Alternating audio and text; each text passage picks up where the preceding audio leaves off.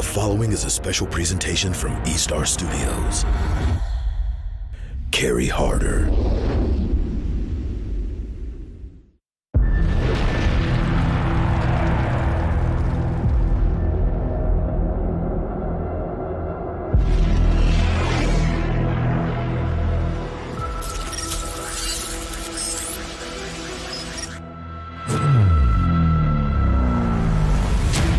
Are we alone? Or does other intelligence exist? Rise above anonymous. Make unknowable legendary. M4 Jakarta. Who are you? What do you want to become? The universe is yours. Are you ready to own the world?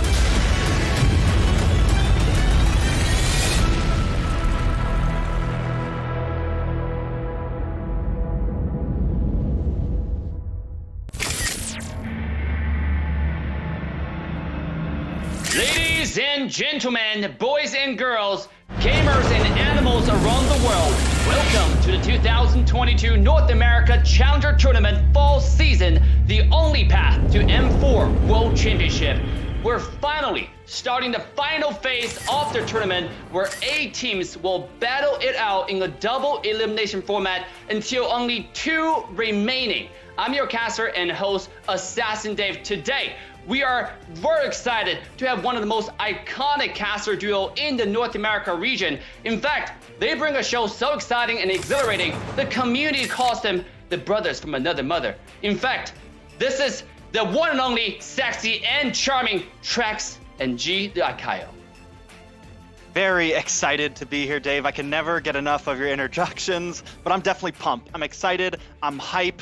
Not only is this huge for MLBB, but this is going to be a huge night for the North American community.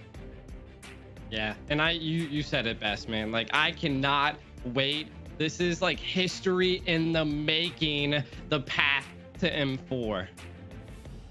That is absolutely correct. And guys, just a quick reminder to everyone watching how we got here today in the NACT fall season. We had over 100 teams who signed up to compete, and top 64 teams were selected based on highest current season rank to battle in a brutal round of elimination. The remaining 32 teams then fought their way through another knockout round to our current top 8 in a deadly single elimination stage. And starting today forward, the exciting double elimination among the 8 teams will begin until only 2 grand finalists still stand on the stage. And guys, it's then we're moving on to our first and ever NA LAN event in the city of paradise, Las Vegas. Trex, why don't you take our viewers on a joyride and talk about the money bag? So, I mean, first of all this aside, first place gets the ticket to M4 to represent NA, represent us as a people, right? But they also go home with $10,000 in their pocket, 75,000 diamonds. Second place, also going to be able to walk away with $3,000, 50,000 diamonds. And third, still walking away with something at least with 1,525,000 diamonds. And everyone from 4th to 32 also walking away with diamonds in their pocket. So everybody gets a little bit of something here, but we gotta be hyped for the bracket that we're about to see, right, Dave? Absolutely. Now with exciting prize pool, we have exciting bracket. G, why don't you go ahead and take the viewer through what we're seeing today and tomorrow? Yeah, so today, what you guys have been waiting for, the Valley versus Team Gosu. But we can't forget as well, today we're going to be seeing Ackerman versus Team LEGACi. And then tomorrow, we'll see the Simpsons versus Vendetta, Team First Blood versus Beat the Odds. That is an exciting bracket for sure. Remember, this is a double elimination bracket, so every team will have 2 chances. This is your time to start sharing the stream with your friends to come here to support your favorite team. And here we go. We're taking a look at the schedule of the day. Trex, is there anything that we need to watch out for as viewers for the matches that we have? I mean, half of the viewers are going to have to watch out for something because half of the viewers, their favorite team is going to the lower bracket tonight. You have the Valley going against Gosu, an unprecedented match, right? Something that everyone's been waiting for, and somebody has to lose. Somebody has to get knocked down to the lower bracket. After that, Ackerman versus LEGACi. Now, a lot of people have their eyes on Ackerman, but me, I think we got to keep our eyes on LEGACi. They're a good team. They made it to the top 8, and I think we might be in for something, as these are going to be best of 5 matches, Dave. Yeah, absolutely. And let's quickly take a look at the roster. We have some decked out roster, G. What do you think about the teams and the roster they have? I mean, today, the Valley has Basic, Hoon, Super Shark, Moba Zane, and Chicken. A dream team in the making. But don't forget about Team Gosu going in with General, Fleur, Yue, Yuki, and JC. I say the best things that we have to watch out for tonight are going to be the Goliaths and the gold lane, Basic versus General.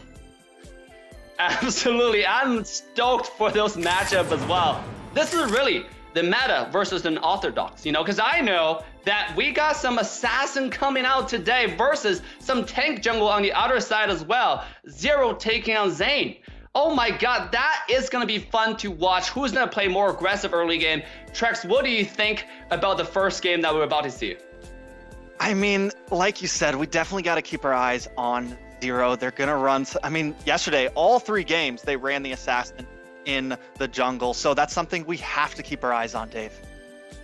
And as we're talking here, guys, the first game ban pick is already underway. So without further ado, let's quickly send it over to our brilliant, handsome caster's desk.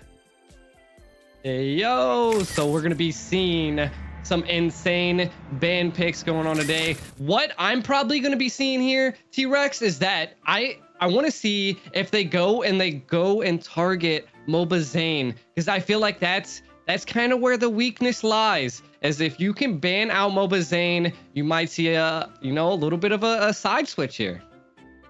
I mean, Zane has definitely been a monster on the Balmond, a monster on the Akai, but we also know his hero pool does go a bit deeper than that. So, and we've seen teams banning out the Akai and the Balmond early on, and that's where we've been seeing, I feel like, more of these assassins slipping through. But they didn't go. They ban out the Claude up front. I'm wondering if the Valley is going to fire back with maybe the Wan ban for General and really just kind of level the playing field for the gold lane. I do like the fact that Valley takes out the Fanny. It's been something where they've been banning it regularly, right? Even without a star Fanny player like Zero, it's just something they don't want to deal with. But it becomes even more valuable here because you're taking out something that we know Zero thrives on. Yeah, you know, the Fanny, like you were saying, such a great ban. But, you know, even though I was saying and targeting a lot of Moba Zane, they actually were targeting what I suspected as well, even when I was introducing these teams, is taking out Basics Claude. Like, that's huge, you know? And you already said it, the Wan T-Rex, the Wan. I think it's a solid ban, and I think now we get to see, like, it's been a lot of Claudes, a lot of Wan-Wans, but with those off the field, where do we run to now? The Clint possibly, the Brody's become popular. We've even seen the Airthil pop off, so there still are some options, but I think it's going to be very important for these two teams to grab a gold laner quick, because if we jump into that second ban phase, it's going to be rough to try to find something after that. Yeah, and we have some great picks available. Stool, they did opt to go for the Diggy. So if they want to go the regular route, start targeting some of these normal bans, a Valentina, a Faramis, like we're going to probably see those here. But if we don't, I mean, there's Balmond is still open. Such a great hero to secure objectives. I mean, we've seen Hoon on the Faramis. It is godly. Even with the most recent nerfs on it, I still think Hoon can be a threat on that. Now, the Valley has the upper hand here. They don't need to ban the Valentina. They don't need to ban the Balmond. They don't need to ban the Faramis, right? And Gosu only has one ban left, so something is slipping through. The question is, do they just leave it up in the air and open so that they get more back? Or do they take out the Faramis here, right? Or do they take out the Balmond, the Akai, something like that? We did see the Valentina lose last night. I'm not saying she's worthless now, but she's definitely not as impactful, I think, as she used to be. I think as this top weight go on, there could be some times we see it slip through more. Yeah, and I mean, you said it best. Like, they could even allow the Valentina to slip through the bans here and then go to counter the Faramis with a Valentina. But they don't opt to go for that option. They do get the Valentina out of here, which does put Gosu, Team Gosu, on a little bit of the back foot if that forces the Valley to take that Sparamus pick here in the early age. Yeah, and I mean, if they pick up the Faramis here, though, like, what do you go here first? Zane has been, they go for the Faramis. Now, I was going to say Zane has been, like, undefeatable on the Ballman. I think he's, like, almost 100% win rate on that hero. So, and I know that they already kind of have 100% win rate, but either way, the van's been a monster on it. So little deaths. But the Faramis, Hoon just plays it so aggressively. A lot of Faramis players, they run into that roam position and they play it more as a defensive hero, but he's using it to engage. He's using that Cult Altar to jump on your team and just attack. So it's always exciting to see him pick that up. Gosu now on the gun. How do they fire back with their 2 picks, G? I mean, we see it here. Best of Paquito. I was even thinking maybe even going into an Esmeralda, but they leave that for the Valley now. They do pick up the Melissa, though, which could be an interesting pick. You know, we've seen it shine recently in this tournament, and now with all of the buffs and the nerfs, we're seeing it shine even higher. So, and you said it, MOBA Zane, Ballman.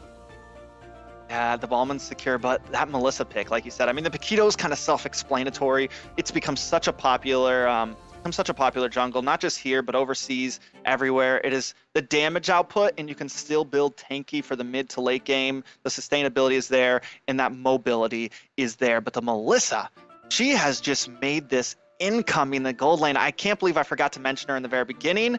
I think it's a solid pick, especially she puts up that go away ultimate and it stops MOBA Zane from being able to dive on her. It stops a lot of these heroes from being able to dive on her. Shark, though, with the signature Lolita. Yeah, the Lolita. Some say that Super Shark actually put Lolita into the meta, so that's something we're gonna have to really watch out for here. Shark on this Lolita is gonna have those advantages, those angles, those opportunities, and Gosu's just gonna have to watch out for that. One of the things that I'm surprised I don't see yet is an Esmeralda pick, you know, something to now steal that shield that that Lolita puts up on a lot of the team, but they don't let that go. We're probably going to see the Valley actually ban out Esmeralda here. Yeah, I mean, the EXP lane is like such a game of rock, paper, scissors nowadays that I think that's why we're not seeing it picked up front, because you pick up the Esmeralda and they pick up the Dairoth, or they pick up the Uranus. You know, there's so many possible counters, and do you want to be the first one to show your hand on that EXP lane? I think almost the Lolita, it works against the Melissa, but it could have maybe been a little early for a tank. But I think the reason why is we don't want to show our hand in the XP lane just yet. We want to give Chicken a good counter. Now, General, though, they did ban out the Clint there, so gold lane's starting to get minimized. And this is what I was worried about for Basic. Doesn't have many choices, especially if Gosu continues to ban out Marksman here.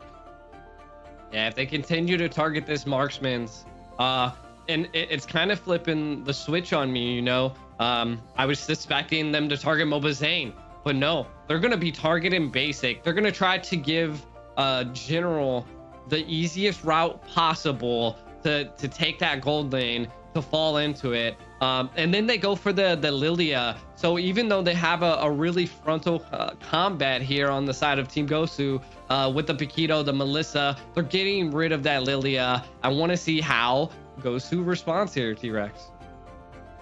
I mean, the problem is like, I think next we may see the Brody ban here. The Aerithil still possible. You're right, Mages getting banned out, and that is something that Gosu is going to have to pick up here. But the Farza is open. The Farza has been a star recently. It could be the next ban for the Valley if they really want to home in on those Mages, which I feel like since Gosu has first pick up front here, it'd be a waste to just ban an EXP lane here, right? So might as well ban out the Farza, ban out the Yves, something of that nature. Stop those zoning capabilities. Stop that ability for Paquito to just kind of get you stuck somewhere and take a lot of damage, especially with the Grok already down on the field. I think taking out one of those zoning mages could be very helpful here. Yeah, taking out the zoning mages. And I mean, even, you know, they could even target a little bit more onto, I mean, some of the, we still don't know if the Paquito is jungle, but it's a flex roll, you know. But they do go for the Eve. They're taking out that late game sustainability, not allowing them to defend. So again, they also, while you were talking, took out the Brody. So again, they've just taken out a lot of gold lanes. 3 of their bans have been gold lanes. Yeah, it's major now. I do think the Paquito's a flex ban, but I don't think, I mean, it's a flex pick, right? But at this point with Zane on the Ballman, I'm worried for them if they pick up an assassin for the jungle, because you already know how aggressive Shark is, you know how Hoon's going to be, you know how Zane's going to be, and if they put an assassin in the jungle, that tanky front line is going to bully you in the first 5 minutes. That tanky front line is going to destroy you. Now, General, though, picking up the Farza, I'm guessing it is going to get rotated over to Fleur eventually, and Fleur is going to rotate that Melissa down to General, right? But a solid high ground lineup. So at this point, we have the Farza in the back, we have Paquito and Rock holding the front, and we have Melissa who can just dance around, G. Yeah, and one of the biggest picks that I see here is this Beatrix. You know, we were saying that there wasn't that many picks left, but they do opt to go for that. And then Chicken picking up the Julian. Like, this is insane. I was suspecting Team Gosu to pick up, you know, maybe go EXP Julian or something like that, but they pick up Fredrin. This is going to be Spicy. insane, T-Rex. Wow. Very spicy. Fried Chicken's been playing the Julian in the XP lane. I didn't know if we were going to see it tonight, but we are definitely in for a show. Basic on the Beatrix, though. This is going to be a real test, I think, to see how meta the Beatrix still is. I think so many teams think she's dead. I think a lot of players think she's dead. She can still be usable, I think, for the people that really know how to run her and have maybe been running her after these most recent patches, right? Have maybe been running her and getting used to the changes and figuring out what the new build needs to be. So in Basic's hands, we could make it work, but it's not going to be the game changer that we knew, you know, a month or two ago, right? You're not going to be 3-shotting the base with the shotgun. Definitely excited for now. Fredrin versus Julian in the XP lane, that's definitely going to be something I'm questioning about how it's going to play out. Yeah, I mean, I feel like that is probably one of the biggest gambles that we are seeing tonight. I want to see how JC can utilize that Fredrin. Not only that, the biggest things that we are going to be seeing as well, setting the stage here a little bit for you guys, is that we're going to have to see from the Valley, they're going to have to shut down Fleur.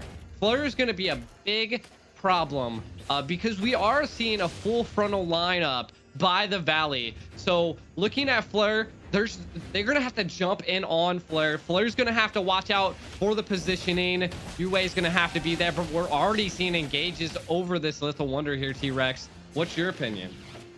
I mean, before we get too deep, for those that don't know, this is the first of a best of 5, the Valley, going up against Team Gosu in the first round of the top 8. Now, this is a double elimination. Some teams will drop, but we got to build some hype for this, G. Now, my opinion is I think the Valley may come in a little bit aggressive. I mean, but with the rotations of Fleur on this Farza, it could be a problem, right? You could possibly see some early game ganks from the side of Team Gosu, but Shark is always going to be there. Honestly, it's hard to call. Both teams have late game. Both teams have invade ability. Now, Hoon going to take a bit of damage there. Zane, though, is here. Also getting some chip damage on a Yue there. Almost kills him with that lethal counter. Not quite able to get the finish, though, G. Yeah, and I mean, this is going to be a battle of the Titans. Again, like I was saying, it's going to be coming down to Basic in general and how well they can stay and position themselves. Now, the biggest thing we are seeing, you said this in the ban pick phase, is that we're probably not going to be seeing Basic one-shot a lot of people. Dealing with this Beatrix is not going to be as bad as it used to be. JC showing a lot of presence. Fleur rotating. The turtle might be going to Mobazane here, and they do pick it up. And we do see a wild charge by Yue here, T-Rex. Yeah, Zane trying to do something. JC maybe in a bad spot. The knock up with the lethal counter. Get some nice damage. First blood going to the side of the Valley. That is a kill put in the pocket of main Hoonji. Yeah, this is insane. One of the things that I am seeing is that I don't see anybody invading Mobazane. I don't see any pressure being put on the Valley's jungle, and I feel like that's really where they need to respond. And that could just be because the Paquito is not able to shine very well early game as a jungle. So I feel like that's where we're gonna need to see some pressure here. Looking at Chicken, looking at Hoon, they're just, you know, zoning. We got 1 kill onto the list, but I don't know if this is going to be a heavy kill game until we're reaching around that 6-minute to 8-minute mark, T-Rex. I mean, we know that the Valley really likes to, like you said, the Valley likes to pop off of that 6-minute mark. And one of the reasons why I think it's so hard to get in on Mobazane is Shark. Shark and Hoon, man, they just hold down that river. Shark is always there, and that is one of the issues that so many teams have trying to go against Zane, though. We do have an engage, though. The nice stun from Fleur stops Zane in his tracks, and it is prolonged. Turtle now on a 42-second count. Zane possibly going for the steal here, able to take that camp. Yuki brought down to about half health. Shark decides to disengage, but we're already seeing the pressure come in, G. We're already seeing Zane, Shark, Basic, Hoon starting to kind of move into the enemy territory a bit. They're not just on their side of the river anymore. Yeah, and this is the win condition for Gosu, is they need to get off of their side of the river, invade, show a little bit of presence, and see what they can get done here. But with Zane has been putting a lot of pressure on Team Gosu, so we'll see how it goes. The rotations are going to have to be on par, and I mean, we're already seeing, you know, like the rotations into the turtle. We might need to see Yue maybe put some presence and some vision on Super Shark to stop those, you know, those crazy angles that Super Shark can get into. And we might see a fight over the turtle here, T-Rex. So, possible Numen on blast with the flicker, lands on several members. Zane takes the turtle. Whole altar comes out. Luckily, Gosu is able to escape that without a death, but we're already seeing the possible engages, the angles with that Numen on blast. It's something that Gosu is going to have to be careful for, right? Now, Gosu not too far behind, though. We can't give the Valley too much credit here. It's only 1,300 gold lead for the side of the Valley. I think Gosu just wants this to kind of prolong. We know how much damage the Melissa does in the end game. We know how she can just shred through teams. That paired up with the burst damage of the Farza and the zoning of Yue and Zero could create that piece of victory in the end game if Gosu can get there. Yeah, and one thing I gotta point out here is that you can see that Gosu doesn't want an engage. Anytime that we see the Valley get in there, show a lot of presence, Gosu backs out. They're staying on the back foot and not allowing the Valley to engage and control the flow of the battle. They want to control the flow. Oh, JC gets taken out from Chicken there up in the top side. Zane putting on more pressure now. Give us a little bit of a breakdown, though, on the items, G. Yeah, looking at our items here, we are seeing Hoon picking up a little bit of the items that are just more sustainability, staying on the field and being able to be there and show presence. Not really into any killing just yet, but the biggest thing we have to watch out for is Mobazane takes down Paquito there. And Yue does come in. Nice. Nibiru's passion to help finish off, to help secure that kill on the boss side as well. So Super Shark goes down. We also see Zero go down. 1-for-1 trade, but a jungle for a tank. I feel like that is a solid trade for the Valley. Not only that, Fried Chicken securing that tower on the top side, right? So the Valley starting to take advantage of the map, starting to put pressure on the side of Gosuji. Yeah, putting the pressure, and they're just showing the Valley has so many objectives right now, T-Rex. Like, I haven't seen Gosu do too much, push the lanes in. We're gonna have to see lane clearing and control. They're kind of just playing a little bit too passive for me. I need them to be a little bit more aggressive, but I feel like what you were saying early on, they want to go into this late game. The Valley does not, and I feel like that's what they're trying to set up this battlefield for here, T-Rex, and we might see an engage.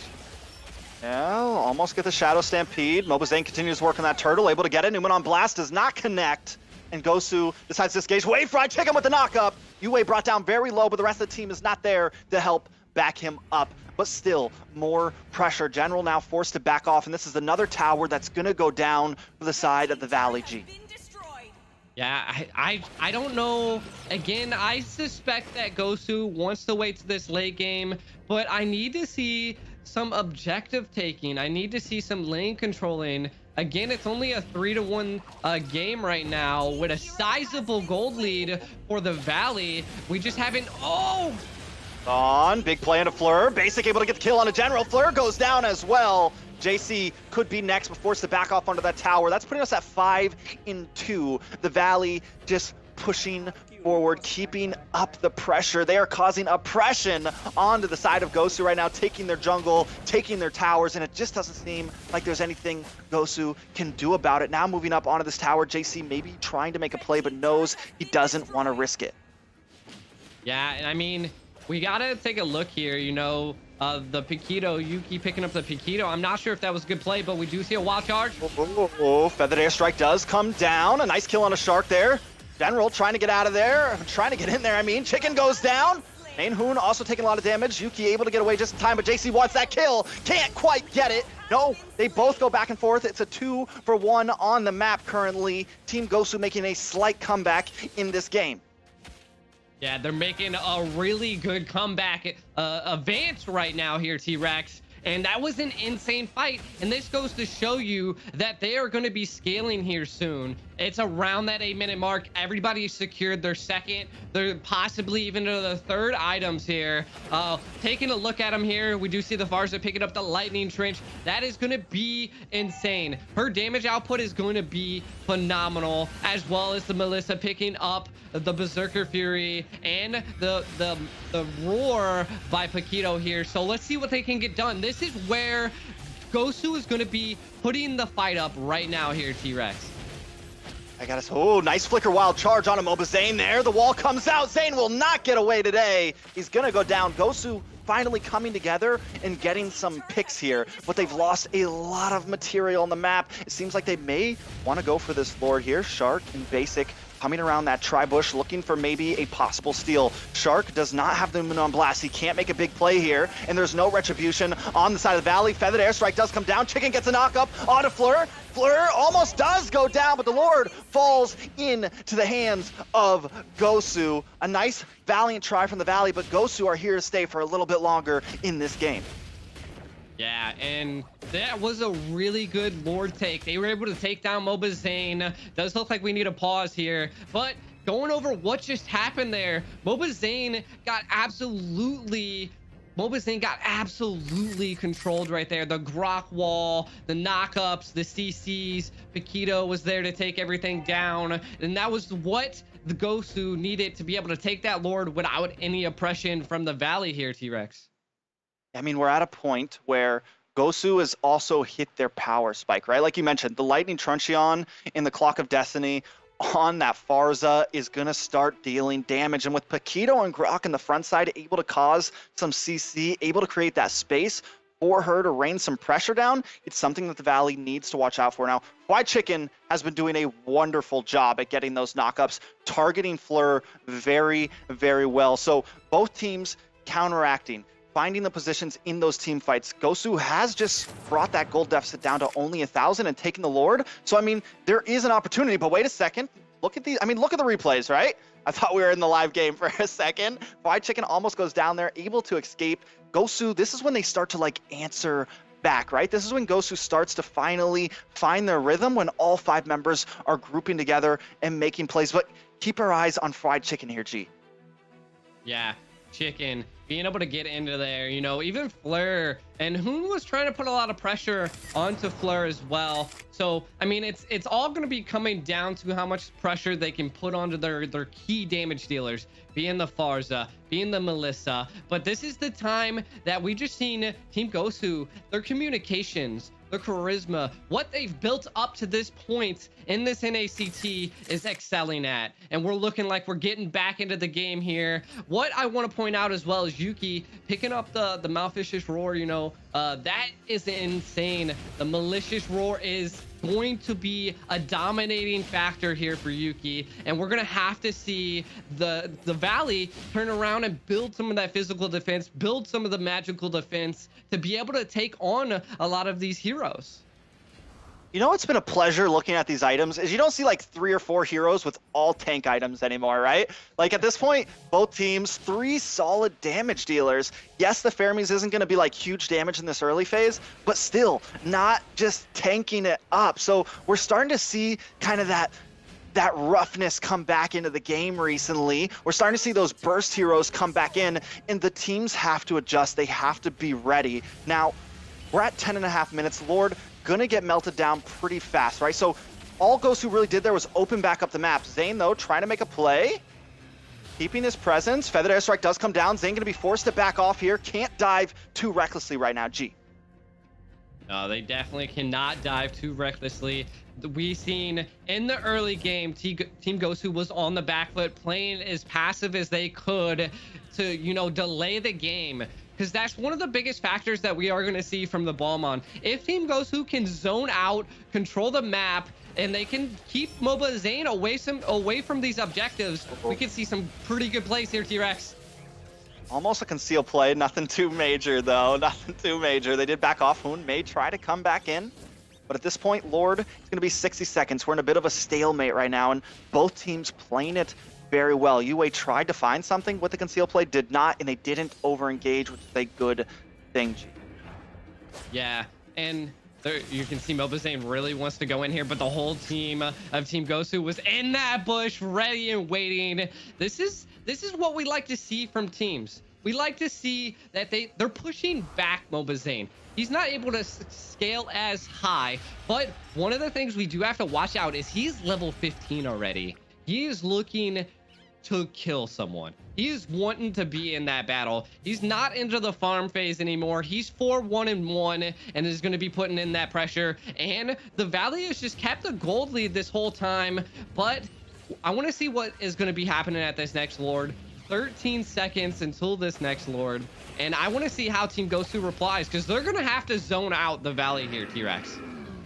Yeah, I mean, both teams definitely want to fight for it, right? Both teams trying to find their position. Now, one thing good about that Grok that we just saw, the Shadow Stamp, hold on, conceal play up at the top. This could be bad for Zane. Takes a lot of damage, but not able to get it, and they waste so much material. You lose the Feathered Airstrike, and you lose the Wild Charge. Now, the Valley may have the advantage here. JC almost getting caught off. Gets a stun, a lot of damage coming from Basic there. JC brought very, very low up at the top though. Zero securing the kill onto Zane. That is one retry down for this Lord fight. Backdoor, wait a second, Chicken on the base. Trying to bring it down, can't quite get it though. JC comes in time, but Chicken is demolishing in the 1v1 right now. Basic also here. They're gonna need to come back. Zero wants to stay on the Lord. He wants to try to take it, but Basic on the base. Here comes the Cult Altar. Will they finish this? It's not enough. Basic goes down. Hoon forced to run. A valiant play from the Valley, but at this point, Zero should be able to take that Lord. What am I watching right now? Numenon Blast comes in. Zero able to dodge it, gets the Lord. Shark now forced to back off, but holy cow, look at their base health right now. We're down to like 20%, so close, and they didn't even lose that much from it. Basically back on the map in 12 seconds. This is a battle of macro plays. Oh my god, they're still going. Zane goes down. Nice Feathered Airstrike, and this is that damage that we were talking about from Fleur there, right? This is something they need to watch out. Luckily, I mean, with the passive of the Fermis, he's back up in 3 seconds. It's insanity. It's broken. Hoon can die as much as he wants right now, and it does not phase him. But Lord is marching in. Gosu need to do something here to turn this game around. Building up to the most anticipated game of all time here. We're seeing another ask for a pause. This is absolutely amazing, T-Rex. I was suspecting that we were going to see a backdoor play there, and they kept pushing it until they couldn't anymore. And I mean, they left the base with like 2 HP almost. It was insane. I was blown away. We wanted hype. We wanted hype, G. The fans wanted hype, and game one is not disappointing at all. What makes it even more exciting is he didn't get it. The fact that they get it so low, and Gosu responds back. JC gets their time, and Zero takes the risk. He risks it for the biscuit, gets the Lord, is like, my team's got this. He has faith in JC, he has faith in his team, and they're able to defend one of the sneakiest backdoors I've seen in a while. So what a game. Definitely excited for this, and we got to pause. So we got some time to talk about it. At this point, do you feel like it's even? I do. I feel like it's even. And one of the things that I am seeing from Team Gosu is that they are targeting MOBA Zane hard. whenever he's out there alone, they're smelling blood. They really want to go for it. Here is the attempt of the backdoor here in this replay. The Cult Altar going off, and then Hoon and Chicken having to back out of there. That could have been the play of the century. I had to call it out when it was happening, and I was blown away. But going back to what we were seeing, not only did Gosu, Team Gosu, believe in their team, Yuki stayed at the Lord, the macro play of the century as well. Being able to secure that Lord now allows them to have a little bit of the upper hand. They're gonna want to push these lanes in here now, and you know, what can they do now here, T-Rex? I mean, I think Gosu, they are behind in material, right? They're down, their base is at 20%, they're down 1 inhibitor, or they only have 2 inhibitors up, right? Valley still has a lot of room to play. We are starting to see Gosu, though, come back in these team fights. I think right now, we need to see the Valley kind of tighten back up. Zane can't just be crazy. He can't be caught off by himself like what we saw earlier before the Lord fight. Everyone, they need to, you know, reevaluate the situation, adapt, because Gosu is definitely hungry for this game, as we're seeing as we jump back into it. Definitely excited to see how this plays out, G. Yeah, and I mean, of course, they're zoning out of these towers. This is the cleanup we needed to see from Team Gosu here. And they're going to be probably targeting a lot of these main inhibitors, maybe attempting to try to get a crack into the main base here. The Lord is barreling down onto that tower, but it does not look like they get the crack. The Valley's able to defend valiantly here, and it's going to be coming down to the next Lord play. UA and Shark, the respect, both of them just standing next to each other there, but another tower does go down. Feathered Airstrike comes out, putting a lot of damage on us. Onto Chicken there. JC trying to come in. They only get the tower to about half health, but we're seeing the pressure of that Feathered Airstrike. Farza is back, baby. I mean, the damage is there, and just like that, you're able to do so much. Zero now getting a little bit of poke damage, but that is going to be a threat. They need to get someone in there, which it's kind of been Chicken's job to target down Fleur, but if he can't get to that, there's not going to be any way they can take these fights while Feathered Airstrike is up. You know, one of the things I do want to say is that I really haven't seen a huge presence by Super Shark. I haven't seen into this 8 minute up to the 15-minute mark right now. I haven't seen the ability to get a lot of those Numeon Blasts to connect onto a full team. They're spreading out. Team Gosu is baiting out a lot of the Valley's utilities, and when they do, they retreat properly. We're already seeing them now control vision on the map. They are controlling the river around the Lord while trying to push some of these lanes, but be careful. Chicken is smelling the base blood right now. He is just kind of holding the side angle, and we can see it right now. Mobazane and Chicken getting into that angle to maybe take the base and then to a back door again. I mean, they're definitely macroing, they're definitely trying, but JC is there. Both teams just playing smart right now, right? We're in this slow time, 16.5 minutes. We got 5 seconds until Lord. Both teams, it's like, we don't want to fight now. We're going to wait for this Lord. We're going to jock for position, and we're going to do this the right way. We're not going to force anything. Both of our EXP laners macroing right now, controlling the waves, keeping things at a steady pace. Now, Lord is up. Zero starting to work on a little bit. Shark keeping vision right now. We are seeing JC decide, like, look at him with the back and forth in the minimap, like, do I go back up, do I come back down? I gotta go clear this wave real fast. So we know that the pressure from Fried Chicken is there, and at this point Fried Chicken has the rotation over him. He can come down when he wants to.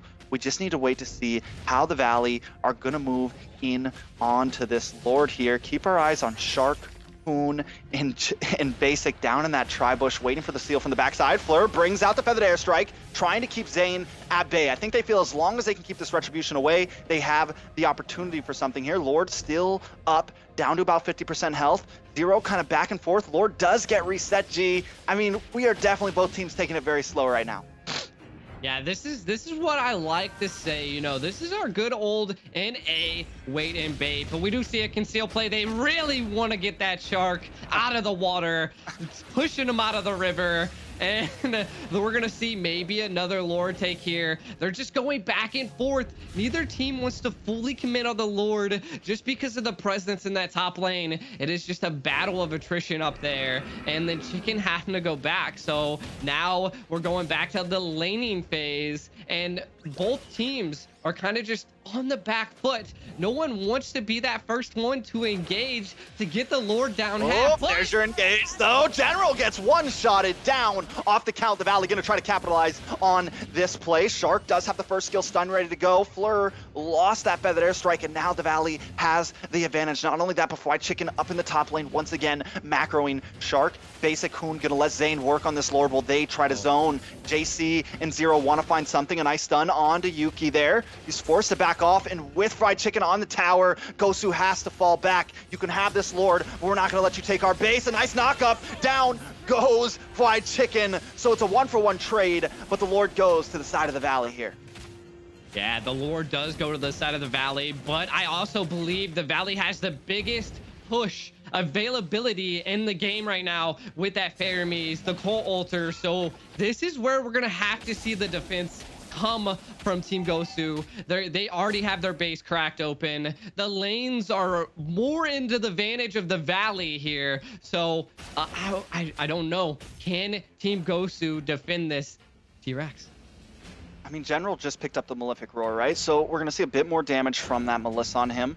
Watch Zero here, though, looking for the play. Shark knows he's there. He smells something in that bush. He's like, nope, you're not getting me. The Lord is now coming. General could possibly melt down this Lord pretty fast. This may not be the end as long as there's no huge mistakes made. But Zane and Shark going to start working on this top side. We do have a Newman on blast, ready to fire, create space, just as we've seen Fleur do on the opposite side of the team. But Fleur brings out the feathered airstrike. Basic takes a lot of damage. Forced to back off, no way to heal. He may have to go back to base, and Lord is gone off the map. Zane, Shark trying to make the play, gets a nice knock up onto Yue there. Fatal counter does come out. Yue gets the wild charge. JC and Zero looking for something. Hoon brought down very low, gets that Shadow Stampede. A nice Newman blast onto several members, but there's nothing that can happen. Fried Chicken very low, but they get the kill onto Zero. Fried Chicken forced to back off here now along with Shark, but JC wants to find something, can't quite do it, but Zane does. The feathered airstrike comes down, but it connects to nothing. 5 members still up, 4 down on Gosu. Yue may be next. This could be it.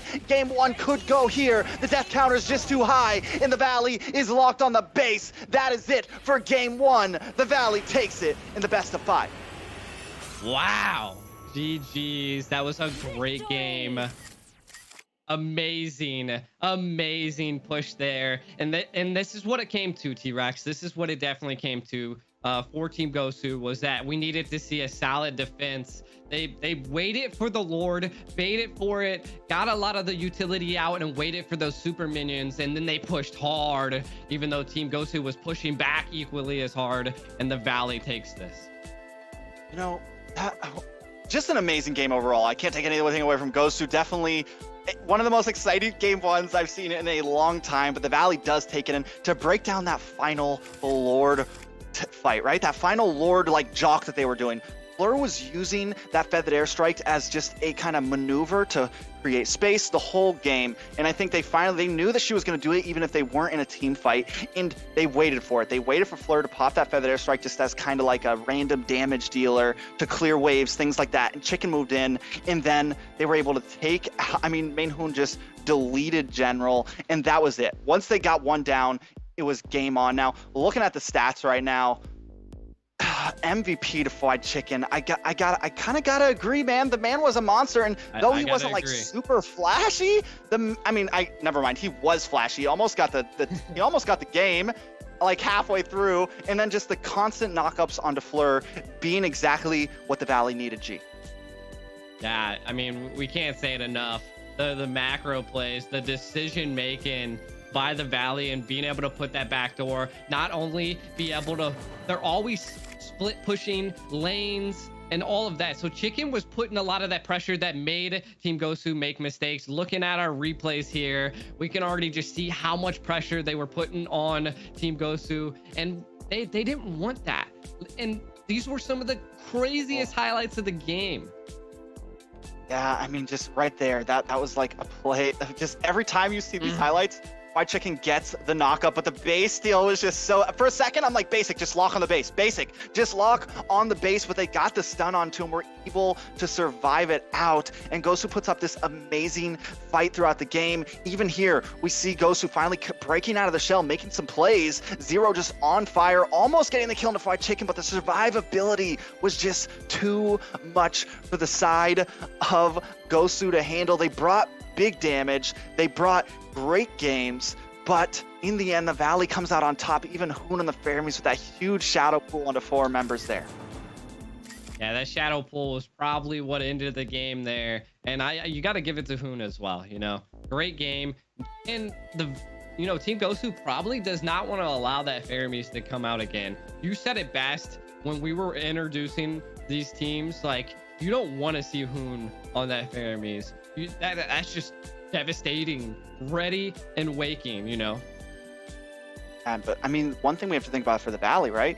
Fleur on the Farza, like, that was a problem. And yes, Fried Chicken had the answer to it, but if Team Gosu can kind of limit Fried Chicken's hero pool, maybe get rid of that Julian, then you still keep, like, even though they lost, the Farza looked good. Fleur looked good. So I'm wondering if maybe instead of banning the Yve next time, they go for the Farza ban instead. But we know the capabilities of Fleur, so it's kind of going to be hard to deal with her hero pool, I would say. Now, they have found the answer in just dealing with her in game, and I think that is going to continue to be Chicken's or Hoon's job as we move throughout the rest of this series.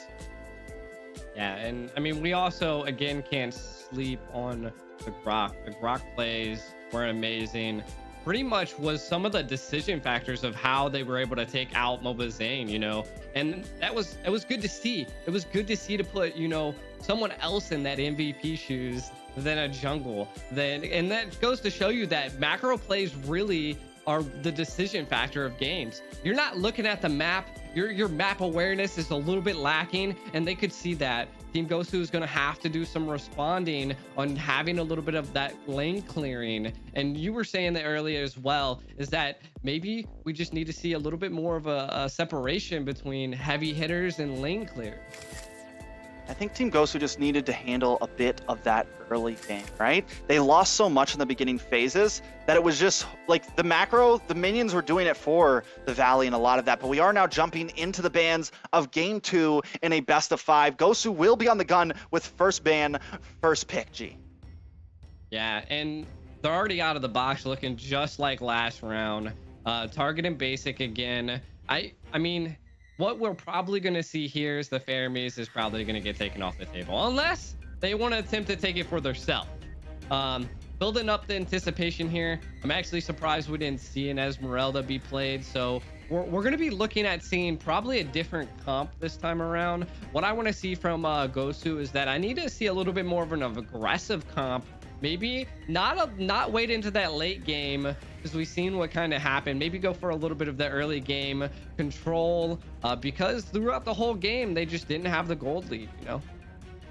I mean, I would say they brought in a kind of aggressive comp. I think they just need to bring the aggressive plays, like you were saying. Like, you wanted to see them be more aggressive, and I think a lot of teams, when they go up against players like Zane, and I know like Gosu's a huge team, right? But still, the presence of Shark always defending, like, see it a lot, and whether you want to admit it or deny it, a lot of teams just don't get aggressive against the Valley in the early game. And most of the time when I see the Valley lose, like when we saw them like lose a game to Ackerman in other matches, it's because they kind of bully Zane. They're able to put pressure on him in the early phases, so that could be a possible answer here for Gosu. Like, bring that aggression, don't be scared, invade them. Don't play to the Valley's tempo, because they love to set the tempo of the game. They love to set the rotations. They want to have you follow them around the map. So sometimes let them take this tower. You take the tower on the opposite side, answer back with your own tempo throughout the game. Yeah, and speaking of invading and setting that flow, one of the heroes we didn't see play last time was Masha. We've seen a Fredrin instead of a Masha that could have been that one answer to possibly put in a lot of pressure onto Mobazane, even though we did see the roam was more of for the Grok plays. And I mean, the Grok plays came in key to take out Mobazane. But again, I think it's going to be more of controlling that early game, stopping Mobazane from getting that 15, because that's what really gives the team gold. You know, the jungle, the presence, the aggressiveness by Mobazane, and how he jungles is a threat. Now we have seen some bans now, G, and the Fermis is off the board, right? Gosu's like, nope, that's a pain. And I think one of the things that makes it such a pain too is like Hoon's always there. I mentioned it during the game. The passive, not only the Cult Altar, it's not only the Shadow Stampede in that pull, it's the passive of him dying at 20 minutes and being able to come back in 3 seconds. It's almost useless to kill him, you know, and it's just such a pain because when you get to the end game, that's the worry, right? If you die, you have this huge death counter, and that's what helps you win games. But Fermi's being able to come back so fast and having Hoon back on the field in an instant is just a problem. So Gosu gonna ban that out. The Valentina getting banned out from the side of the valley. Gosu does have first pick. Do they focus on the Wanwan? Do they pick up the Paquito like they did last time? But they go Melissa. I don't know if that is something you really want to pick early on. I was thinking maybe even like an Akai, you know, just in case the Valley picks the bomb on again, a great counter to it, but they opt to go for the Melissa. I'm, you know, trying to put myself into Gosu's shoes, right? Like, what do they really want to get with this Melissa? What, like, they don't want Basic to have it. But I don't feel like, you know, I mean, they banned the Claude, and I don't think Basic would have picked the Melissa if need be. But we're going to have to see some responses by the Valley here. Are they going to make some crazy plays like this as well? They pick up the Atlas. This is going to be a game changer because not only do they pick up the Atlas, but the Diggy is gone as well. I do feel like the Atlas, though, up front, you kind of show your cards pretty early, right? Like, there is ways to work around the Atlas.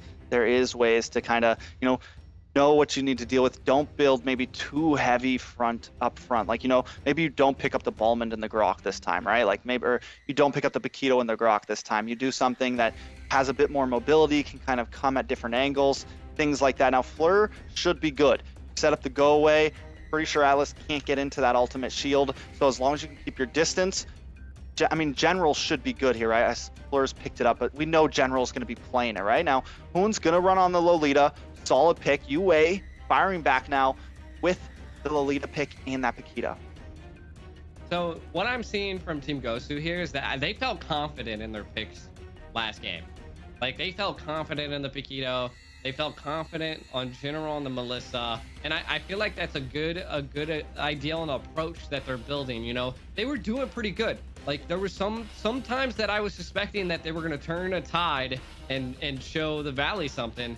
But I mean, the Valley is always there to macro and play like that. What we really need to see though is something from JC. We need, as we can already see, Chicken is a monster in that lane.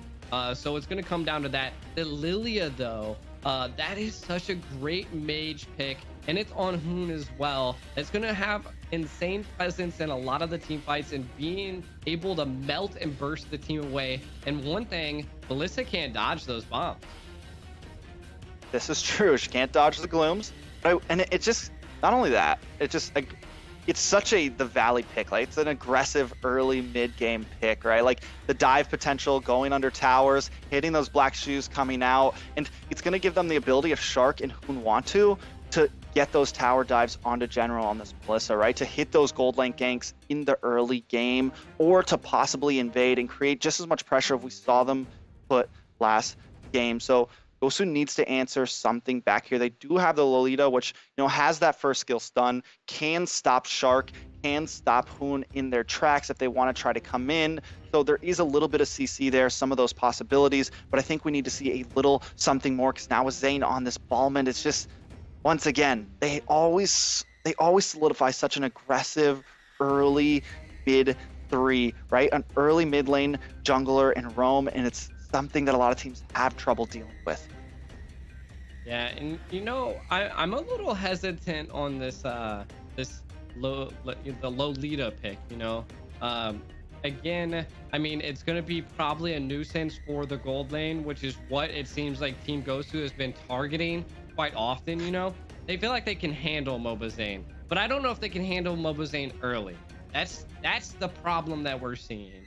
Them going for banning out the Lunox, to me, sounds like they're going a little bit more of a tankier comp. But also, again, like you were saying, having that lane pressure, that early damage, and we're just gonna have to see what Basic picks up as a gold lane here. Yeah, once again, they just hammer into him, right? I mean, and he could pick up the Beatrix again. He didn't do bad, and we never really got to talk about, because the Beatrix, towards that end game with the DHS build, right? With using the machine gun, the Mach, Nibiru, whatever you want to call it, he was able to start melting down JC. He was able to start doing some damage. So it can work, especially against the tanky Paquito, against the Lolita, and against whatever JC decides to pick up as well. Now, White Chicken is not stopping. He brings in the Julian again. And I'm just wondering if maybe Gosu should have made one of those marksman bans on the Julian to deal with Chicken here, because we know whatever they do pick up as their mage could have some big issues here. Yeah, exactly. And I mean, the Julian looks like it's probably going to be another side lane. That's going to be huge. Oh. Going into an Esmeralda.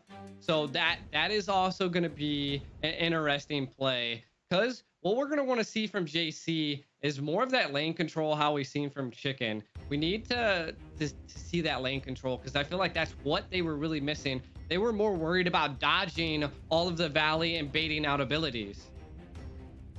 But look at this. Selena on the mid lane. Fleur's going to be picking that up. That could be the aggression they need, or even stop them from being aggressive. You have a lot of CC in the first level, right? In level 1 and 2, you have a guaranteed CC, no skill shot at all with the Lolita, and then you have a hard skill shot, but a good player can land those arrows here and there, and it just creates that kind of field.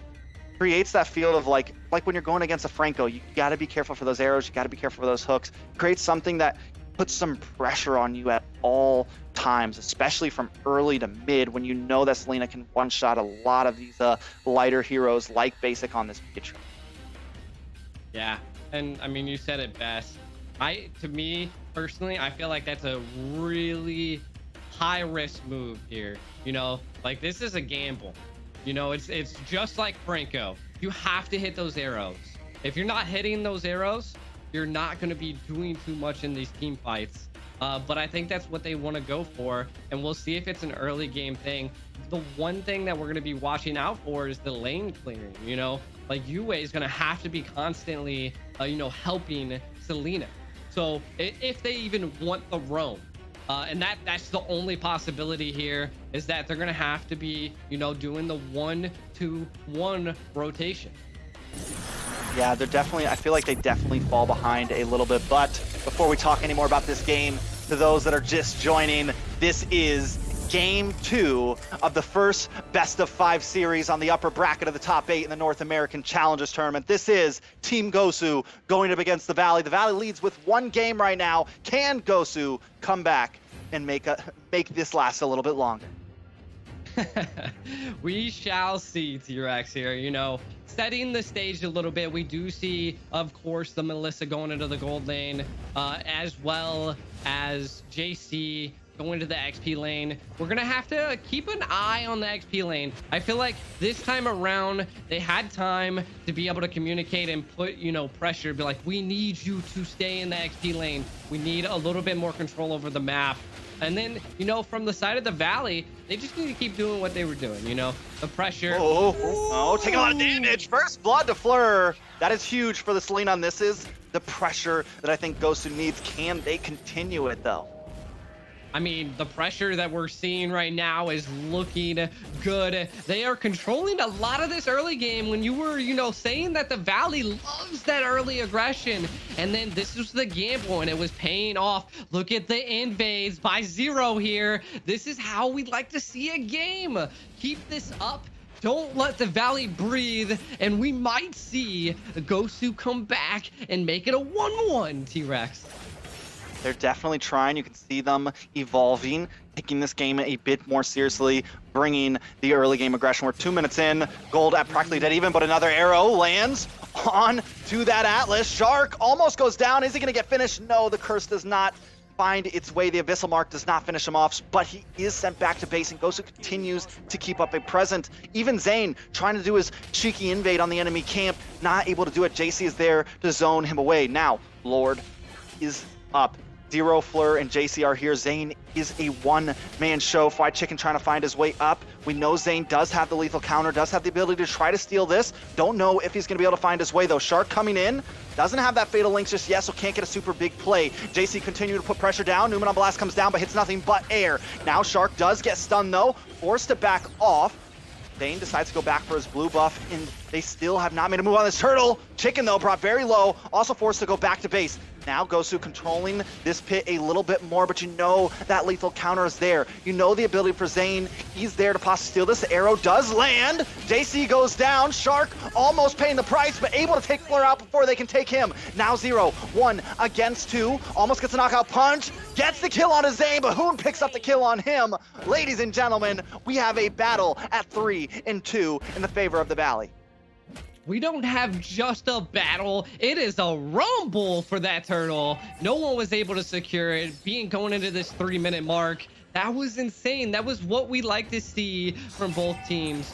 They were putting what was Zane a little bit on the back foot, you know, putting that pressure to whittle down their HP. Not too many of them had level 4 just yet, but we are seeing Shark already laning and trying to get this turtle while they're pushing in. We're gonna, again, I would say watch out for Fleur here. These arrows are aplenty, and they are on point. Look at that. On to Zane. Zane, though, is taking enough, I think, to deal with this, especially once he gets that cursed helmet in, right? He should be able to take one of those arrows and survive. It's everyone else. But not only that, it just, like I said, it creates the pressure. And with those traps, you get some vision. Now, Gosu knows that they can't, I think they know. There's like, it's hard to take this Lord with the lethal counter out. Zane secures it. JC tries to do something. But once again, we saw in that last Lord fight, I think the reason they didn't commit was because of the lethal counter. And they're like, we got to try to get them away before we even try to take it. Not only the lethal counter, a lot of Team Gosu is they have a lot of peel. They're just not a team that can go in, but we do see the Fatal Links go on UA, but it's not enough to do too much. They really wanted something. But back to what I was saying here. Oh, we might see Fleur go down. Yeah, Zane's definitely hungry. He does have the lethal counter, looking for it, not quite able to get it. Shark able to get the kill onto UA. UA goes down. A nice pick. Basic very, very low though. 0 on the chase, picks up the kill. It is blow for blow right now, G. Yeah, and I mean, we're seeing a different pace be set now, and it's good. It's good to see. They needed this. They needed to change the tides a little bit. But what we're seeing is that, again, the XP lane is where it's being shown. Chicken's not really having to really rotate, as Fleur might be in trouble, getting slowed down a lot, but it's just not there yet. I mean, of course, we're looking at our 5-minute mark. Their items are probably stacked, and we're going to be coming into the 2-minute mark, or the 8-minute mark, where a lot of things come into the 2-item placements. We are seeing right now the Windtalker being picked up by Melissa, building in a lot of that Fury again, and then Paquito also building into the Roar. We shall be seeing a really heavy hitting team here once again by the Gosu. Oh, UA trying to make a play onto Shark here, though. Newman on Blast is going to land onto Basic there. General going to try to get the kill. Basic brought pretty low. Arrow comes flying in from left field. Hoon gets stunned, but they're going to be able to walk away from this. But a nice response from Team Gosu there. Down to the bot side, though. Zane and Chicken picking up a kill onto JC. Zero trying to defend all he can here. He trying to do something, but he's up against 2 members, and not just 2, but Zane and Chicken. And that is a hard fight to withstand against G. Yeah, I mean, again, they really wanted to defend that base. Zero was not able to do it, though. We're just seeing just the Valley's macro play again is coming into play. It's not even just their macro, their micros. Chicken, I don't think's left his lane, but look at JC.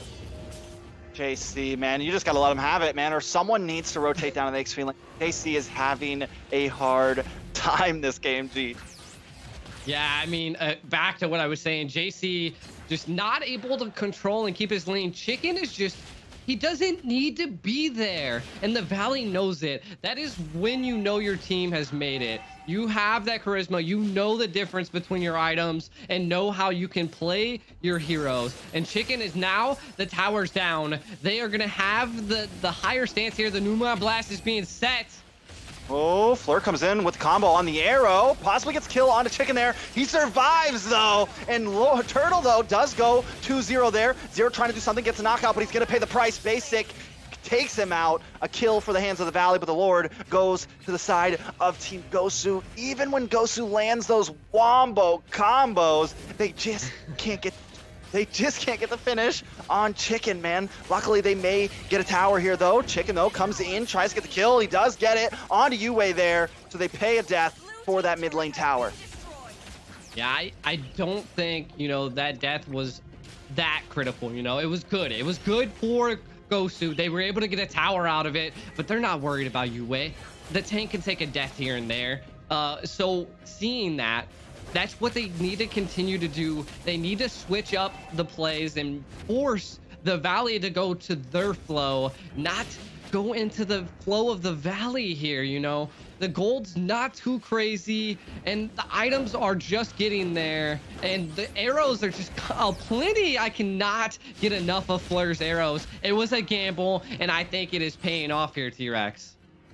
It is paying off a little bit, but we're starting to see it not work as much, right? We're starting to see her not be able to get those one-shots against Chicken, against Shark, and against Zane. Her only target really is Hoon or Basic, and Hoon is the black shoes, right? So if you don't get her, if you don't just burst her down immediately, she's gonna be able to get all of her health back, and then you're in a tough spot. And that's the second part about it, right? You have to engage, you have to commit yourself to that dive. And with Zane spinning around, just causing constant chip damage, and the threat of the knockup from those enhanced chains from Chicken, it is a dangerous game to play when you're jumping into the midst of the Valley.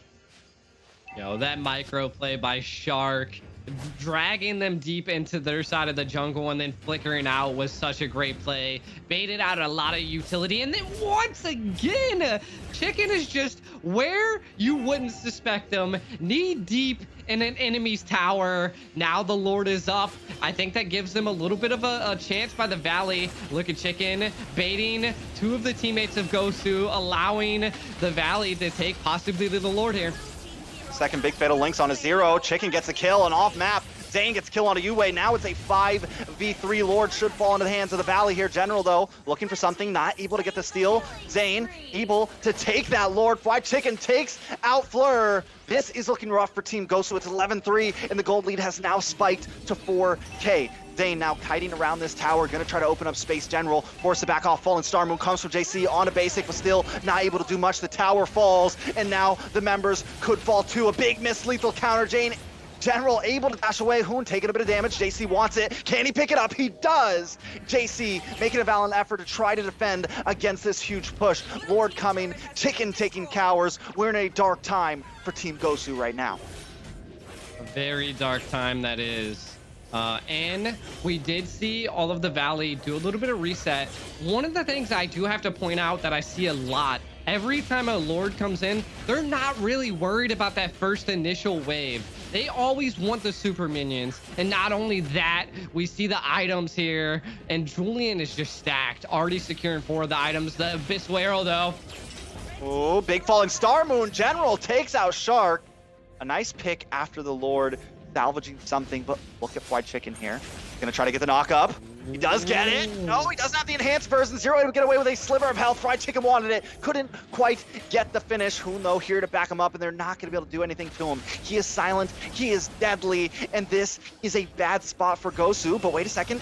Basic, almost getting hit by that Newman on Blast. Yue not quite able to connect. Had the flicker, decided not to waste it for one player. Yeah, and I got to give it up to Team Gosu right now. They defended that pretty well, and they put a lot of pressure on the Valley. They were peeling hard, and that is where their team excels. Seeing, you know, the Abyssal Arrows connect, the peel and the damage is starting to pick up, but a fatal link. Oh, big lethal counter with the combo of that ultimate from Basic there. Here comes a conceal play though, but JC is here to help out. Yue brings out that bulwark shield and they're not quite able to finish it. Shark looking for something else, gets the freeze onto JC, then the knock up. This could be big. Yue though, with the Numenon Blast, does land onto Chicken. Can they finally get the finish here? Immobilized, Chicken goes down. General gets the kill and off map. Zero takes out Basic along with Shark. Gosu finally making the step back, double kill to Zero. Looking for Zane now. Zane with the back, but he's forced to run. They're looking for something. They want more. Gosu on the chase. Zane all alone, 4 members down. Can they make it 5? Zane now just bringing them for the hunt. He knows he can't survive, but he's gonna try. Zane continues to run as Zero and Fleur chase him down. The rest of the team though is moving on to that middle inhibitor. 2 members chasing down, the rest working on the base. I got a feeling Zane's gonna get away from this. They know it's a waste to chase. They don't take an inhibitor, but what a response from the side of Gosu. Wait a second, Fleur, what are you doing? Not like this. Get away here. Zane wants it. He's gonna go for it. He gets it. He's under the base. He dies, but it's worth it. The chase and taking a kill down with him. What a play from Zane, but also what a team fight from Gosu. Yeah, and I mean, we'll see if it's really worth it here, because now we're going to see Team Gosu have the ability to take the Lord now. They have their retry. They have, I mean, it's still a 4-4. We'll see who has the better team right now. Big Fatal Links only lands on a Zero though, but if they can take Zero, that's no retry for either team. And now it looks like the Valley could have the advantage. 3 members down, make that 4 flight. Chicken picks up the kill. Basic does get taken out to General, so there's some saving grace there, but this Lord will go to the Valley. Yo, when you can rely on your team to not have a retry is when you know you've made it, T-Rex. Absolutely stunning here. Look at this replay. It came down to Super Shark coming in there with a Fatal Links and taking down Zero. That took away their retry. And then also Hoon coming in with the bombs and blowing up all the Team Gosu. I mean, those are the plays that make it happen. Those are the things we see from Shark. Those are the things we see from the Valley that just make it happen. Gosu, though, I don't think they're done just yet. As long as they don't make any huge mistakes here, as this Lord crashes in, they could survive for another Lord. We're at 5th. We're closing on the 14-minute mark. G, can the Valley finish this here? I maybe. We're looking at a Luminous Lord. We're looking at the lane set, but the top lane is not. So we'll see how much pressure they can put down. The Fatal Links might come out to set the stage. Big Fatal Links. General able to flicker away though. Numenon Blast coming out. The flicker does connect on to Shark there. Can they get the kill? Shark with the immortality will be back up. Gosu still trying to find a moment. Lord does come in, but it should finally get finished off. Valley now rerouting down to the boss side. Chicken still looking for something, and Mainhoon finds it for him. Down goes Zero. Now it's a 5v4. The Valley not letting up. They've got a Canyon minion, a solo minion, and that's all they need to try to keep up this push as Hoon holds down the front line. 2 waves crashing top and bottom. The Valley decides to go for the top. A little bit of damage on a Basic there. Is going to get taken down by the Falling Star Moon from JC, but JC may go down for this. Yue with the Numenon Blast connects onto Severed. General Fleur coming in. Fried Chicken goes down. That is huge for the side of Team Gosu, but they're still losing members. Hoon is on fire, picking up Fleur, and now Zane and Hoon might try to finish this. Yue and General gonna be able to defend. We are back to a middle ground, but Gosu has lost a lot.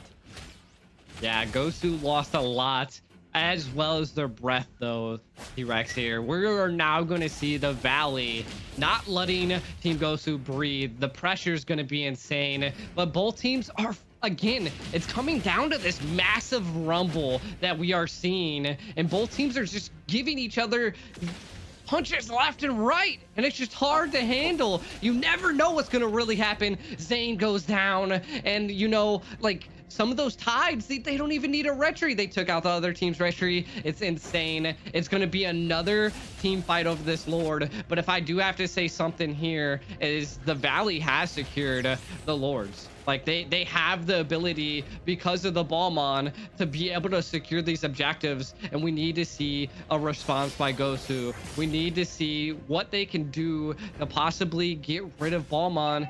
But even at that, like we've seen when they take out Moba Zane, what responses do you think they have here, T-Rex? I mean, it's not going to be easy, because not only do they have to deal with the team, they have to deal with these super minions constantly. coming in at their base at the top and mid lane. I mean, honestly, you don't even really need Fried Chicken up in that top lane. The minions will handle it for you. Your inhibitor's down, so the minions are stronger for the side of the Valley right now. That's in both lanes. Zane is going to start working on this Lord a bit now. I'm guessing we're starting to jock a bit. It's brought down to about 75%. Yue maybe going to try to make a play here with the Moon on Blast. See if he can find a nice angle for General. Here comes Moon on Blast. Does not connect onto anybody. That is a big waste of material. Zero, though, coming in. Zero takes a beautiful steal. Can they pull this off? Shark taking a bit of damage. Zane forced to back off. Fried Chicken and JC battling out in the mid still, but Gosu will be able to back off. They're down one man. The Valley knows they just missed an opportunity. Are they going to try to find one here, though, before the Lord comes? I'm actually very surprised that they're putting on this much pressure when Shark is so low, and we might see that be a punishment here as the Numion Blast is coming on Hoon. No black shoes for you. You're gone. You're deleted. The Lord, though, is melted down. We're sitting at 17.5 minutes. G, the gold, only a 2K lead for the Valley. This is similar to what we saw last game, except this time, can Gosu do something to turn the table other than just getting the Lord steal, right? Can they get a big team wipe? Can they turn this game into their game? Well, I mean, one of the things we can take a look at is General is 4-0-6. Absolutely one of the decision factors on why Team Gosu is going crazy right now. If the Valley can shut down General, I feel like there could be big plays, but they do take out JC here, T-Rex, and Super Shark might want another play. That is rough. Losing a member like that right now, and 40-second death counter, he'll be back before the next Lord come, but they need to be careful. I think Gosu, they've been playing well. General starting to output that damage, 4-0-6, right? So that is kind of their saving grace here. If Yue can continue to land those Numenon blasts like he's been doing it, finding the right angles, then there could be a chance. But it's not going to be easy. They have to work around these fatal links, and they have to work around Fried Chicken in this top side. Yeah, and the Valley looks to be one to end it. Yeah, inhibitor does go down, but I think the Valley, I don't know if they're going to try to end it here. I think they're going to wait for this Lord. They're going to pick a couple pieces, and if Gosu makes a big mistake, then yeah, they'll capitalize on it. But most likely, they're going to stall these lanes, let a couple crash in, take your jungle, starve you, get a bit more of a gold lead, going from 2 to 3K now, and 50 more seconds to Lord G. 50 more seconds to Lord. And I'm going to have to reiterate it, like it's coming down to how well General is going to be popping off here. The 19-minute mark, we're probably already seeing everybody secure all their items. Chicken is being chased down by 3 people. Yeah, Chicken, I mean, he's a slippery guy. The Julian's so hard to kill, right? But wait a second, Shark looking for something here. The rest of the team starting to collapse from the side here. Shark waiting for the angle, gets the flicker. Zane comes in to follow up. This could be bad suppression, though. Yue brought very, very low, trying to get out. Zane chasing him down. JC on the top side, attacking from the back. But Fried Chicken finally goes down. Fleur connects 0 and gets the finish. Basic as well. 2 members down for the side of the Valley. They're forced to retreat. Another arrow does land onto the Hoon, but he's able to walk away. Pops that Purify. Nice Numenon Blast. 0 goes down, though, but Zane may be next. Yue trying to find something here. Zane very low. Hoon goes down. General picks up the kill, but minions are on the base now. Zane trying to bring them back. Shark also there. Everyone using the recall. Shark on the base. A lot of minions, but they do get the spawn. Base down to half health. Shark pays the price for that cheeky try to steal. Trying to get the back door once again, but Gosu is here. 4 members down. Pretty big death counters. Will Gosu focus on the Lord here? They are down a Retribution, G. Yeah, I mean, with the tower difference for Team Gosu, I do not see, they're probably not going to make a play here, but they're going to really want the Lord. Mobazane showing his presence in there, but getting the recap here, T-Rex. That is so disgusting. The man, he gets a beautiful Fatal Links, but the thing is, the real kicker about this is you think Gosu's going down, but then they just respond. Fleur able to take out Fried Chicken, and the rest of the team continues to collapse out of there. Another arrow landing onto main Hoon, and then wait for Yue with this Numenon Blast, just connecting on to everybody practically except for Hoon, but JC is handling that in the backside. A wonderful play, and now back to the Lord. All 5 members on each team's up. I think they're going to take this a little bit slow, G. Yeah, I mean, they have to. I mean, look at the Winions in the top lane almost being able to break into the Valley's base. Definitely here, but it's going to be the wait and bait for the Lord here. We do see Team Gosu looking a little bit better. Making a play. Oh, Shark though. Oh, could be bad for General. General gets the lead and Basic gets the kill. Lord is down. It goes to Hoon. Able to take it. Zero will be next. This is very bad for Team Gosu. They're trying to back off JC chasing down Shark, but Shark wants more. He's going to try to clear this wave, create space for the Valley to come in and take game 2. Zane, Hoon, Chicken, Basic, ready to go. Lord coming, nothing but Fleur and JC to defend, but they've locked onto the base. Shark goes down, Fleur picks up the kill, but Stride takes Fleur for that, and for this, the Valley will take game 2. GG. The Valley once again securing the dub.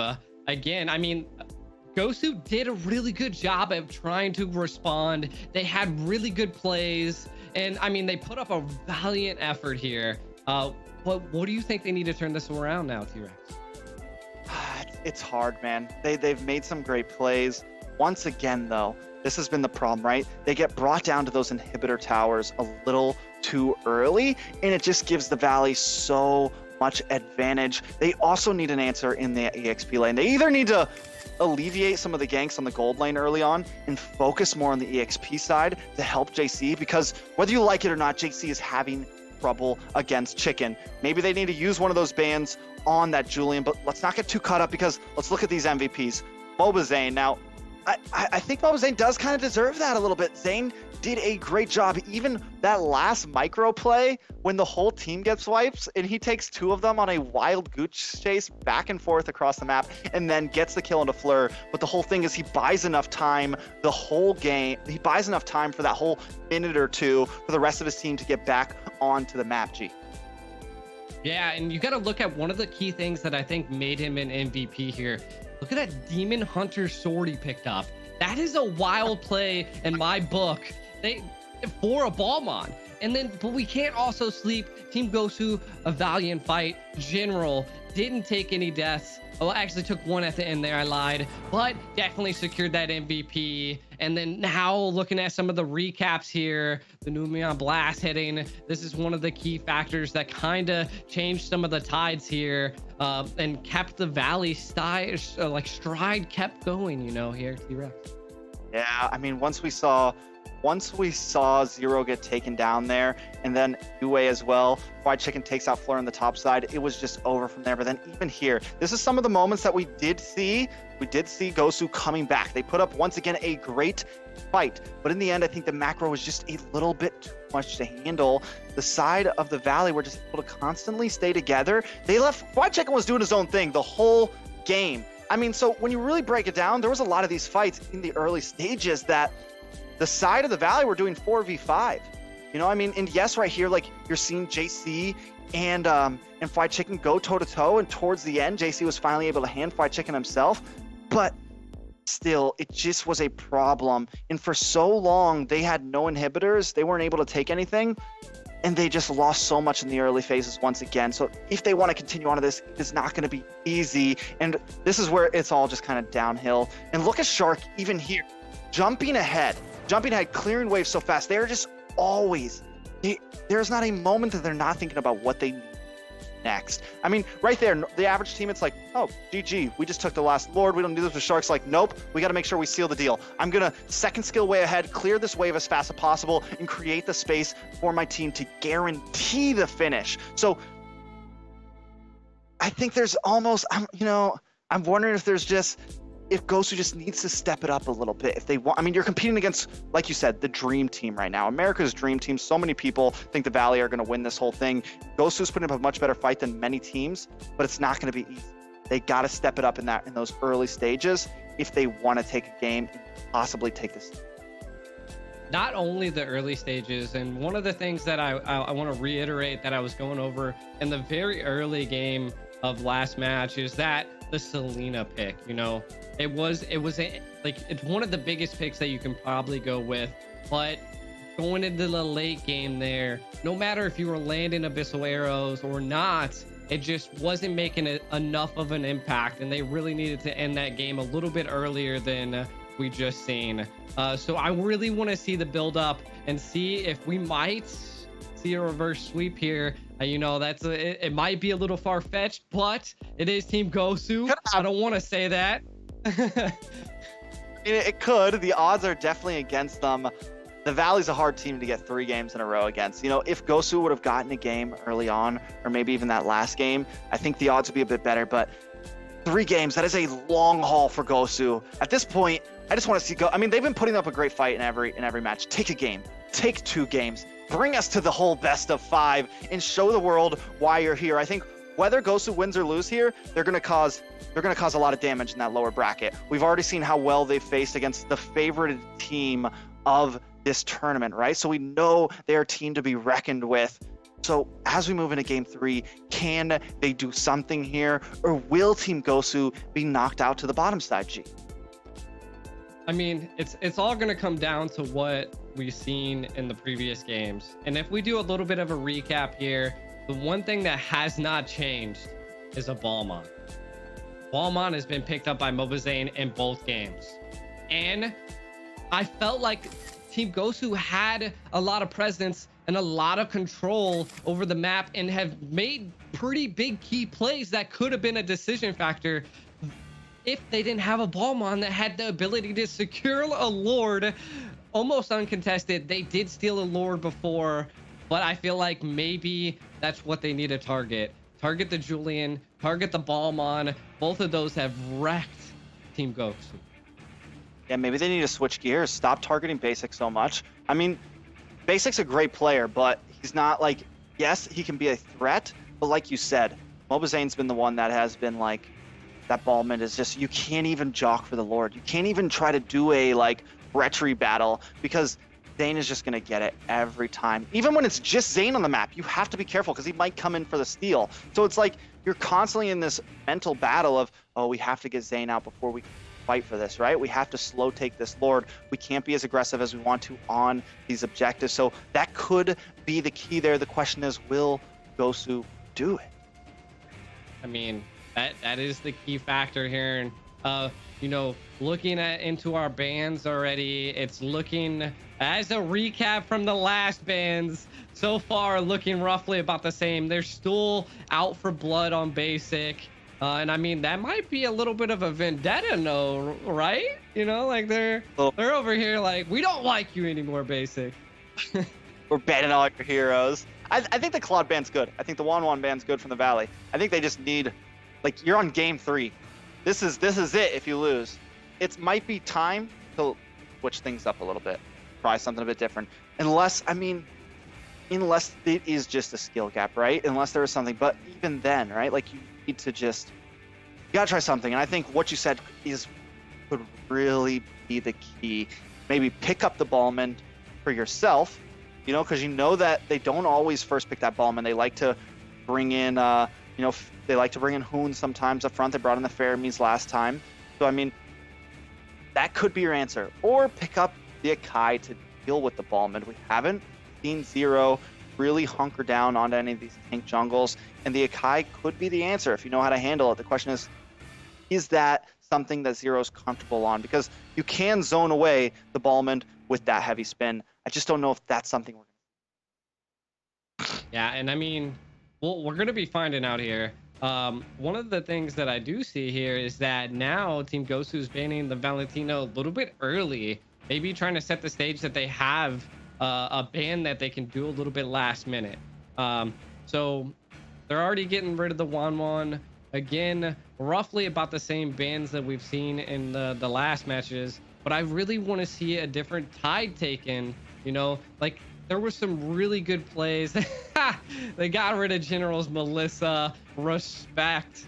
Now, this actually sets the pace for Team Gosu to do something different. The Valley's forcing them to do something different. They're like, we're tired of seeing the same plays. But you can't fret because, like, I mean, General was insane on that Melissa. It's true, especially last game, and even the games before that, he was able to come in at the end game and output the damage. But like you said, they just switched up the bans. Come on, Gosu, do something different here. Focus on them. focus on something that's been giving you trouble. As G said, just ban the Ballman, man. Like, I mean, it may be a waste, but the Faramis is open. So now you put yourself in the situation again. You have to ban the Faramis, right? Can't let Hoon be on that. It's just too much trouble. If the Valley does not lock in the Ballman up front, I think Gosu needs to steal it away. Even if they don't feel comfortable playing it, I think you just need to take it. Like, you need to take it. And it's not always, you don't always have to ban it. Part of the strategy can be take it from them. Use it in our own arsenal. Yeah. And I mean, you take it from them or get a lot of pop-ups, you know, get a lot of CC crowd control. And I mean, if they pick, I was about to say, if they pick the Ballmon, you might want to go Julian XP. As we've seen in the past, Chicken was just a monster on it. So I think it's going to come down to that. Both teams are really thinking about it, but they don't go for it, T-Rex. They pick up the Paquito. They don't even want the Ballmon. They want them to take the Ballmon, because you're already seeing the Paquito building into the pop-ups here, you know? He's bored. He wants to play something else now. He's like, nope, we're not running the Ballmon. We're going to bring the Paquito. But now, the Paquito could end up being flexed, as we said in previous games. It could go to Chicken. So it's a solid, I think it's a solid, like, upfront pick. Especially when you're first pick and you have to choose something, you're not showing too much of your hand. You leave a lot of opportunity and a lot of ability to flex around the rest of this draft. Now, Gosu has to show some of their hand here, so they go for that gold laner. They pick up the Brody on general, and now the question is, do they lock in a jungler first? Do they lock in a tank first? Something like that. A lot of them have been waiting for that XP lane laner. They put Fleur on the LEGACi. Yeah, I mean, the Brody, the marksman is, I mean, General was excelling at a Melissa, which is normally roughly a little bit of a range marksman. I can only imagine that we're going to see them excel on the Brody. We're just going to have to see the responses from the Valley. Seeing a Lilia early game, now this is where the lane controls are going to be played. We're going to see that come around. Basic, though, picking up the Clint. All of our previous games, and this is the second round of bans, we've seen them target Basic hard, which is now going to be another tide turner. Are they going to go for more, you know, like trying to get rid of Chicken? Because Chicken was a pretty good, you know, XP laner, putting them on the back line the whole time, but they let up the Eve pick here, T-Rex. I mean, the Eve is good. The Eve is solid. I think what we need, the real exciting thing is going to be these drafts. Finally, I think we're going to be able to see Gosu not ban out gold laners. And as you said, focus on Chicken. Get rid of that Julian. Get rid of the Julian. He's been causing so much problems for JC on it in the XP lane. I think it's something they have to deal with in these bans. UA picking up the Atlas, solid, especially against the Paquito, right? Or possibly getting the stun in the pull onto main Hoon on this Eve when they bring out that real manipulation. I feel like that was a really great counter. When you're in Mobile Legends here in a tournament lobby, the best thing that you can do as a second pick team is to pick that Atlas third, because then you go into this second ban pick phase, you know, where you can get rid of the Diggy, you can get rid of a lot of those counters, but then that also, like, you got to think about this last ban, because now you were targeting, you're automatically trying to stop the Diggy, and you're gonna have to target something else for your team, you know, like, are you going to be picking up the Esmeralda? You might want to be banning Dyroth if that's the case. They go ahead and actually ban the Esmeralda. I was suspecting if they were going to do something like that to bring the bans up here. So far, I like the comp. I like the comp. An Atlas and a Lilia combo is quite devastating. And they get rid of the Grok here, T-Rex. What do you think the Valley can do to respond to an Atlas? We see something crazy here, like pick from Dark. Something spicy. It pairs very well with the Eve. Franco? That second skill and possible Franco, that too. But you're pulling that Atlas in, right? So it's a little dangerous. But I think it could work well. You get some nice CC. It goes with the Paquito. Again, Shark is a deep hero pool. We might see the Matilda. We could see all types of things right now coming from Shark. Matilda could work well as well, but they are still on this ban. Do they keep honing in onto the XP lane? Julian's still up. If JC doesn't take it, I'm going to be very upset with this side of Gosu here. The land ban. I mean, 0. that's interesting. Huh. I mean, they're Maybe they were just like, we just don't know what we want to ban anymore. Might as well you just get rid of a Lance. I mean, that is one hero. That is an assassin that can get to the back line, take care of the Clint, can take care of the Eve. So those are some of the things that they're trying to avoid. Because not only do Lilia and Brody have to get in there to get a little bit of a peel on Yve, we're going to have to see Yue putting a lot of pressure on Yve. So it's going to come down to that, to be honest. And like you were saying, we're still seeing a Julian on the battlefield that can be played. Is that what they decide to pick up? We won't know until they pick it, you know? I mean, I think it's something that's important. They go for, there's your Masha. Well, that's another one that can get into the back, right? Cause some mayhem to this Eve, possibly zone in onto basic and deal that damage. And right now, we're looking at a pretty divey comp the side of Gosu, right? Even general on this Brody, he's a more in-your-face aggressive marksman. You want to try to capitalize using that second skill, bounce around, get all those stacks off with your passive so you can really output the damage. So I'm wondering, do we just full dive this? You also have the Lilia, who's another in-your-face mage. Do we just fully commit and pick up the assassin, put zero on something? They did ban out the Lancer. I mean, the Balmond is still open, could pick up that for zero. Still a lot of opportunities to just kind of round off this dive comp that they are bringing. But there goes Shark on the Makilda, like I called. I was going to say, to be honest, I was like, man, T-Rex put it right on the dot there. You know, picking up the Mathilda, that shows us that they want to be a fast comp. You know, that's a good advantage to have against a dive heavy comp, like you were saying, that Team Gosu has right now. Like, they're going to be able to get in and out. If we see the Masha invading and putting a lot of pressure onto MOBA Zane, we're probably going to see that, because one of the things that Paquito doesn't do good early is clean up the jungle. But I mean, they also have Shark now. They have the shield from Mathilda. They have, you know, the soaring eagle to be able to get in and out. And we'll see what they respond with here. Like you were saying earlier, we might be seeing a Balmond pick here, which I personally... Oh.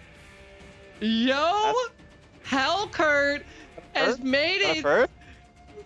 He's made his shine, his debut from Team Gosu on the NACT, first time ever. Now, let's just talk about that for a second, right? Like, it could work. Not only that, but you get another one that can dive into the back line, deal some damage onto basic on this Eve, but also you can use that Dark Knight Falls, right? Like, you can use that ultimate to like disengage, because they lose vision.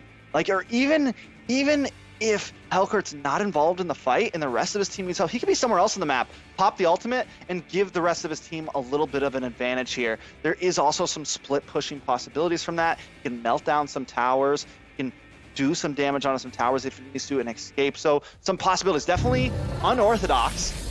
And we'll see if it works as we jump now into the third game of a best of 5. Ladies and gentlemen, this is the Valley going up against Team Gosu. And the question on everyone's mind, will Team Gosu fall down to the lower bracket, or will they win this game and show us that they want to try to bring this to a full 5G?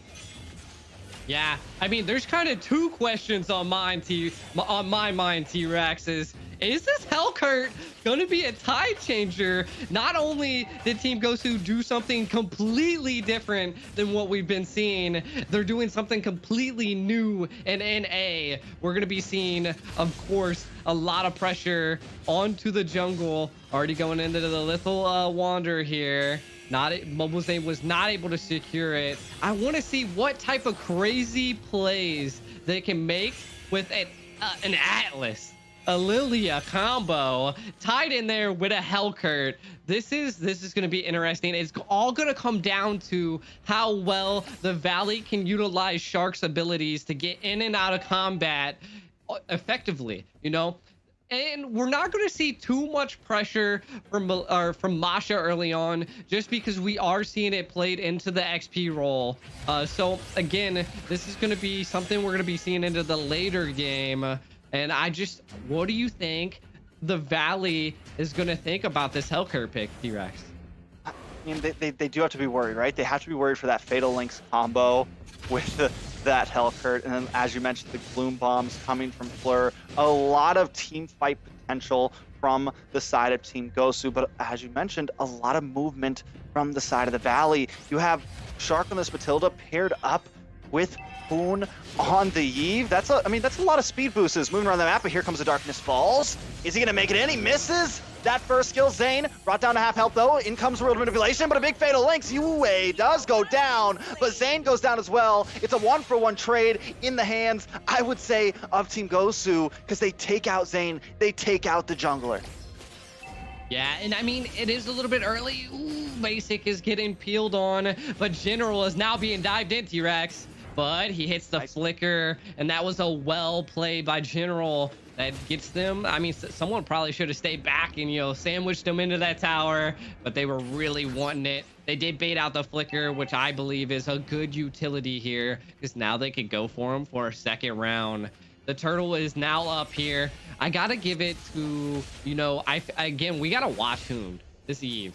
I'm not seeing Yue put too much pressure on him, but I lied. They are trying right now while the turtle is going to MOBA Zane.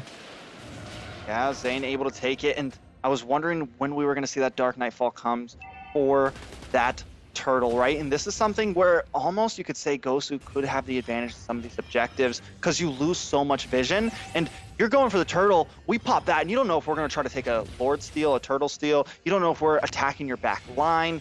Just gives that slight edge, and right now with this kill under Zero's belt could be the slight edge they need. The Valley is holding a lead on the gold though right now, G. Yeah, leading in the gold, and again, I mean, this is what MOBA Zane excels at. You can already see that he's already invading into a lot of Hellcurt's side of the jungle. Zero's going to have to keep up with MOBA Zane. One of the biggest things I do want to say that I didn't see in a lot of the previous matches are we are seeing heavy pressure on the side lanes right now. They're trying to change the tide of Fatal Links. I'm sorry, big Fatal Links. We do see the real manipulation does come out. Zero goes down. Big hit onto Gosu. 2 members go down. Now the Valley's starting to scale a bit into this 4-minute mark.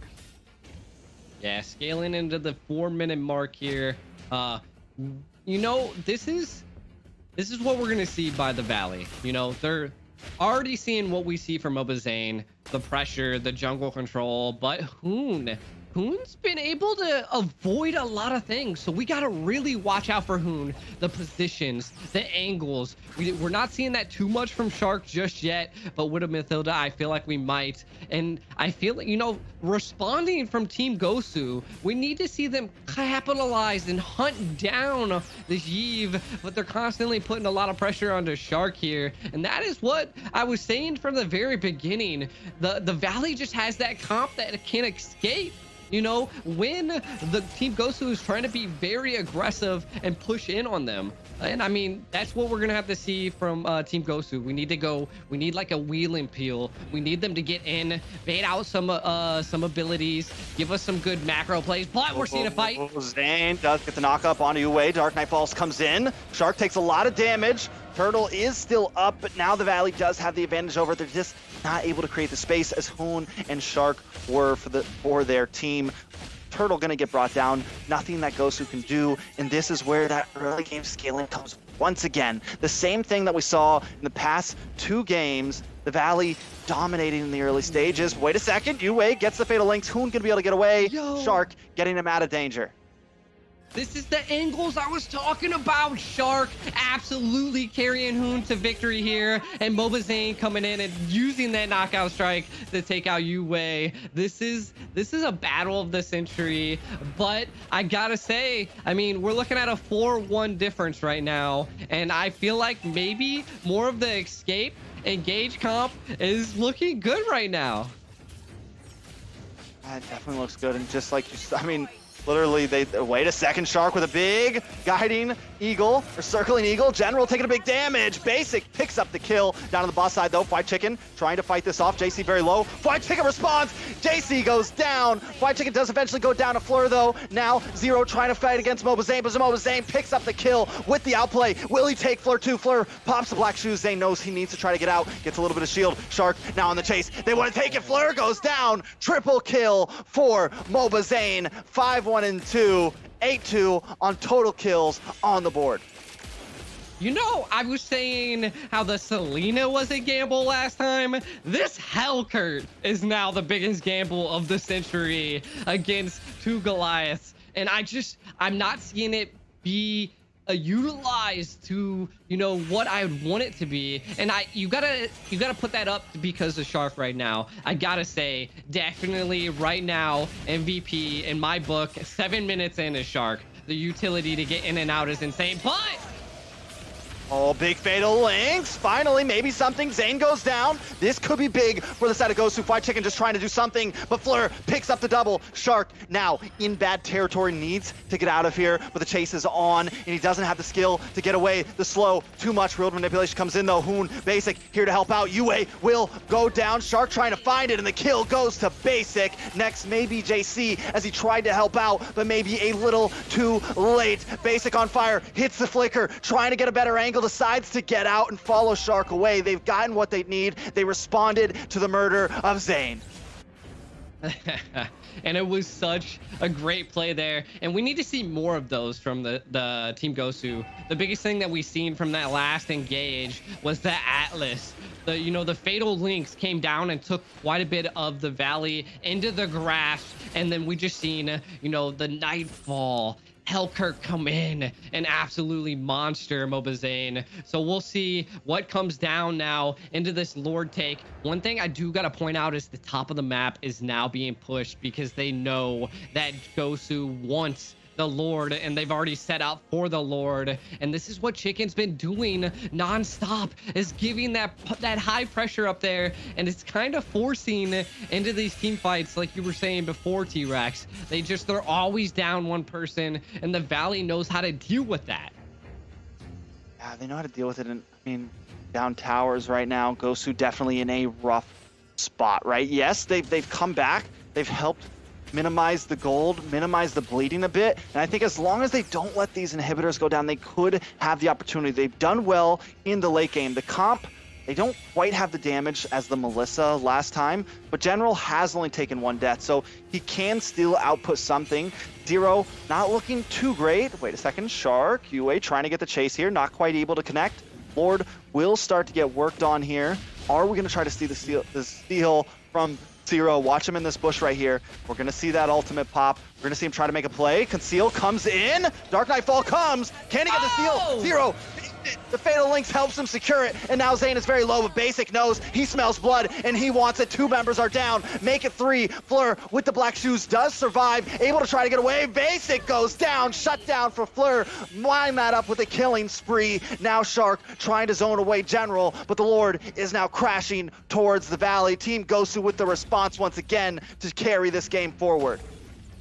It was a good response. Now we need to see some lane control, some lane push, and that is what we're seeing. The Valley split. They knew that they didn't get the Lord. This is the time to now push the lanes in. Don't allow them to utilize any of those super minions. Defend as many towers as possible right now. Mobazane solo in the Lord. You're not thicker than Mobazane. He takes out the Lord there. T-Rex, man, that was a crazy Lord steal. And this is what I was saying from the very beginning. Not having that Balmon, we might see Team Gosu secure a little bit more objective base. Taking the Lord as much as possible. We might see a Fatal Links. Oh, another Fatal Links paired up. Hoon goes down. A nice mega kill for Fleur. She's beginning to output some damage. Shark in a bad spot. Zane is here. Zero taken out from Basic. Basic in the back line, firing off shots. JC brought very low, but Fleur's on to Basic. Basic gets the kill, make that unstoppable. Zane trying to find something though, and Fleur bites the bullet. Zane now moving forward, looking for JC. JC gets a taunt, but is forced to try to run away. UA trying to help him out, but he just can't make it. Fried Chicken wants more, and Zane is here. Shark picks up the kill. UA could be next, forced to go back to base as General lines some shots out to keep them away from that tier 2 tower. Yeah, one of the biggest things we do have to point out here, and we can see, we're looking at the Valley. Their team fight capabilities right now, 14-7, just absolute monsters, you know. From the side of Team Gosu, we need, Hoon is having a little bit of a problem. They're jumping into him. Not only Hoon, but Basic's getting targeted a lot by Fleur. So if we do see, you know, Basic staying alive, this is going to, you know, lead into some big problems for Team Gosu, but they're responding well. Every team fight, they're taking something, and they're not leaving with nothing. Definitely not leaving with nothing. Gosu once again on the rise, and this time, they're not down to inhibitors, right? Yes, they are down to tier 2s all the way around, but they don't have to worry about the, like, they don't have super minions just crashing into them constantly. They have a bit more of a possibility to turn this game into their hands. JC and Mobazane trading some shots with Shark in the backside, taking a bit of damage. World Manipulation does come out. Fleur able to use those black shoes to get away. Dark Nightfall comes in to help to disengage. A little bit of a conceal play though, as Fried Chicken and Mobazane work away and chip at that tower. Down to the boss side though, Hoon very low. General picks up the kill, so it's a tower for a kill. A nice trade for Gosu as Shark and Basic hang out in this bush, keeping vision, waiting for the possible Lord. Watch Shark and Basic coming in from the backside. This could be bad for Fleur and Zero. Almost trying to make the play. Basic follows up, big damage onto the side of Gosu. Down goes Zero. UA with the Fatal Links, able to connect onto them, but no one's there to help out. Basic does go down to Fleur though. Now Gosu firing back. General looking for something. Shot on a Shark. Can he get the finish? Immortality Parps. Shark still in the field. Fleur trying to find something. Can't quite make it. Fried Chicken versus JC is an endless battle. And it's a 2-for-1 trade into the hands of Team Gosu. Once again, slowly coming back more and more in this game. Only a 1K gold lead for the Valley. Lord still on the map, G. So Lord being on the map, I want to point out something that I did catch here. Chicken is not doing as well as he was in the last 2 games. 0-2 and 3, and we seen that he had the call, the cry for help. Mobazane had to be up there in that top lane to, you know, put some pressure onto JC's Masha, and that is what we're seeing here. Now a Lord is barreling down, and we might be seeing a little bit of a wait and bait game, but again, JC's responding like Chicken was responding to their team last time, pushing the side lane in hard, and it's going to be all coming down to a Lord take here. The Valley, they're just trying to respond to this, and they need to control that top lane. The Lord is going down. Are they going to take it, T-Rex?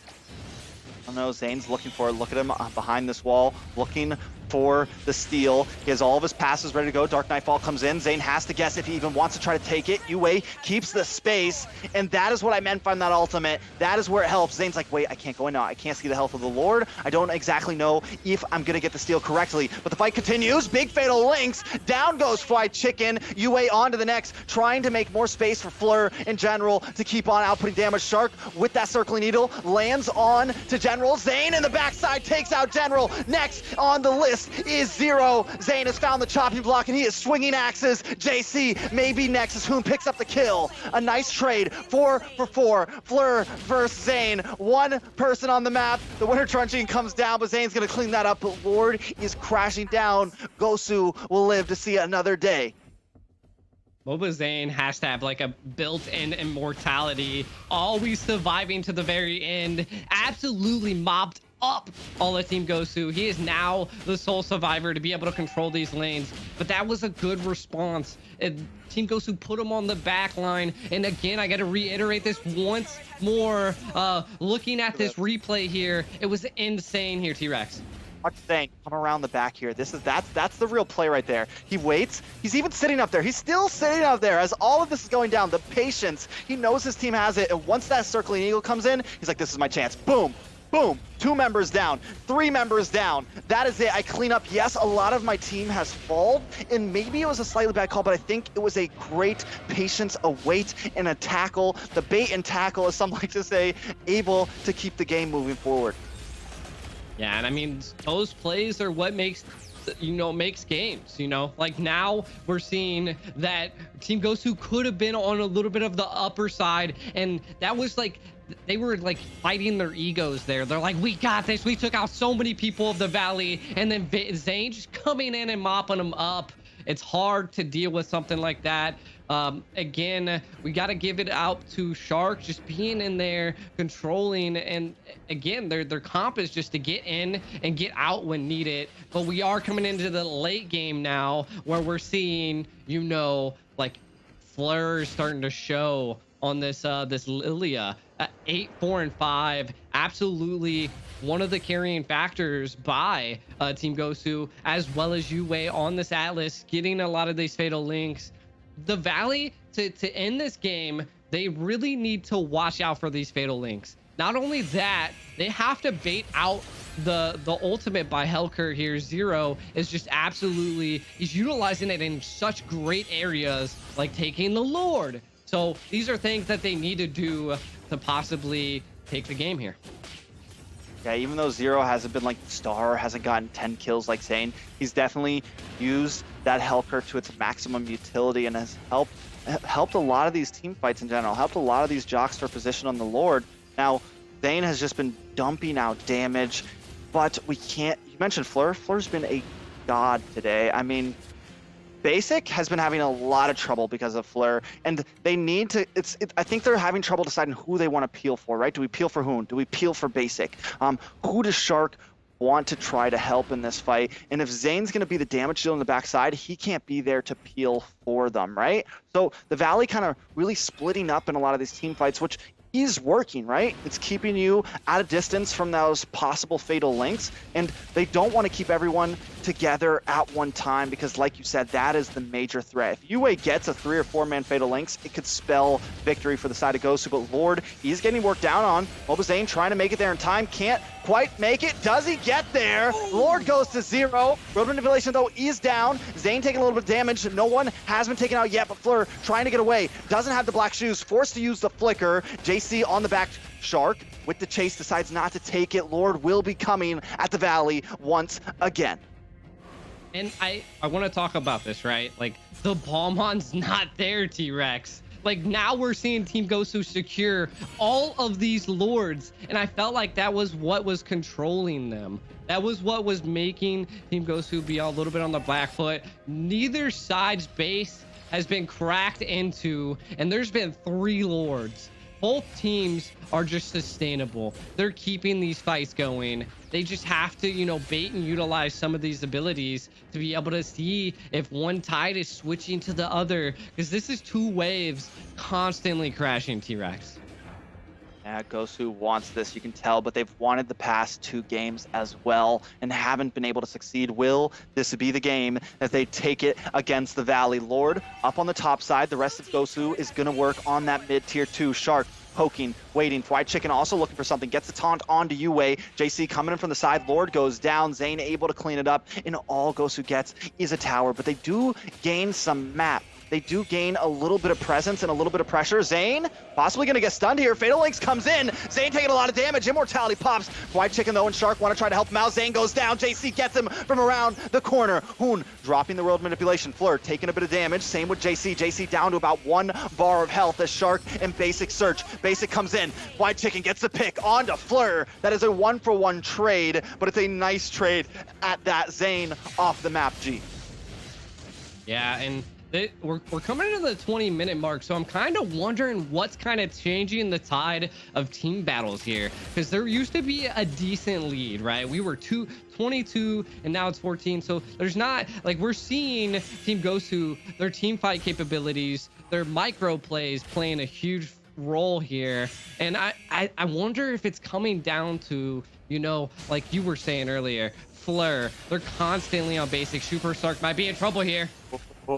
in a lot of trouble. Mortality comes up, and that is a bad loss for Shark. The Winter Turn comes in, trying to bide a little bit of time. Down to the boss side, though. JC putting them on a goose hunt. Shark finally does go down. That is a 45-second death counter. Lord will be up in 30. This will give Gosu a bit of an advantage when starting on this Lord, and at this point, they're freezing the lanes. They're waiting. They know what the goal is here. Get the next Lord, bide time, and keep on pushing in. We don't need to even mess with these waves that much, except for JC in the top side to help us get a little bit of a better position on the map. Yeah, and wait a sec. Frozen. Zane may go down here. Fleur looking for it. Zane goes down. No immortality. Fleur picks up the kill. Yue then with the Fatal Links onto Chicken. Chicken may be next. Brought down to about 10%. Chicken goes down. Immortality pops, but JZ doesn't want to get him away. Why Chicken uses the flicker. Gonna be able to escape while all this is happening. Zero working on the Lord right now. This is gonna be another Lord on the side of Team Gosu, and not only that, but Gosu have finally started winning in this game, and I think as long as they don't make any mess ups, they could take it, G. Yeah, and I mean, we're seeing the aggression right now. Yue already getting into that base. The real world manipulation coming down. Can they stop this push here? Oh, Fight Chicken brought low. General picks up the kill. A nice one at that. Firing some more shots onto Shark here, but he needs to be careful. Basic is a hit maker right now. General able to flicker. Bahoon wants it. They try to chase. General able to get away. Bahoon pays the price. Will go down. 3 members of the Valley off the map. 4 still standing for Team Gosu, and they have the Lord. They can still push back at this point. And not only that, but now they only have Yue down. Gosu maybe taking game 3 here, G. Yeah, and you gotta attribute it to, you know, Fleur. Fleur is just keeping Basic at tides and not letting them get into the back line to, you know, take out General. So, and General now is starting to take off, you know, the pressure, the power that we're seeing from a Brody that has immortality stool is insane. That is the decision factor, you know, do we go in, pop the immortality and go for it? But the Lord is now barreling down. This is a Luminous Lord, has extra HP. Let's see if the Valley can defend. I mean, Basic can still make quick work of it. They have to be careful about how Gosu wants to approach this. They do have JC down there with the Lord, possibly create some pressure. Middle inhibitor does crack. Zero almost gets taken out. Moba Zane finding that angle once again, but he gets down with a face full of torn apart memories. General now going to work on this base. That's one down for the Valley, but the Lord may go down next. World Manipulation comes out to try to stop this, but JC's locked onto the base. Team Gosu trying to finish here. Can they do it? Zero's there. Gosu takes us to game 4 because they've succeeded in taking game 3. What a match. I'm not gonna lie, T-Rex, you did say you wanted Team Gosu to at least get 1. I want to see if they can get this reverse sweep.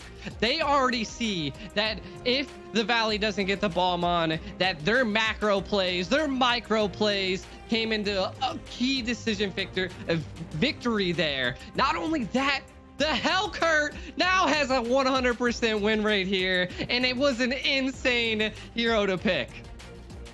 Yeah, an insane hero, but it did the job, right? It did the job, and Fleur's the real. I mean, I don't care who shows up on the MVP board. Fleur is the star of that game, getting multiple kills. And you know, before this top 8 started, I was talking about Fleur and JC on Team Gosu, and that, you know, we all love General. We all love Zero. We love the players, but JC and Fleur have been competing the whole year in a lot of tournaments, in a lot of leagues, and doing the thing. And Fleur is just showing that she or he is ready to play tonight and has outdone a lot of damage, taking out, like you said, putting so much pressure onto Basic there throughout so many of those team fights, not letting him output the damage he needed to. G. Yeah, and I mean, the pressure was just there, and we've seen it come into it. And I want to say one of the other things that attributed to it was just the pressure that they kept putting onto Moba Zane. The Paquito just was not able to do too much there. And we do see it, T-Rex, Fleur picking up that MVP, 100% well-deserved. Because not only did they put Basic on the back foot, they just controlled the tide of the battle, you know? And JC picking up the Masha. That is what I was saying, is that just that control, that ability to roam put a big hindrance on Chicken. As we could see, there's the constant harass did not allow them to change and do what they needed to do. And again, from the Valley side, I definitely was calling it out here. Shark was the MVP. We've seen it, the ins and outs of the Mathilda play. Yeah, I mean, Shark did a great job there. I think he definitely really carried his team. And not only that, but we saw some of the cracks start to show on the Valley. You said it about halfway through the game, Fried Chicken was having a little bit of trouble. He wasn't dominating against JC per usual. So I think this Masha could be a solid future pick in the next game for the side of Gosu, right? They do have the opportunity. And if they can limit down Chicken, I know they didn't ban the Julian, but I think that doesn't mean they shouldn't ban it next game. They have to do something about it. Now, with some of these replays, G, take us through them a little bit. Yeah, I mean, looking at a lot of these replays, some of the things you gotta really look out for is Zero. His Hellcurt was insane. This was one of the plays that Shark made that was insane, just pushing and pushing. And again, another one, this one was insane because Chicken was almost dead coming in and able to, turn the tide a little bit. Mobazane surviving as well. And this was the early game presence that the Valley was, picking up. They were 7-2. They were feeling really great, you could see it, the tower difference. But it all came down to these lords, because look, the darkness falls, and then so does the Valley. They're able to take the lord the Valley lost the lord to Team Gosu, and they were trying to, show pressure and push hard, but they just couldn't. And the Team Gosu finally able to get a dub under their belt. Definitely an epic game. We're now creeping into game 4. Now, after seeing Gosu, I mean, Diamonds build under pressure, right? They've been taking pressure the past 3 games, and we saw the first game, weren't quite able to get it. They almost came back. Second game, weren't quite able to get it, almost came back. But game 3, they had a very rough start, but this time prevailed on top. So is this the turning point, right? Do we see the possible reverse sweep? Does Gosu take at least another game? I mean, after that one, I kind of want to see Gosu take another one and just bring us to the full 5G. And I mean, I was saying this from the very beginning when I was looking at a lot of these other games. The biggest thing that we were seeing is that the Valley was just securing all the lords. And then now we've seen the Valley being on the other foot of that. They weren't able to get the map and show that pressure to secure the lord. But I want to say the biggest advantage Team Gosu did have last time, and they set their foundation strong. Third picking that Atlas, avoiding the Diggy, and those bans were great. As you can see, we don't want to see the Valley take the Atlas, so that's something different we are seeing here. And I wonder if the Team Gosu is gonna maybe not go for, or maybe ban the Balmon this time around. If they pick up the Balmon instead, it could show that they're seeing what we're seeing, like they need the lords. If they can keep the Valley from the lord, that you can see the retribution gap right now. That one game was insane. Yeah, definitely insane. Now, I don't think the Valley's gonna pick some of the same picks. Like, if Gosu doesn't ban out some of those things, the Valley may go back to what they did in game 1 and game 2, right? They are still banning out that Melissa. Now, General did a decent job on the Brody. I do think his hero pool can be deep enough. He's not like the star of the team, but honestly, Basic isn't like the player to be like, I'm gonna carry everyone on my shoulders. So even when General doesn't have like the Wan or this Melissa, he still is a presence, right? So I'm wondering if maybe the Valley should switch things up, or do they feel comfortable? Do they think the last game was like, yeah, they take 1, we already won 2, we just need 1 more. Let's just do what we've been doing, guys. Mm-hmm. And we seen that they decided the Balmon was open. Not only did Mobazane ignore the Balmon, went for more of a Paquito gameplay. And then it was the Paquito was picked up very early, which then fell into the hands of the Atlas. So we'll see. Your face already tells me that General picked up this Wan, but one thing that did slip through is now Shark on this Diggy. Let me hear what you got for this Wan. I mean, they know, Gosu knows how important this is. Some teams may, even with the 1-1 open, they might not cryo pick it. They might not make it their first thing, but we've seen General on it. We know the capabilities. We saw him carry his whole team on his back on day 1, right? So the possibilities for this 1-1. We know that we've already seen them turn some games around. This just helps that even more. It helps them rely even more onto the late game if they need to. Yeah, and so we are seeing a little bit of a tide changing, right? You know, the Team Gosu was being able to pick up the Lilia, and I felt like the Lilia was one of their biggest problems that they were having to deal with on Fleur, you know? So that's a good response by the Valley, being able to pick that up. Now we're going to have to see what Fleur can pick up here. And again, like you were saying, Fleur has the experience, JC has the experience. Do we see another Masha to, you know, change the tide in the XP lane? Because Chicken was not having a good game last time. I'm not sure what possibly changed, but I definitely don't think a Fredrin is what you want to go with here. We do see Zero picking up the Paquito here. And now maybe this is, you know, the spot where Zero's like, you know what, Mobazane? I'm going to show you how to do this, man. I don't know. I mean, he did it in game 1, and Zane murdered it with the Ballman.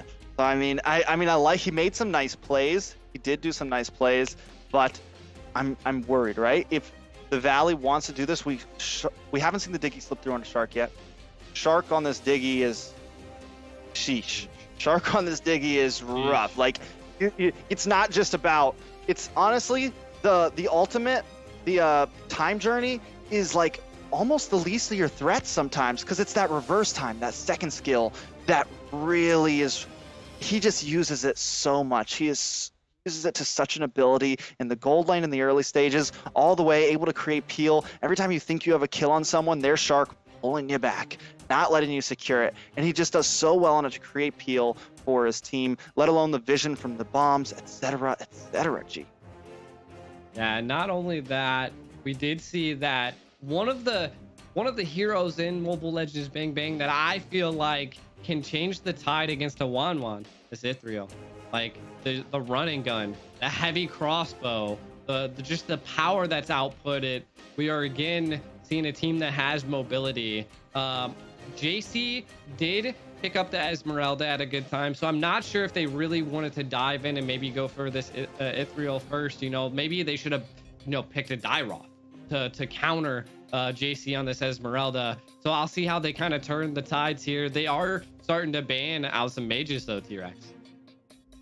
We are seeing some mages banned out, the Farza, which we've seen Fleur on it, and Fleur honestly is a problem, right? Fleur has consistently been something that's helped Gosu a lot, so I don't think it's a bad idea to ban that out. And Gosu, on the other hand, knowing Chicken has been a problem, and with Esmeralda on the field, Chicken doesn't lock in any major counter, ban out the Dairoth. I think it's a great ban.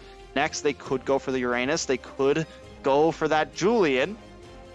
Ban the Julian. I think it's a great idea if you're listening, Ghost. but I think because I think Fried Chicken can deal with the Esmeralda on the Julian. I think he does a good job, the knockups and everything. I think at least he stalemates it if he doesn't just like beat it, right? No, I feel like you said it perfectly. You know, stalemate it. Pick up that Uranus. You know, show the utilization, and then they're listening to you, T-Rex, or we're just that good, man.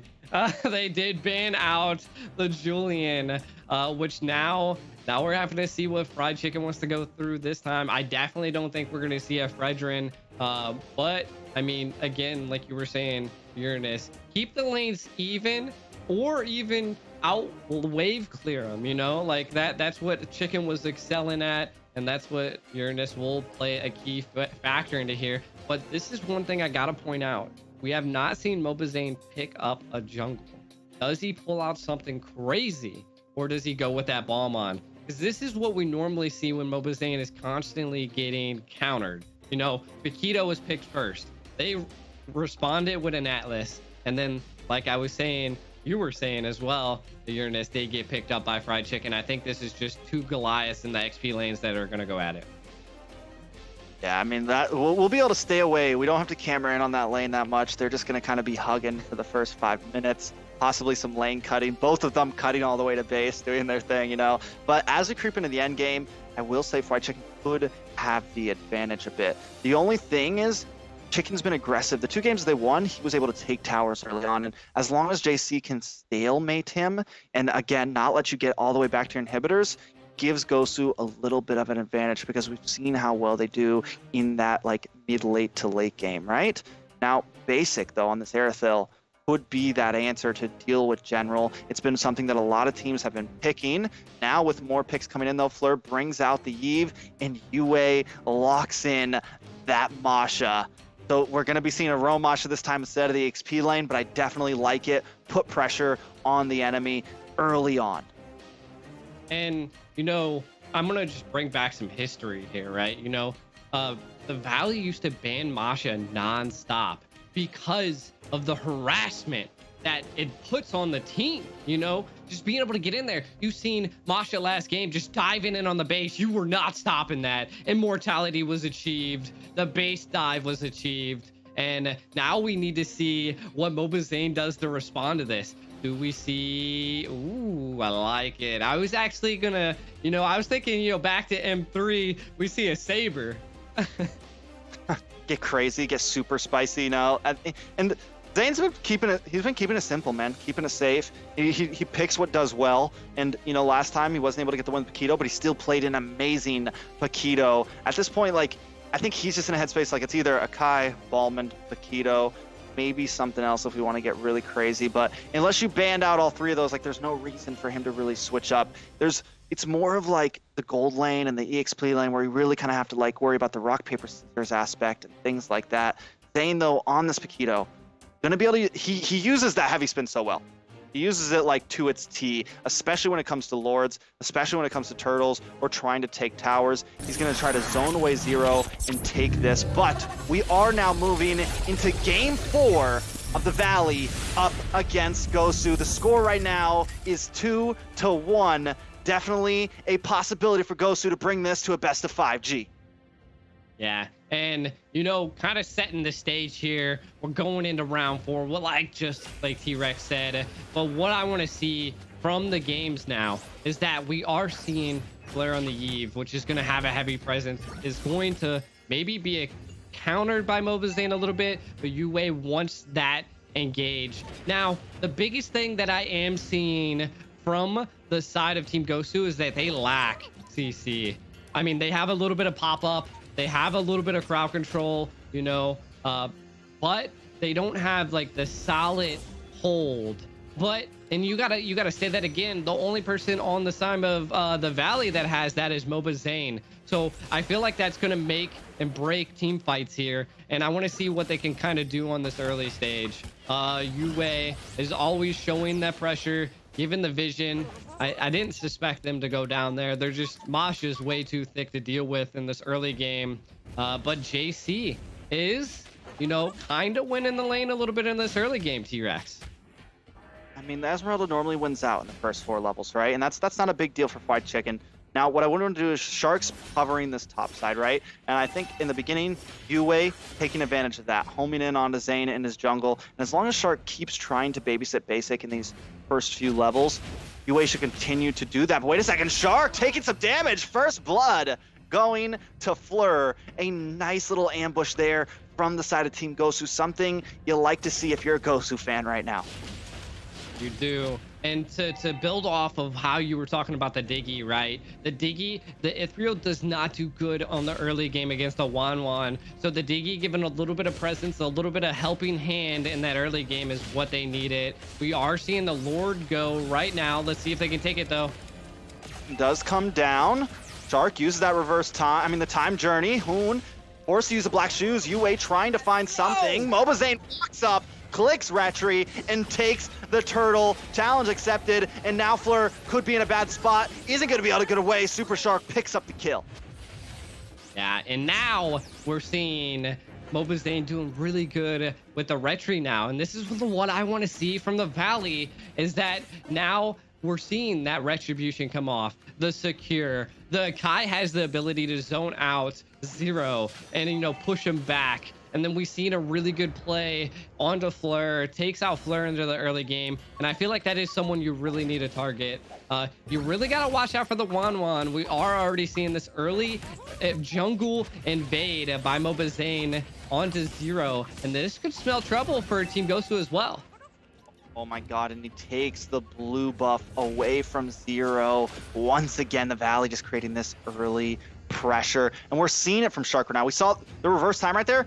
Zero tried to get his own buff and just got pulled away from it. And this is what I mean with Shark on this Diggy. It is a problem. It is a threat. He uses it to just such a manner that you don't see many players doing it, and it could be the possible downfall here. Not only that, Basic General at a standstill, and I gotta say, Basic could end up winning out in this lane on the top side. He has the kiting ability on the Seraphil. Zane now, though, coming in, looking for Fleur, uses the heavy spin. Fleur caught up once again, forced to use the flicker, trying to get away. Bahoon doesn't want to let it happen. Gloom comes down, and so does Fleur. Another pick for the side of the Valley.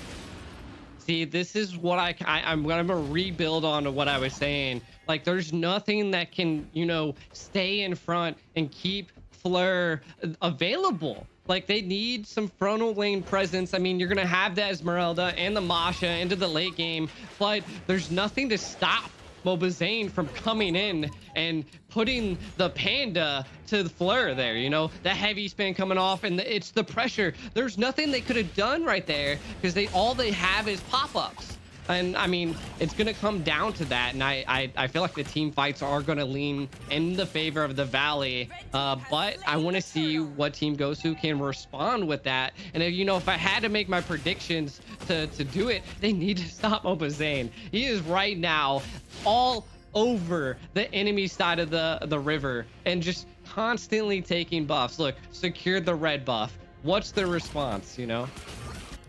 There just isn't one right now. I think once again, Team Gosu falling into more of that late game hope, that late game prayer that General can do something here. Even looking at the gold, wait a second, Shark taking a bit of damage, but he's gonna be out of the way. But looking at the items, looking at the gold, we have Zane already at a 500 gold lead, already has a cursed helmet on, and Zero hasn't even been able to get his first item in yet, and that is kind of the story for a lot of the team right now. Luckily, General has gotten in that Corrosion Scythe, skipped boots, already working on the next items, got a little bit of defense there for some sustainability to deal with Basic, but overall, the Valley already at a 2k gold lead at only 5.5 minutes.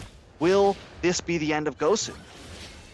I mean, we shall find out. They definitely don't want it. Their charisma should be high, you know, since they just took that last game against the Valley. The only other team that I've ever seen to do that is Ackerman. So it's good to see that we have teams in NA that can put the pressure on such a Goliath, a dream team of the Valley.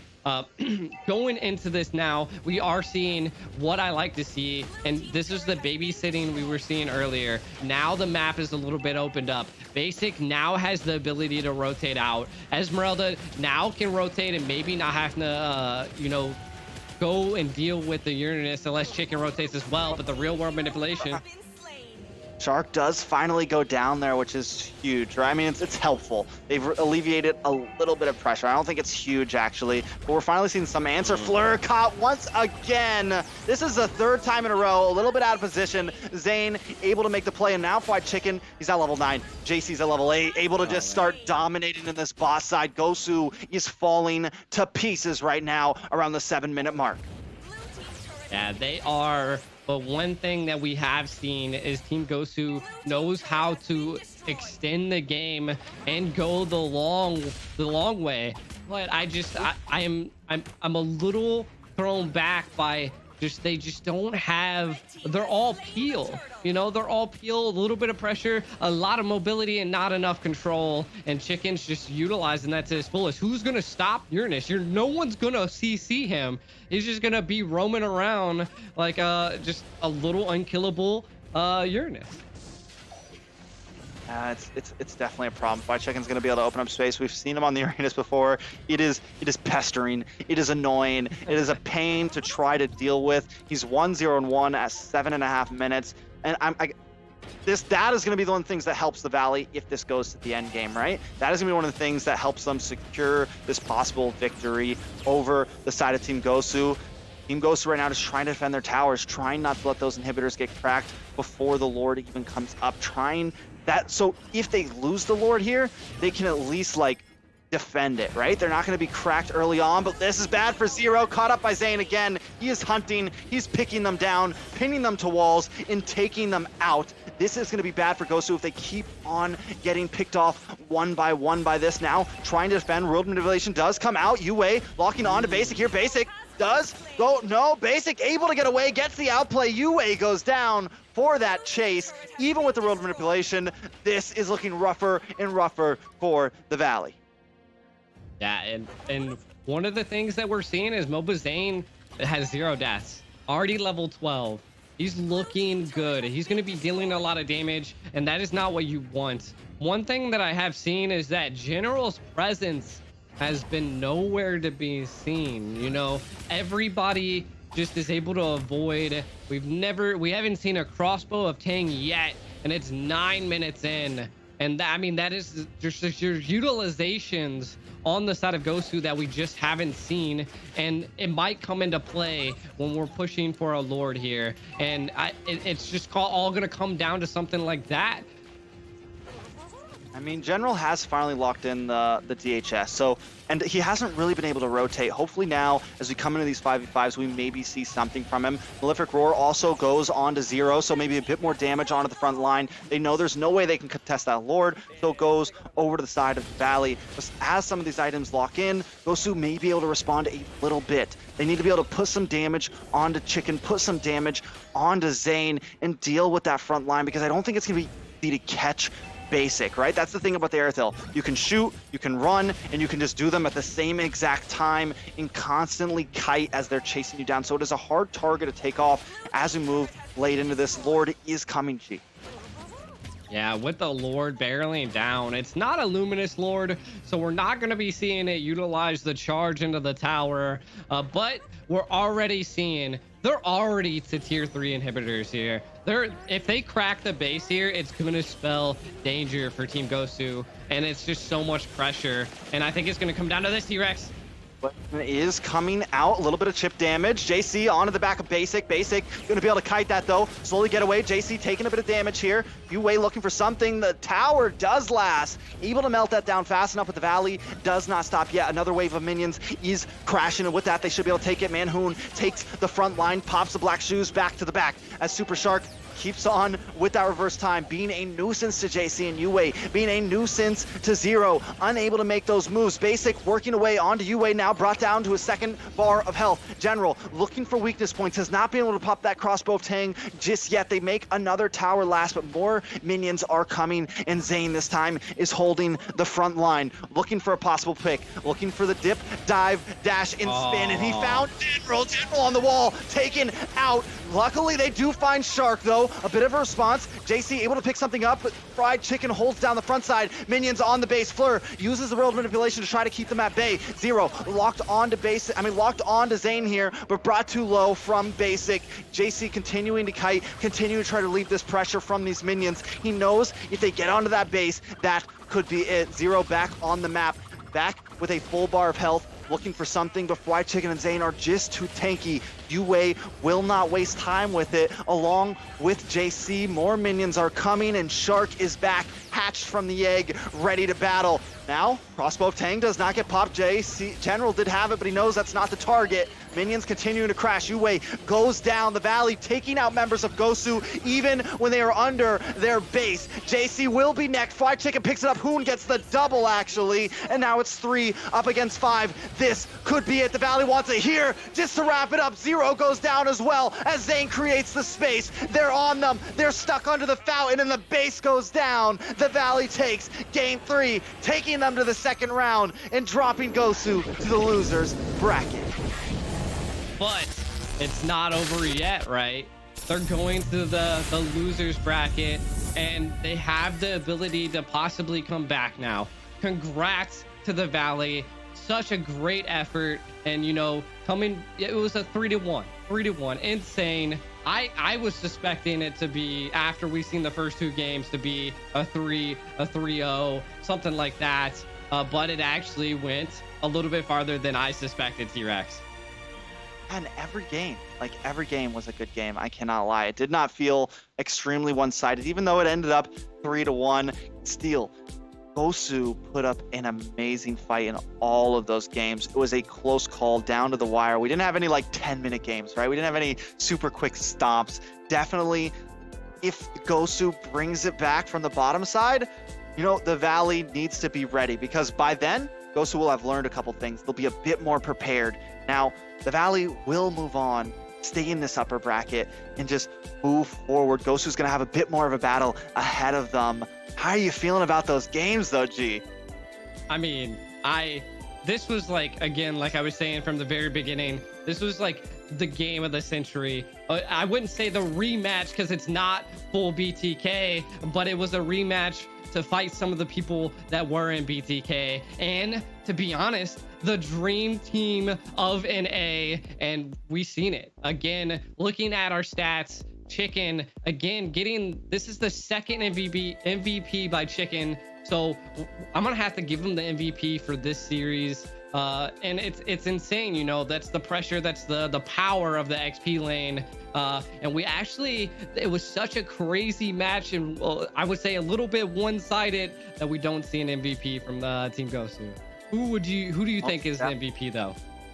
I mean, I think Fried Chicken definitely deserved it, but I know the next teams are ready to go. We got Ackerman going up against LEGACi next, just to let you guys know. So don't leave just yet. We're going to be jumping to a quick break. Let everyone get a drink of water. I know I need a breath of air. What an intense series. Definitely excited for the next one. So grab some popcorn, call your friends, let them know the NACT is on, and we'll be back right after this break.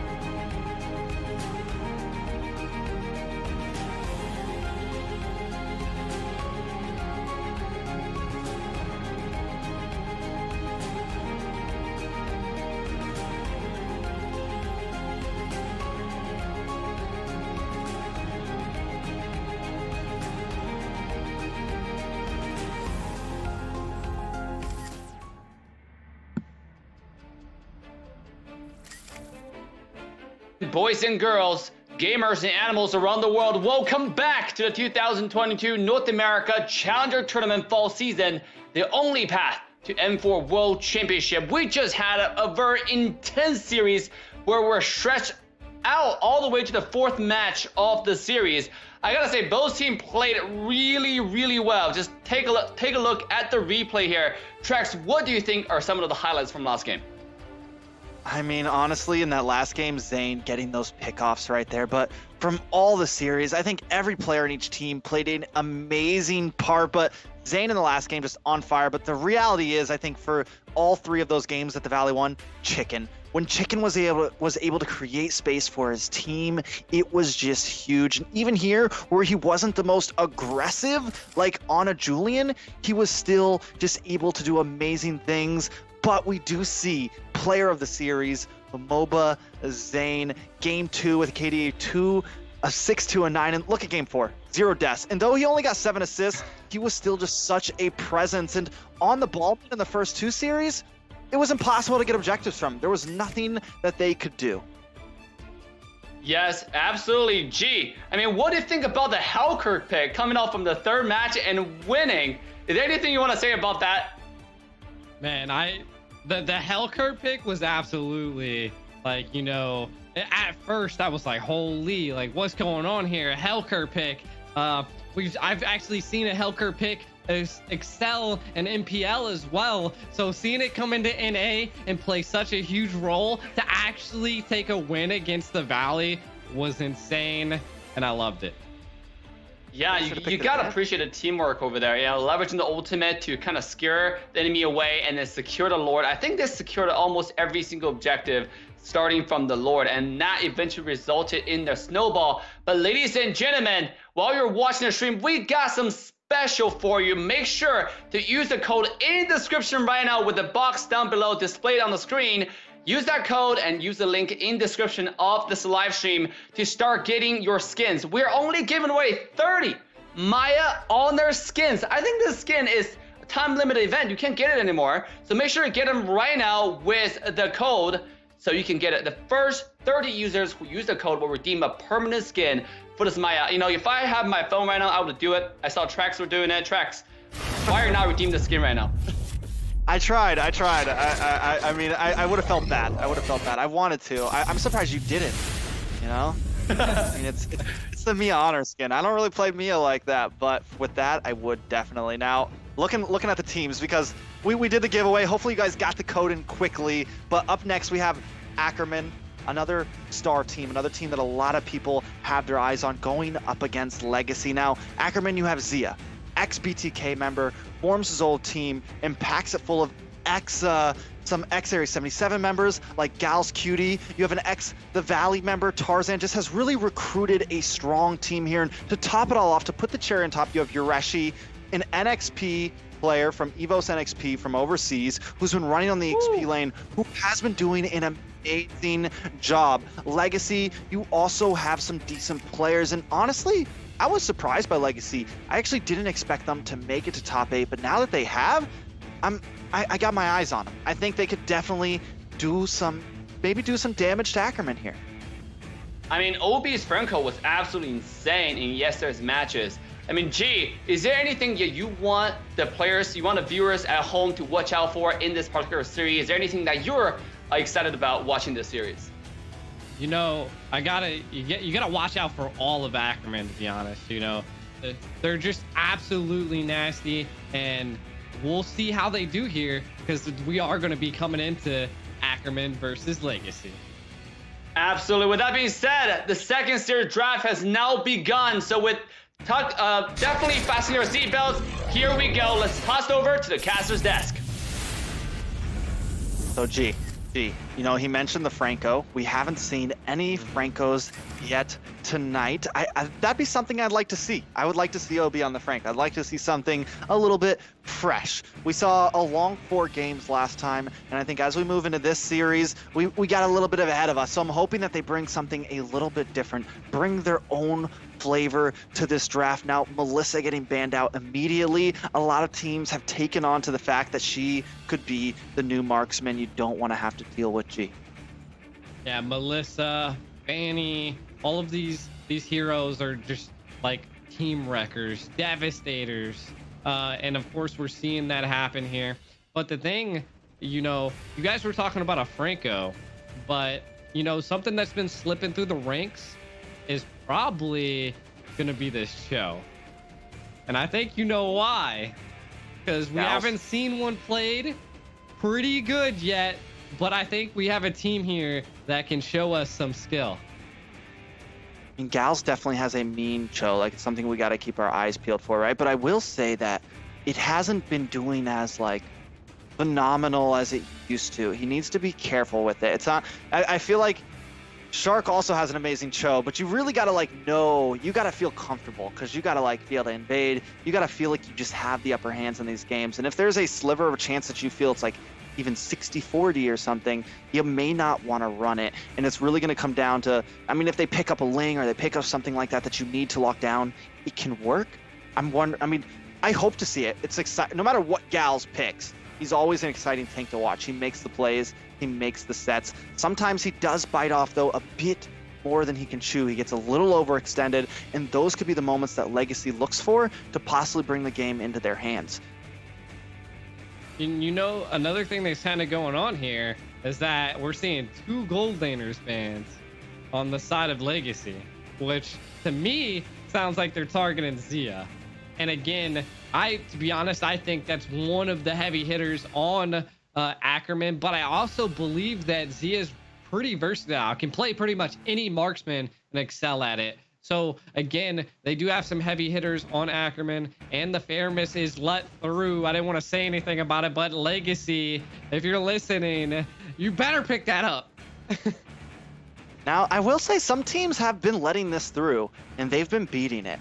I don't think you want to let Hoon get his hands on it, but there are a few times we've seen the fair miss come through, and it's not just like a guaranteed win now. And I also think Ackerman, we've known them to do this before. They don't always win when they do it, but I think they do have a plan, and they're just trying to kind of hone the skills. Like, let's let this through. Let's see if what we want to do works. Now, with that getting prioed first, Xia does have some prio over gold laner if that's what they want. Tarzan gonna lock in the Sakai. I'm wondering if gold lane is gonna be the next thing they pick here. Maybe the Wan. Yeah, maybe the Wan. Tarzan's so good on a Nakai. And you called it here. There's the Wan. They picked it up. And we actually, to be honest, might see, since the Diggy ban's already taken, maybe we see that third pick Atlas. Maybe that's the response. They want them to be huddled up and then countered like that. But a Phoveus pick that counters Wan so hard. But we did see a team the other night use Phoveus and not do so well. If you have a team full of nothing but dashes, who are you going to choose? There's too many. Yeah, we were joking about that, actually. Like, what the real counter to Phoveus is? You just pick up 5 dash heroes, and what is he going to do? He's going to hit us all at the same time? He's got to pick one. That makes it a bit harder to pick the right one, right? It makes a bit more pressure on their shoulders. Now, is that a real counter? I'm not going to say for sure, but it's definitely some food for thought, right? They are going to pick up this Esmeralda, and that is going to be the answer to the Phoveus right there. Esmeralda's, especially Mark Cutie Mark Cutie on this Esmeralda is going to be able to give the LG a little bit of problems here on this Phoveus, especially in the early game, and stop that scaling capability that Phoveus is going to have to the mid-late to late.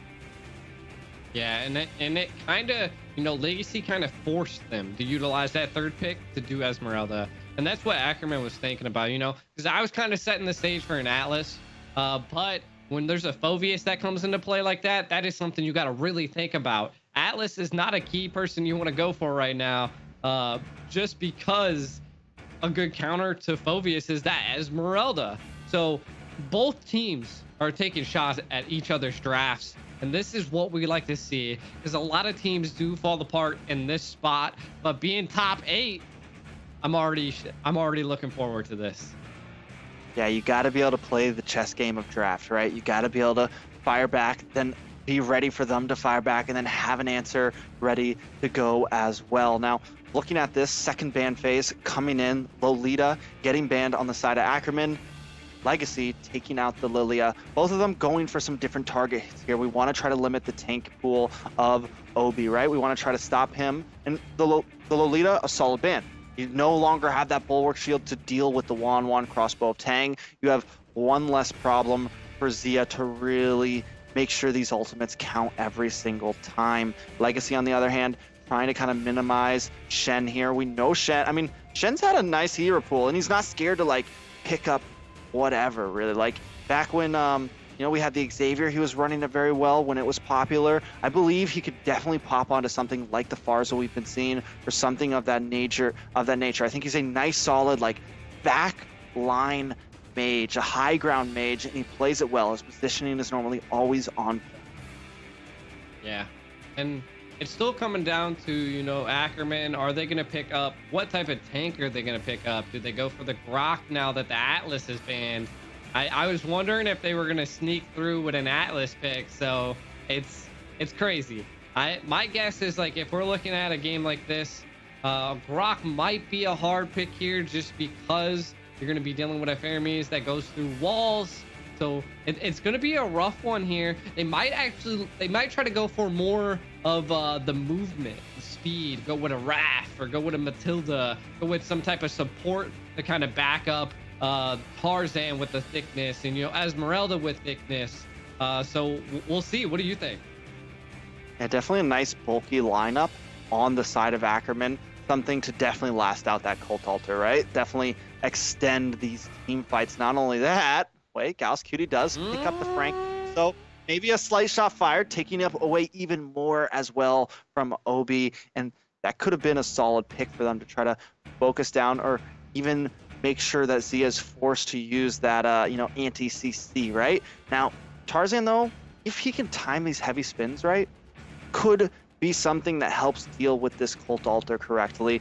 If they try to use it to engage, you pop the heavy spin, you keep them away. If you need to, you know, disperse them and create space for Xia to find the target, you have that. So I think as we creep into the, you know, mid-late game when they're grouping up as fives, those heavy spins and how they're used and how Xia capitalizes on them is going to be important. And now with the Franco as well, you're adding even more, like, everything is going to be pretty much revolve around the fact of we need to make sure the crossbow of Tang gets off. Yeah. And I mean, what I'm kind of seeing from these team picks, you know, like, we're going to see the Franco having to utilize that Bloody Hunt and then, you know, take on the Fermis. But there's that crazy pick over there by LEGACi, T-Rex. Minosaur. I like the Minosaur. You know, I mean, it's not a super popular pick, but it can deal with the Esmeralda. It can deal with some of the, you know, it stops your ability to use a lot of skills. So, I mean, it can be used. He also has the hook similar to Franco, not as long of a distance, but possible pick potential. It's something we don't see very often, but I think it can work in the right hands. Shen, though, picking up that high ground mage, locking in the Pharsa, going to cause some damage from the back line. So very front to back composition from Ackerman. On the side of LEGACi, feels a little more divey to me. Not a lot of range on their side. Bit more, we're just going to come in, stomp around with this Barat, get Daytona's welcome, and things like that. But that is it for the ban phase, and we're jumping in to game one of LEGACi going up against Ackerman. Which team will prevail, and which one will fall down to the lower bracket, G? Who knows here? I mean, based off of kind of setting the stage here, what I'm going to see is that Team LEGACi is looking good. They have a lot of power. They also have just thickness on a level that you can't compete with, you know. They're going to, from the side of Ackerman, have to constantly shut down this Fermis pick. Nash on it is just going to be nasty. So it's going to definitely come down to some key plays by Gauss Cutie. And if anybody can do it, it's Gauss Cutie. Yeah, I mean, Gauss Cutie, the hooks. We talk about the Franco a lot. All it takes is one hook, man. All it takes is one hook. He can be a game changer. There's one hook. Locking onto Nash, but Obi responds with a hook of his own. Now, it's a little early in the game, but like I said, if this game prolongs, I feel like there's a slight advantage to Ackerman here. They have Z on this 1-1, and then they just have that threat of the hook, right? And not only that, but Shen is going to scale up the feathered airstrike. They have siege capabilities. They have anti-siege capabilities. They kind of have a nice package, to whereas LEGACi just seems more, I would say, like team fight based. A little bit, they don't have much to deal with the big sieges. They don't have much to really invade in towers except for the Cult Altar. Yeah, and one thing that we need to see from Ackerman is just the invading and stopping this Barats. Like it's gonna be again, when a Cult Altar comes off, it's gonna be just insane to deal with that Dino. So again, I personally, there's going to be 2 CCs that we really need to watch out for: the Franco and then also Tarzan, the Kai. It's going to come down to those 2 key plays that make decision factors into these team fights. Going into the first hurdle, we are seeing a 3v3 almost here. Let's see what they can do. Nice. There on to Gals. Gals taking a little bit of damage. Gonna have the Shadow Stampede come back in. EXP able to take that turtle that's going over to the side of Phoveus. Gals Cutie taking a bit of damage. Phoveus continues to bring on Tyrancy. Cult Altar comes in. Phoveus locked under the tower, but still continuing to go. Takes a hit and walks away with 1 HP.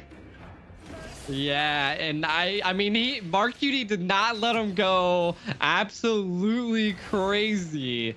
I thought he was going to make it out of there, but it came down to the play that Tarzan kind of went for a little bit of the wrong person. But in the end, it did pay off. So we're going to have to just see a little bit more better decision makings and who you're going for, because sometimes they might escape with that 1 HP there. Again, Mark Cutie has the best time to be able to counter this Phoveus. Don't let the Phoveus be in team fights, and it can be a problem. But the gold lane presence is insane. Yeah, definitely a lot of pressure up there. The side of LEGACi not wanting to put too much pressure in just yet, right? Like, not like we're just going to keep on farming on gold. Tarzan does get that heavy spin onto EXP, able to get the demonic force back, but at this point he is in a bad spot down on the boss side. Mark Cutie is in now. EXP taking a lot of damage, tries to use the demonic force to get out of this, but won't. Tarzan slays him, picks up the kill. Ackerman now sitting at 3-0. 3-0, and not a crazy gold lead, about 1k, but I mean that can make tides, because we're looking at Zia 1-0-0, Tarzan 1-0-0, Mark Cutie 1-0-1. This team is looking good. Nobody's been able to shut them down just yet, and you can see that their micros are on point. They know when to go down, and then bam, look, gold's about to go down. Zia able to secure that kill, now going to be able to take some gold plating off this tower, T-Rex.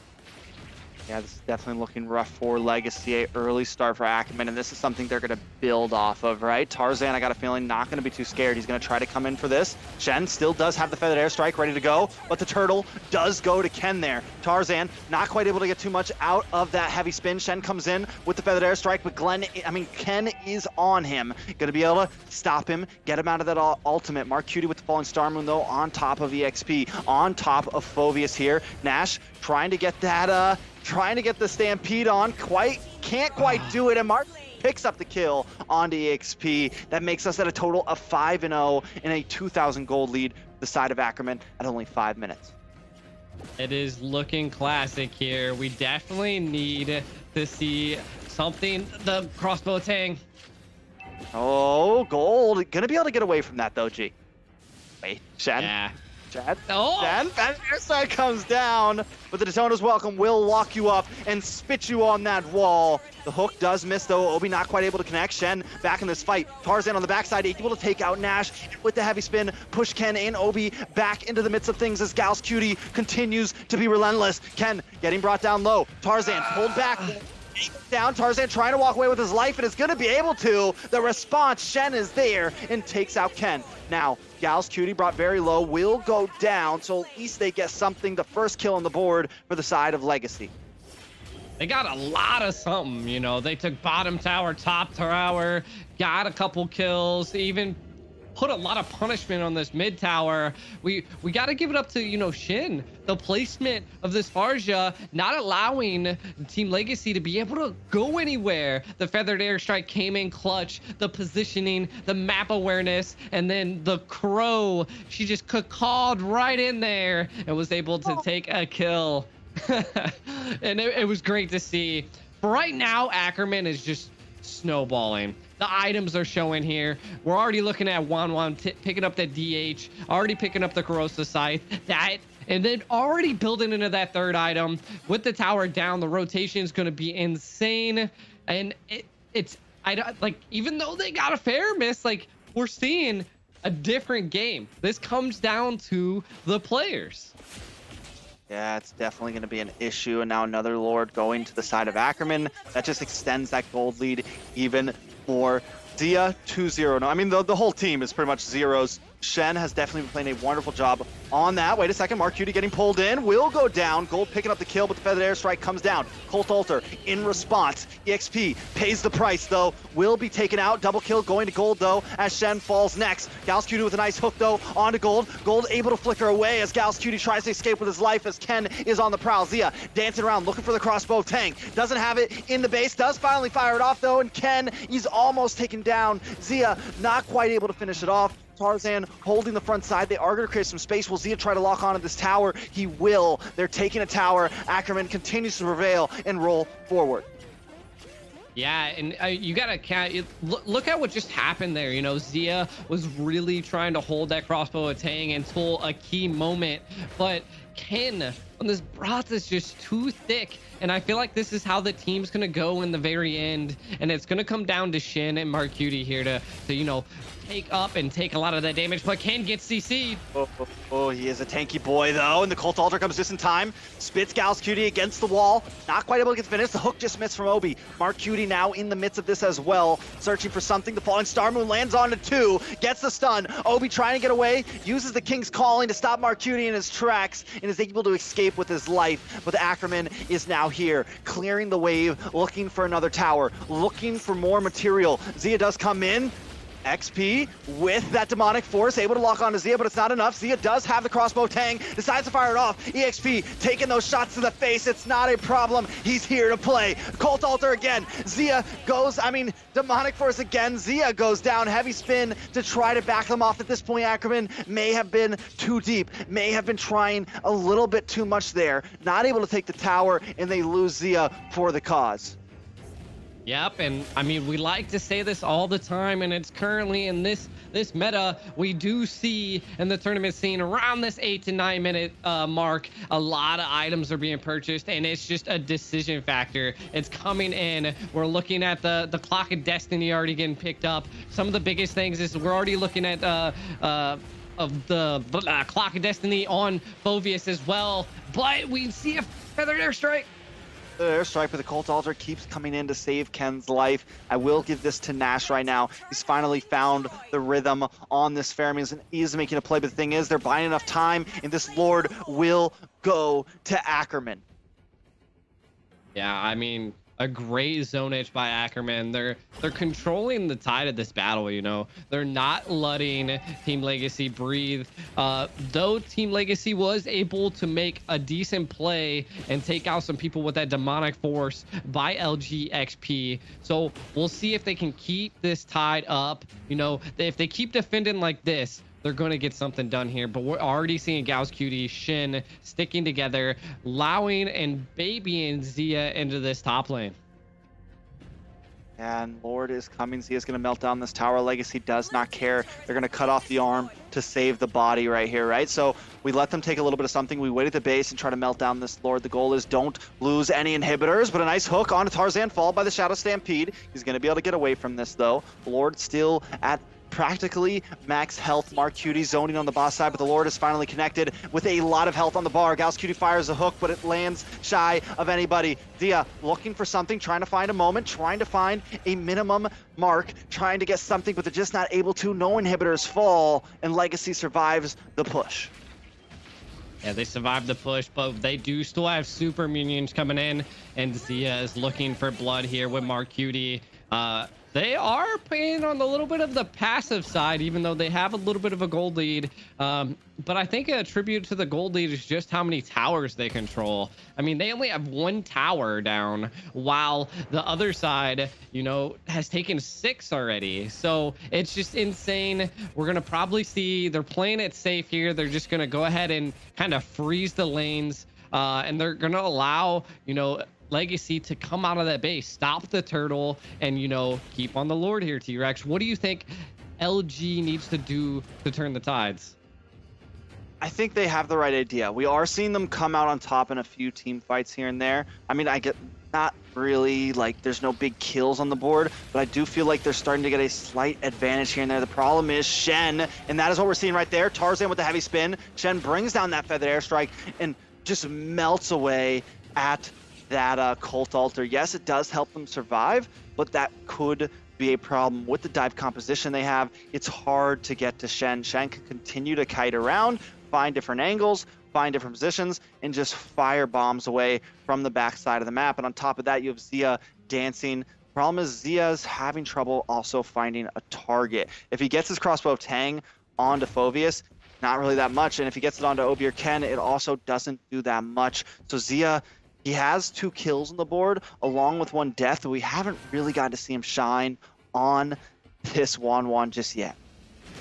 No, and I mean, we're coming into the almost the mid-late game here. The, you know, the second Lord, now a Luminous Lord. This is the point that we need to see LEGACi show a little bit of tenacity and get in there, but Ken is getting pushed hard and gets hooked. Big hook on to Ken there. Ken's gonna go down. Retry off the map. Ackerman gonna have a huge advantage over this. Well, this is happening. Mark Cutie's just playing with Phoveus in the top side right now, keeping him busy. He knows that the rest of the team is at Lord, and he just needs to keep on creating space for his team. Keep up the macro in that top side. Lord will go to Ackerman, and with nothing but inhibitors left, this is gonna be a hard defense for LEGACi.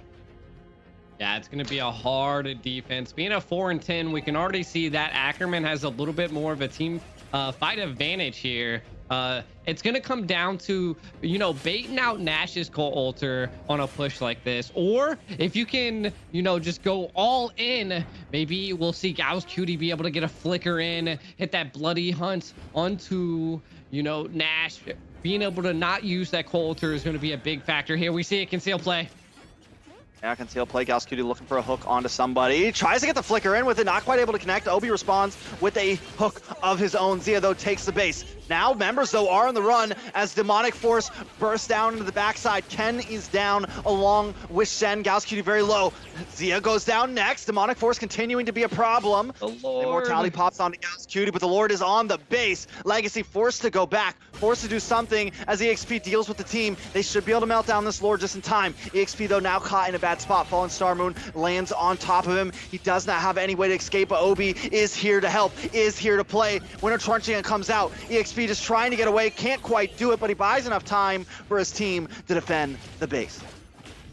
Yeah, and you got to give it up to LEGACi right now. They're responding really well against the Xia, which is why I said it's going to have to come down to Mark Cutie and come down to Shen here. But I can't sleep. Tarzan's doing really good. 5-0-2, absolutely controlling the map, you know. But the side of LEGACi, they have a lot of winter trenches. They're just absolutely stopping Xia from being able to pop off. Every time that crossbow Tang is launched, we've seen someone pump the winter, and like Xia's ultimate is null and void then. So that's a good response on LEGACi's side. Now we're going to have to see them not only bait out the Cult Altar, they're also going to have to be baiting out item abilities.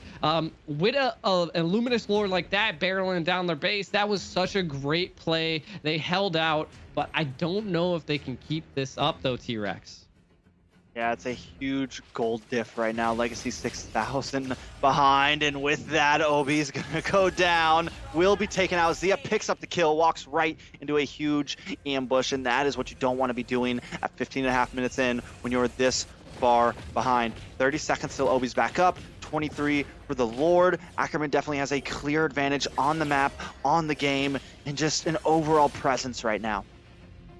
Yeah, and I mean, when you're snowballing this hard, Ken is having a tough time playing this boss. Has no minions to be able to get his stacks, and so is going to play a key role into being able to, you know, contest this Lord. Again, Marcuti doesn't even care, gave vision that their whole team is rotating to the Lord, and now might see a backdoor if they continue, but they're not. They're going to contest the Lord.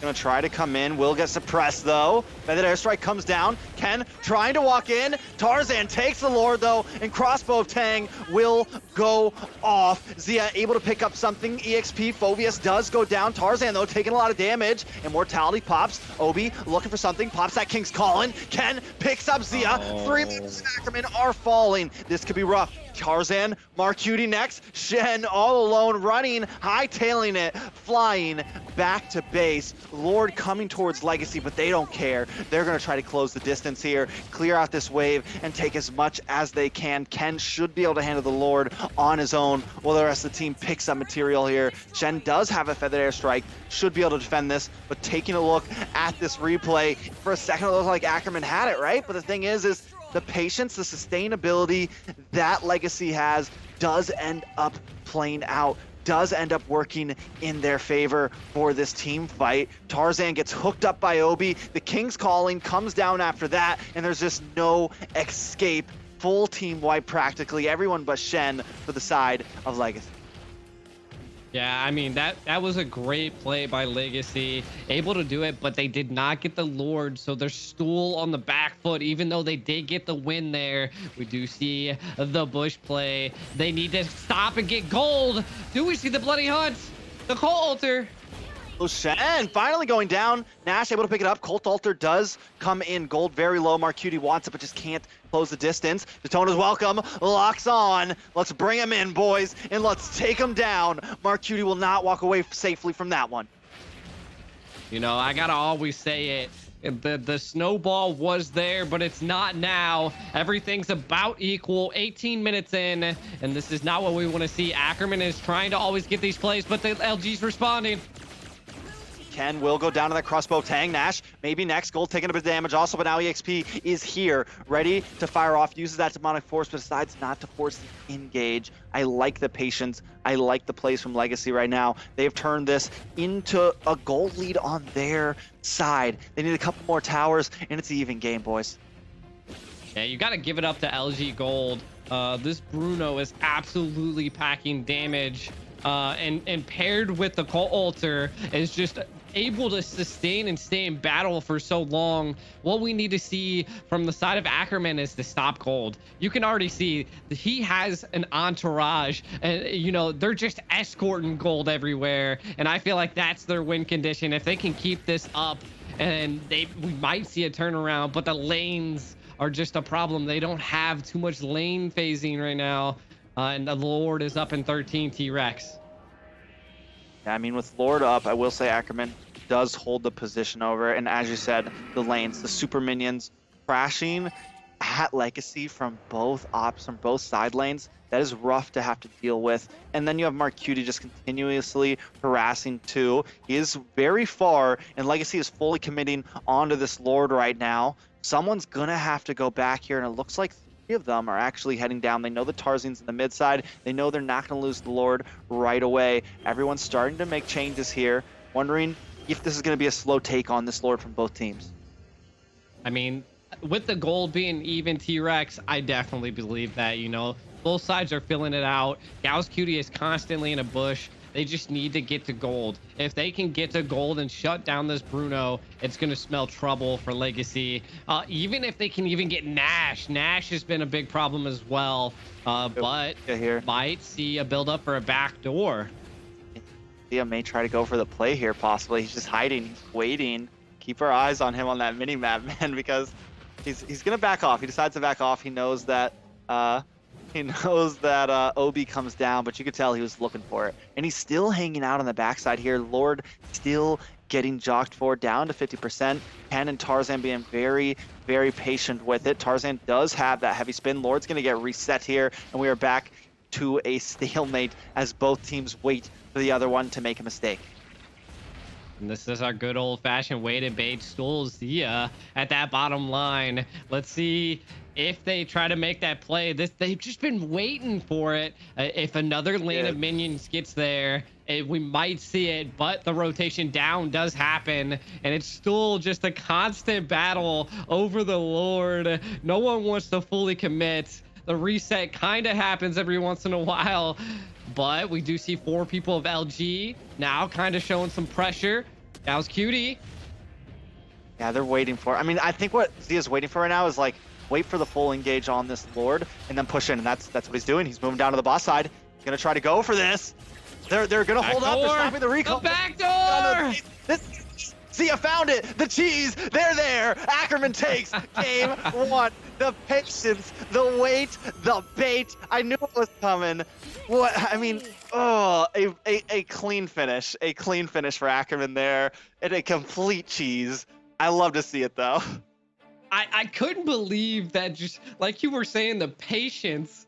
Zia was just there the whole time, and the whole team was communicating to just, you know, bait the Lord, go for it, back off, go for it, back off, and then Zia getting the back door finally.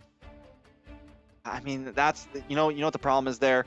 LEGACi, there's a bit of a lack, and they just didn't have eyes on him. And I think with not having eyes, they needed to, like, you know, Obi needed to send out a search party. You know, they had to do something because there's no eyes on Zia. He's not at the Lord pit. He's somewhere on the map.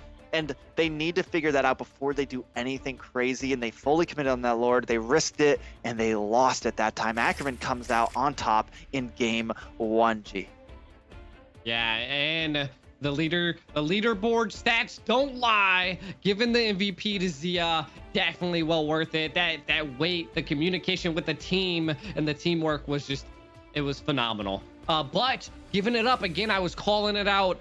Bruno was just so fed. He was dealing so much damage paired with that Cult Altar that if the game would have lasted any longer, we could tell that Ackerman was just like, man, it's being tough to team fight. Let's use a different strategy. And that's exactly what I was like. Oh, we're starting to lose the team fights. We got to do something here. Zia gets that well-deserved MVP for that. But one thing we can take from this game, though, LEGACi came back. They almost took that game. There was a slight, you know, miscalculation there in the end phase, and they lost it, but the opportunities were there. In the early phases, getting dominated, and Shen was one of the reasons for that. Even here, almost goes down, able to flicker away, but just constant, and then even like comes back like one last hit. You know, just Shen on fire this game, along with Zia and the rest of the team, but I really got to give it up to him with his positioning on this Pharsa. And I mentioned it in the draft, he does so well on these high ground mages, knows how to work his way, knows how to really push the limits. Now, LEGACi, on the other hand, it took a little while for Obi to really get a grip, but eventually that Cult Altar came in clutch. And Ken on that Baratz paired up with that, and then just to top it all off, EXP in the back lane with that Phoveus, even right here, causing a lot of damage. Zia just couldn't do anything. Even when he gets the crossbow tang off there was just nothing. EXP making the game changers and almost bringing LEGACi on top in this game here, G.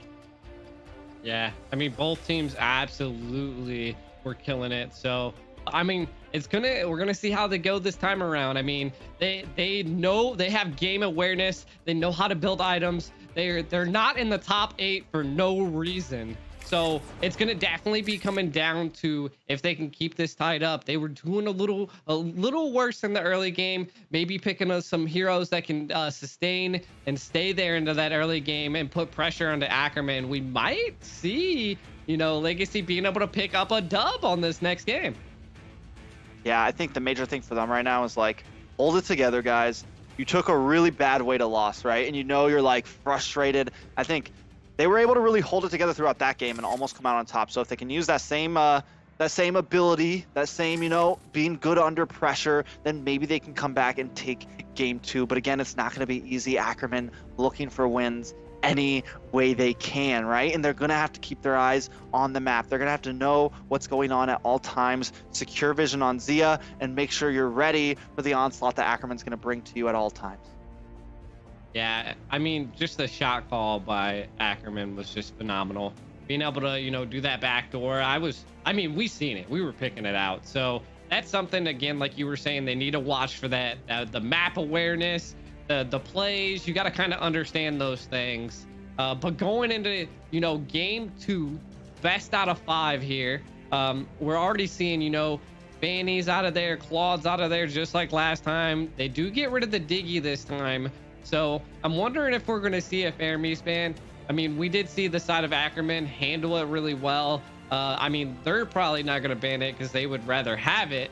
But I don't know. I mean, we're going to have to see LEGACi pull it together in the early game.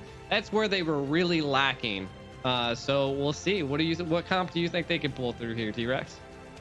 I mean, I don't know if they want to let that Fermis through again this time. I think it was definitely, even though they won that game, they didn't exactly like beat the Fermis. They didn't exactly like beat LEGACi. They did, but they got that back door, right? And when it came down to team fights, we did see LEGACi start winning out a little bit here and there. So I don't know if that's something that they want to give over once again, because if LEGACi learns from their mistakes, they could take a game because of that. Now the ban though does fall to LEGACi. The question is, does LEGACi want to let Fermis through, right? Does LEGACi, when you're in that second position, it's kind of up to you on what you want to leak for the priority of that first pick. 1-1 also open, and Zia, that's another thing. Do you want to let Zia on the 1-1? Yes, it wasn't super effective, but it really forced them to pick that bulky front line because that was the only way they could deal with the 1-1. Yeah, and I mean, of course they don't want to go out of the box and ban the Phobias because then they'll already know that they're attempting to build that 1-1. Of course, LEGACi is really thinking about their ban this side around, and I think it's they didn't do it.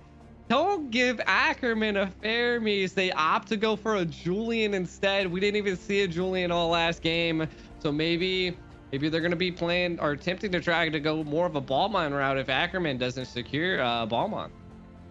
Yeah, maybe they're just giving it up so that they can get, like the 1-1's still open, the Ballmine's open, but Ackerman says, we don't care about your Fermis. Ballman or Tarzan, that's the plan. Pick Fermis. We already beat it with you once, and we're going to try to do it again. Now, LEGACi does have the option to pick up this 1-1, steal it away from Zia, play a bit more aggressive with this draft here, try to take something from Ackerman, along with possibly securing your Fermis. I think it worked well for them last game. There's no reason to not pick it up now. Yeah, with them, and it came into the late game because it just happened to be that they got backdoored. So I mean, they did good with what they had. Again, I just believe they need a little bit of an early game presence. Lilia is still open. They picked the Fermis out of the box. But they need a strong. There it is.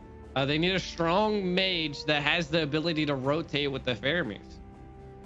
Yeah, she's got 3 lives. She's got the Cult Altar, got the Black Shoes. I mean, that's definitely a decent pair up. Plus you get the speed up from that Cult Altar a little bit, right? You have the possible to gauge and really put on pressure. So I think Obi, if he can use that, right when he hits level 4, maybe try to be aggressive with that Cult Altar and bring that Lilia in, just dropping glooms, and you pair it up with a nice aggressive jungler. Maybe the Paquito, something like that. It could really be a nice something to kind of solidify them in the early mid game stages. Yeah, and of course they pick up Marcuti goes for the Esmeralda, Shin on the Farza. So both of those are great picks to, it's essentially what they picked last time, but they ended up banning the Kai because I suspected that they were going to maybe go with, the Fermis first, but they didn't want to give up that Ballmon. So great picks and bans here. Coming into this third pick by LEGACi, what they could possibly, they're not going to do it because the Fermis is already going to be a tank. But they need to probably pick up a Dairoth here. Yeah, the Dairoth could be solid, and it could get banned out. If you can run it against Marcuti, because Marcuti on the Esmeralda last game, he was a problem. He was creating space for his team regularly. They just lock in the jungler first, bringing the Basha. Not something we see all the time now. Was a very popular jungle for a while there, but with the Paquito open, I think that could have been a better choice possibly. Yes, the Basha does counter the Esmeralda a bit with that Fortis Puissance, but I don't know if that's going to be enough, right? And you had, like you said, you have EXP lane options to counter the Esmeralda, but instead you rely, you give up the aggression of your jungler, some possible power to deal with the Ballman. Yeah, and I mean, they again kind of building off you were saying his passive being able to, you know, do a little bit of that anti-heal and stop. I mean, I think that kind of can come into play towards a Balmon and Esmeralda. So it's kind of on the edge, but again, it's going to just come down to how well it can be executed to go against a team like Ackerman. And not only that, I mean, they still again have this Fermis, and it's just gonna, I want to see what they can do. They need to definitely watch for the back door this time around. They have the mobility, and the one thing I do see that they are lacking though is crowd control. Both teams are lacking solid crowd control, and they're more sustainable. So we'll see how they go here. We are going into our last ban. They do get rid of the Wan to stop Zia. So there's a few options open, but they still don't even have their gold lane. So they're also chipping away at their options. So this is going to be interesting. Definitely a few options, right? Like the Brody, the Clint, the Beatrix open. There's, I mean, but definitely not what we've been for the past of the night. And I think it's been interesting how gold lanes, like we've been seeing the bans just pop up for them recently in the most recent patches. Now the Beatrix is no longer a threat. Like now the Beatrix isn't like the main and all be all. You're now seeing like Claude, Wan, Bruno, Clint's on there right now. I mean, there's Ackerman really homing in on it. LEGACi should probably pick something up now. You know, maybe go for the Brody, go for the Airthil, get something in there now before Ackerman takes what you want away. Yeah, and I think they're, again, just waiting this long, it kind of makes it a little hard for them. And like you said, they did go for it. You know, they go for the Brody, which now, you know, one of the good things that could, you know, be a little bit of a counter to the Brody is the Ithriel being able to run around and shoot around Brody. So we'll see if that comes into play. Ooh, what I was saying, even Melissa slipped through. We let that get through, but we are seeing Gals Cutie on a show. I was saying it. Yeah, about the Melissa, man. That's like guaranteed end game for the side of Ackerman, right? You also have early game with this Balmond, Esmeralda, and Cho to top it off to help you give some invading and just thrive off of that early game spike that Ackerman can bring, and we know they can bring. Looking at the side of LEGACi, EXP picks up the Benedetta. Been becoming a lot more of a popular pick, and if you can use it well, I think it can deal with the Esmeralda. You can be proactive on the map, you can out-rotate a little bit, get to that mid lane and be a bit more involved in some of these team fights to maybe alleviate some of the pressure that Ackerman may try to bring early on. LEGACi, though, I think they have a decent, like, they can be aggressive in the early side too. They just need to do it, right? That's kind of been the story tonight. Be aggressive, man. If the other team, like, you know, the Valley versus Gosu, we want Gosu to be aggressive early on. Match them head on, and I think that's what LEGACi needs to do here too. Yeah, and I mean, we'll see how it definitely comes out. Last time we seen a Franco, now we're into a Cho. I wonder who they're gonna really target here. If I had to, you know, build some anticipation, I would definitely say that they need to target gold here, T-Rex. And let's see who they target as we jump into game 2 of Ackerman going against LEGACi. Only one team can prevail in this best of 5. The other will go to the lowest bracket. If you're just joining, Ackerman is up by 1 game right now. LEGACi fighting from the back end. Fighting from the back end, yes. And we are seeing that they're not trying to, you know, help and babysit the gold lane just because of how strong it is. It looks like Obi might already be in a problem here again. But Gals Cutie, the roam, the control, everything map-wise is just, it's going to be insane. But, I mean, Ackerman has the Balmon, so objectives are going to be huge here. All Gals Cutie's given vision to the map. What do you think is going to be their win conditions here, T-Rex? The side of LEGACi, I think LEGACi needs to try to like hold off on this a bit, but also maybe try to make some picks themselves. If they can bait Gals Cutie is going to be aggressive, right? He always is going to try to be in your face. If they can bait him in, take advantage of that.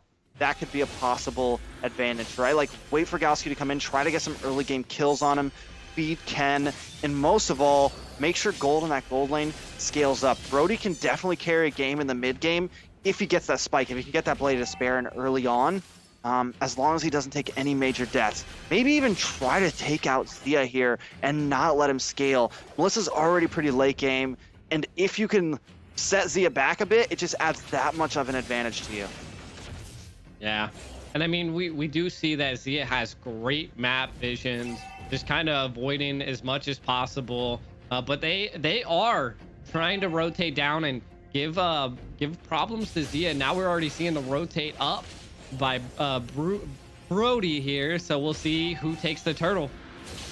Yeah, Turtle is getting started by Tarzan right now. He's going to have the advantage with this lethal counter. Oh, nice kick. Tarzan able to secure the turtle. Shen brings down that feathered airstrike, but they are locked onto him. He's going to go down here. Shen pays the price. EXP picks up the kill. It's a 1-4-0 trade to LEGACi, but make that a 1-for-1. No, EXP able to get away. Turtle goes to the side of Ackerman, but LEGACi takes out a member of Ackerman. Overall, a decent trade for both teams.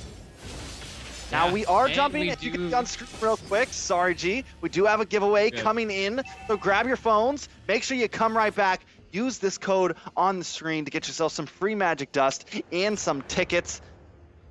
Make sure you're ready for this, because it is limited, first 50 users, make sure you use it now, guys.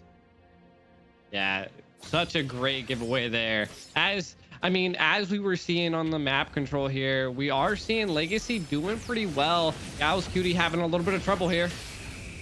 Oh, Gal's Cutie brought low, and these are the baits that he needs to be careful for. Shen still outputting some damage. Nothing too major just yet, though. Wait, Tarzan trying to find an angle up there. Oh, just misses the lethal counter. I think he should have gone into Obi instead, but who knows? We're in the breath of the moment, G. Yeah, I mean, I was thinking the same thing. I felt like he definitely used that lethal counter on the wrong person, but they're still going at it everywhere. The teams don't want to give up, but I mean, we're seeing that LEGACi has good team fights. The way the dragon does go off on gold, but not to secure anything yet. Yeah, is there though, ready to put some damage. Torn apart memories goes off. Gal's Cutie able to get away though. Shen picks up the kill onto Ken. Now they're gonna hightail it, retreat. We got what we wanted. The EXP doesn't want to let him get away though. Can't quite catch him. Ackerman steals that kill, walks away up the map, holding a 1,000 gold lead right now. And wait a second. Push here. Yeah. Trying to do something. Shen with the wings by wings off the map. EXP now in a bad spot. Zia looking for something. Can he pick up the kill? Gal's Cutie. Tarzan's there waiting. You're not escaping this jungle alive. You're going down. Lord. Turtle now back on the map, G. Yeah. I mean, we're seeing some crazy fights here. I definitely think LEGACi is overextending just a tad bit. They're feeling a little cocky here. Yeah, I mean, it's 2 against 4 right now. Gal's Cutie gonna get picked off there. Obi securing that kill for his team. 2-2. The thing is yes, Ackerman's feeling a little cocky, but they have the gold lead. They're controlling the map. They take a death here and there, but it just feels like they're kind of winning right now. I mean, the snowball could possibly be in effect here. You got to kind of give it up to, again, Mark Cutie on this Esmeralda. I don't think Esmeralda's ever left the lane just yet. Being able to secure a decent amount of gold off of that top lane. But again, you got to give it up to Zia, giving a lot of assists. We can see that Zia is building into that Berserker Fury here, as well as a fight going on. Oh, nice way of the dragon onto gold there. Zia now looking for some damage to output. Is in a bad spot though. Nash trying to get him down. Zia able to escape with just a sliver of health, get some health back, maybe even try to re-engage here. Gal's Cutie creating a bit of space. The rest of the team's disengaged. Still a 2-2 on the map, but here comes the XP. Final blow comes in. Can't quite connect. Eye for an eye. Takes out Zia. Trying to look for Gal's Cutie now. Goes on the tower and Shen finishes the job. But Ken is here now. Obi also going down to Tarzan up on the far side. Able to pick up something. They are definitely going blow for right now. G, it's 4-3, 6 minutes in. We got us a game. Yeah, they're going blow for blow, but they're not focusing on objectives. And the main thing that we're seeing here is it's interesting, you know. I mean, we have Esmeralda, you know, picking up a decent amount of defense, trying to mediate between magic and damage. But the biggest thing is that Zia's going to be popping off here soon, and so is Brody, not even completing his boots yet. We'll say Brody is a little bit ahead, right? 0-0 and 0. Zia has taken a death. Thing is, Ackerman finally is locking on some objectives. They're going to take that mid lane. Shed should be able to get away from Ken here.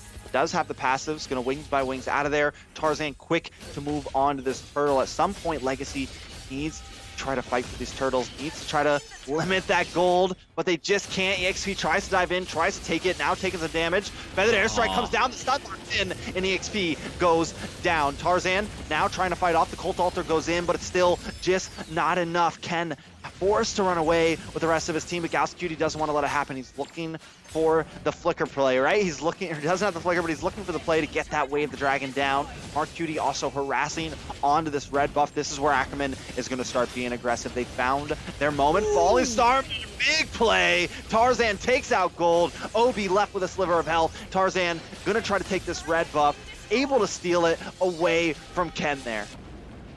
Yeah, and I mean, again, this is what I'm saying, that they're just falling all right into Ackerman. The way the dragon connects on Ken, and we're seeing Ackerman being able to take that pick there. The objective control by LEGACi is a little lackluster. They're just letting the lanes come in. They're rotating too much into Ackerman. So we're gonna see if they can keep this up. But it is 7-3 now. They had a little bit of that early game, and now they're falling off into this mid game. T-Rex.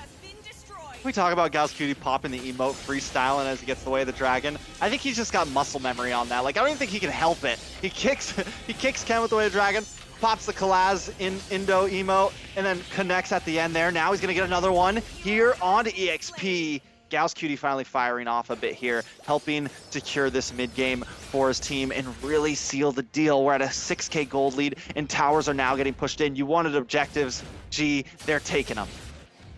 Yeah, it does seem like Nash is having a little bit of trouble on this Lilia, and I'm not quite sure why, you know, because that is a strong mage. But again, Shin is the responder to that, being 4-1-1. The Farja, they just don't have anybody that can get to the back line besides Ken or XP, and that's just not enough to catch that crow. Calling away, Marcuti is just too thick, while all of them are attempting to stop that zoning into the top lane. The Lord is now up, and it looks like they've already zoned it out enough that Ackerman's going to get it uncontested here.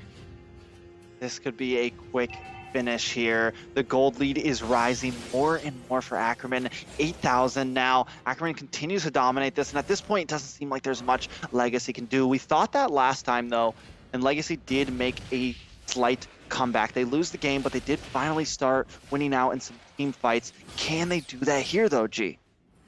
I mean, we'll see. We'll see. I mean, they do have the Cult Altar, which gives them defense. I just don't think they have the power just yet, since Nash is so underfarmed, being 0-0 and 2. Not enough kills, but the pullback on Gosu. Gosu goes a little too deep there. Will go down for that play, but they're able to take Obi along with it.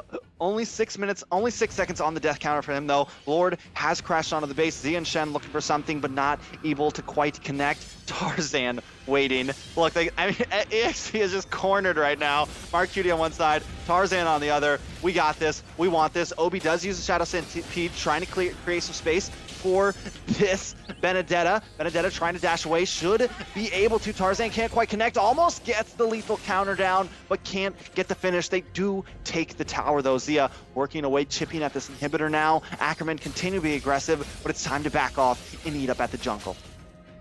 Yeah, I mean, this is the moment that we need to see Ackerman kind of freeze it up and stop giving gold to LEGACi, because they're gonna definitely be waiting for this next Lord in 87 seconds.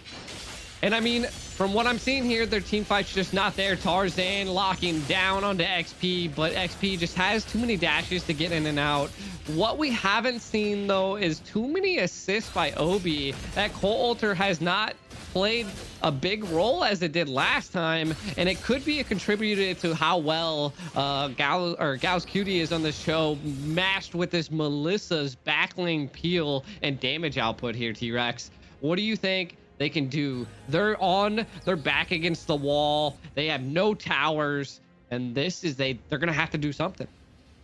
I mean, the problem is for LEGACi is they don't have any like big set potential, right? Like they don't have an Atlas. They don't have something that can like change a game's tides in one major play, right? They don't have, they put their eggs onto Obi right now with this Fermis, and with that, it's not going to be easy, but they are trying to make something here against Mark Cutie. Can 4 members take down one of Ackerman? Mark Cutie on the run, will get stunned up there. Gold also trying to stun him. They decide to back off. Mark Cutie, though, is here to zone, here to play. Falling Star Moon back into the fray, ready to make something happen. Mark Cutie creating space, and now the rest of the team is here. Tarzan coming into the back line. Gals Cutie is here as well. Way of the Dragon has not been popped yet, but we know we're going to see one coming. Shen brings down the Feathered Airstrike, and Colt Alter has run out. EXP, though, into the backside with that Electo final blow. Able to take out Shen. A nice play from him, but now he's caught in the midst. Ken goes down on the backside. It's a 2-for-2 currently, but now make it 3 as XP tries to get away. Fallen Star Moon just misses. Eye for an eye to try to go, but Gals Cutie flickers in, and Mark Cutie picks up the kill. Make that a 3-for-2. Ackerman stands on top. Lord on the map, and a retry for the side of Ackerman is ready to go. Yeah, I mean, we got to give it up to them. They put a lot of pressure in. They tried to take out Mark Cutie, and then, as you can see, they try to utilize that insane overstay and attempting to try to get Mark Cutie, but Gold's getting a lot of pressure. They just can't stop Mark Cutie's zoning. Are they going? Disgusting. That is disgusting. The fact that he's just sitting there bullying them like that is, yes, he dies. That is so disgusting, G. I mean, just the sustainability. That's just how the snowball happens. You know, Mark Cutie stayed into that XP lane, deep into the late game, you know, which is what we're getting into now. But Gals Cutie, Colt Alter to try to save him, but Obi will go down here. Maybe not. A little bit of health. Still up. Tarzan with the little counter ends up securing it, and now the rest of the team is on the run. Even when Ken comes around from the backside, just can't quite finish it. Gals Cutie does get the knock-up. Doesn't have the ultimate, so can't make a big play, but those picks continue to come. Obi at a 10-second death counter. Lord will just make it right around the time he spawns up, so they have enough time for a defense on this, but the minions are here. Electo final blow coming in, trying to get the clear. Gals Cutie gets a knock up, stopping EXP in his tracks. Ken rolling around, looking for maybe a moment. The Lord has connected, and the inhibitor will go down. Feathered Airstrike from Ken. Obi gets the pull to stop the Feathered Airstrike, though. Obi, though, too deep. Way of the Dragon kills him off. That's one down. Can they finish this off? Ackerman coming in. Lord, he's connected on the base. Tarzan holds the front line. Mark Cutie finally showing up. Tarzan forced into the immortality, but the Feathered Airstrike comes down, and down goes Gold. Lord still connected. Zia picks up that. Ken goes down next. This will be it. Full team wipe, and the base will be the final one to fall as Ackerman takes game 2. Game 2 in the bag. GG's Ackerman. Such a great game. They played very well, and I mean, you gotta be. We suspected, you know, that LEGACi might have been able to pull it back from what they were doing in the first game, but the second game was looking even crazier. You know, I have to give it out to Gals Cutie, you know, just absolutely punishing that team. I mean, in the very beginning, I was a little worried about Gals, but towards the mid to end, just when we were thinking maybe LEGACi can like pull a late game again, he just started making plays, kicks left and right, showed why a lot of teams can ban the Cho. And I'm not talking like any team, like big teams like the Valley, teams like, you know, teams of, when he was playing for Area 77, that was a popular first round ban against him, just because we know how fierce it can be. I was a little worried about it, but gee, you were right. Definitely put on a great show. Definitely a great show. Now looking at the item builds and the player stats here, I definitely give MVP to Tarzan. Just the Ballmon's position, I don't even think he took a death. Having that 13 KD, just absolutely, and we can just see the damage difference from the side of Ackerman. I mean, almost a 60k damage difference, and the gold lead. Nash, though, securing the MVP, you know, was having some trouble into the early game, but doing pretty good coming into that late game, but still giving the win to Ackerman. Yeah, I mean, everyone on the side of Ackerman, it's so hard to pick an MVP for them because I feel like all of them play their part Mark Cutie even always harassing, taking some deaths, but doing it at the right time, making sure the Lord goes to the team, right? And even Zia, able to hold down the lane, able to do his thing, takes a death early on, but still stays strong and outputs some decent damage. Now, taking a look at some of the replays from these game already, objectives, turtles, consistently going to the side of Ackerman, and this is what just built them up, right? This is what created the space they needed in that early game to really just snowball in throughout the rest of the game. Yeah, and I mean, just look at it.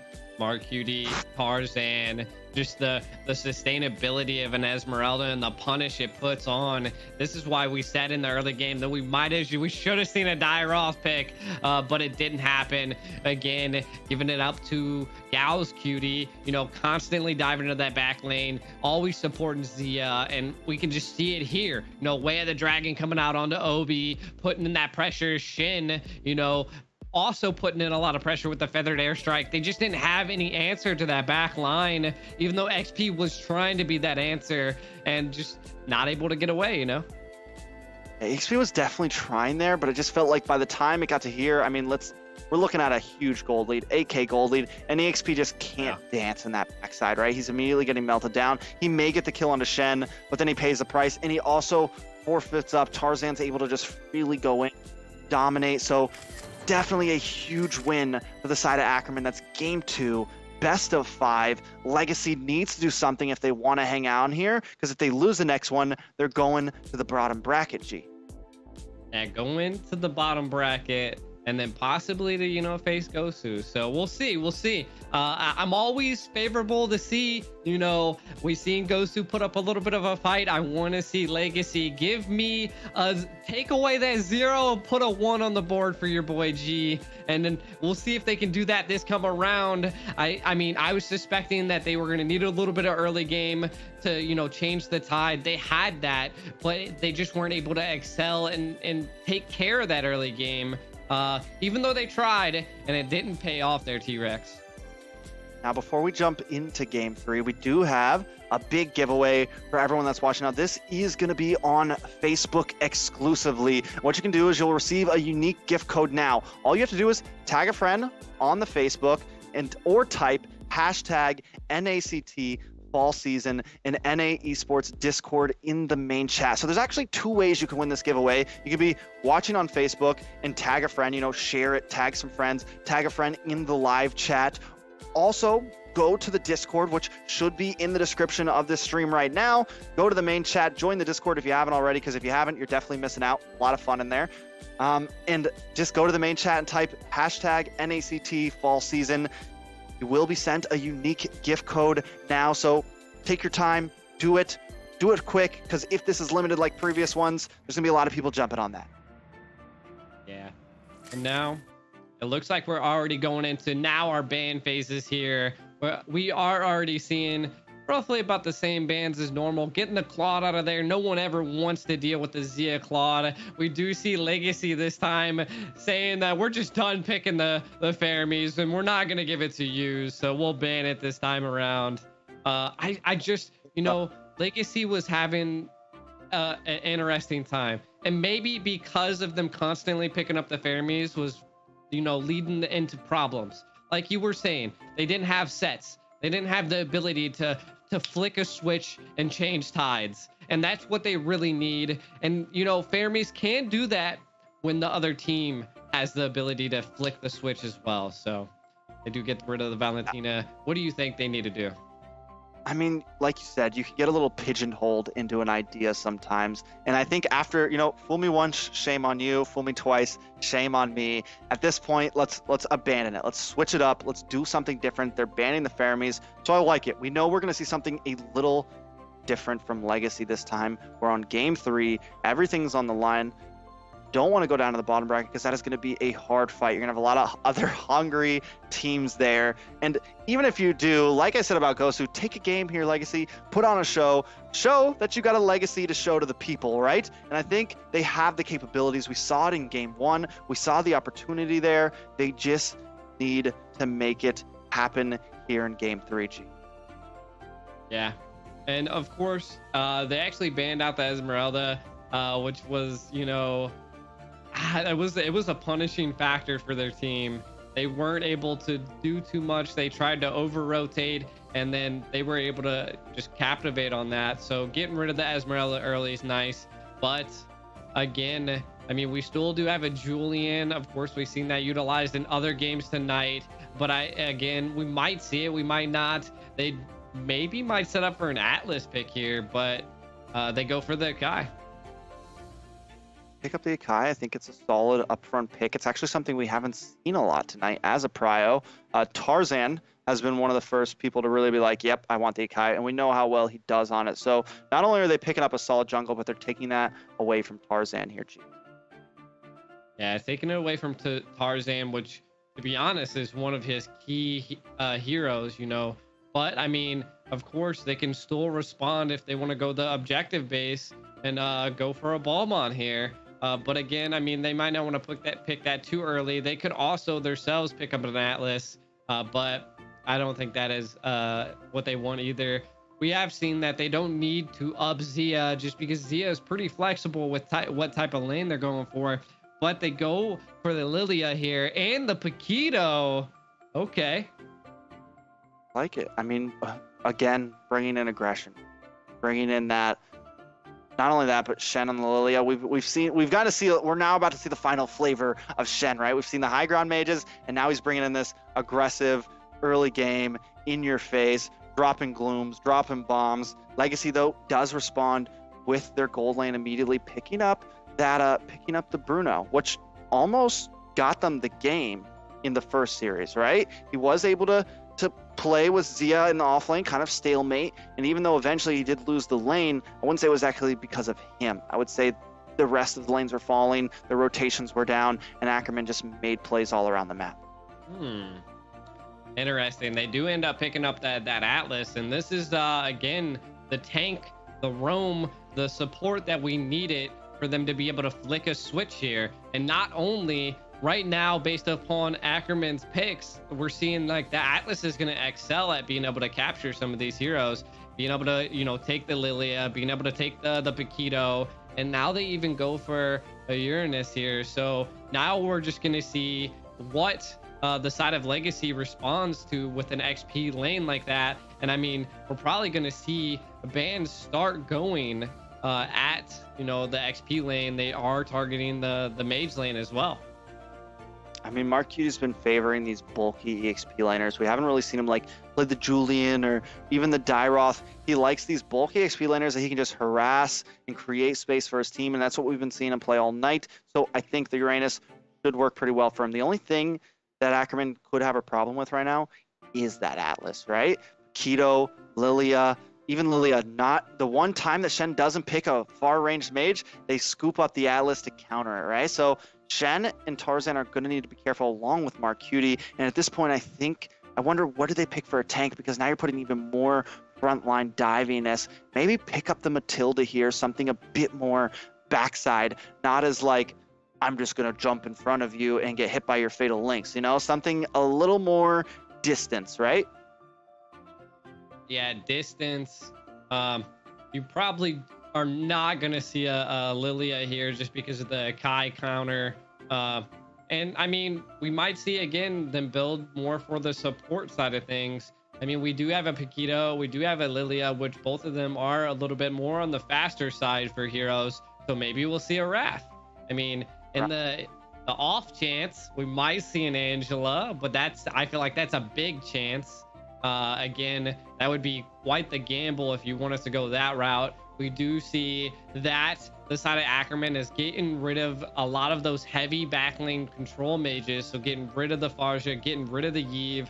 Both of them have that control into peeling the backline, and they have a really strong front line.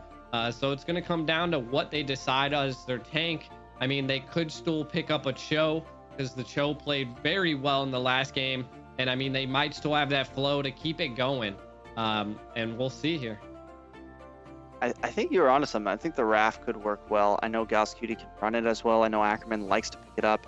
And you can use that Holy Baptism to stop the Atlas in his tracks. He's coming at you. Same thing. If you time it well, use it against a Kai if he tries to come in with that headbutt, right? And tries to make a big play. So, but instead, They go for exactly what I kind of was worried about. Now, the Grok can still play, but they're going to have to be careful here. Once again, you have 4 heroes that are very divey going up against an Atlas. OB could definitely flick the switch, as we've been saying, and possibly turn the tides of a game here.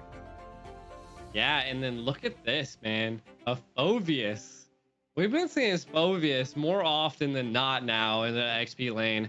I'm not sure if it's what they really would want, but it seems like they might be trying to secure some of this late game because they do pick up a Sicilian as well, which is going to be interesting because every game's been kind of ending pretty fast. So we're going to have to see the Sicilian, pop off, use some of those Hawes Claws to control the battle. But also another side of things is GausCutie picking up this Grok.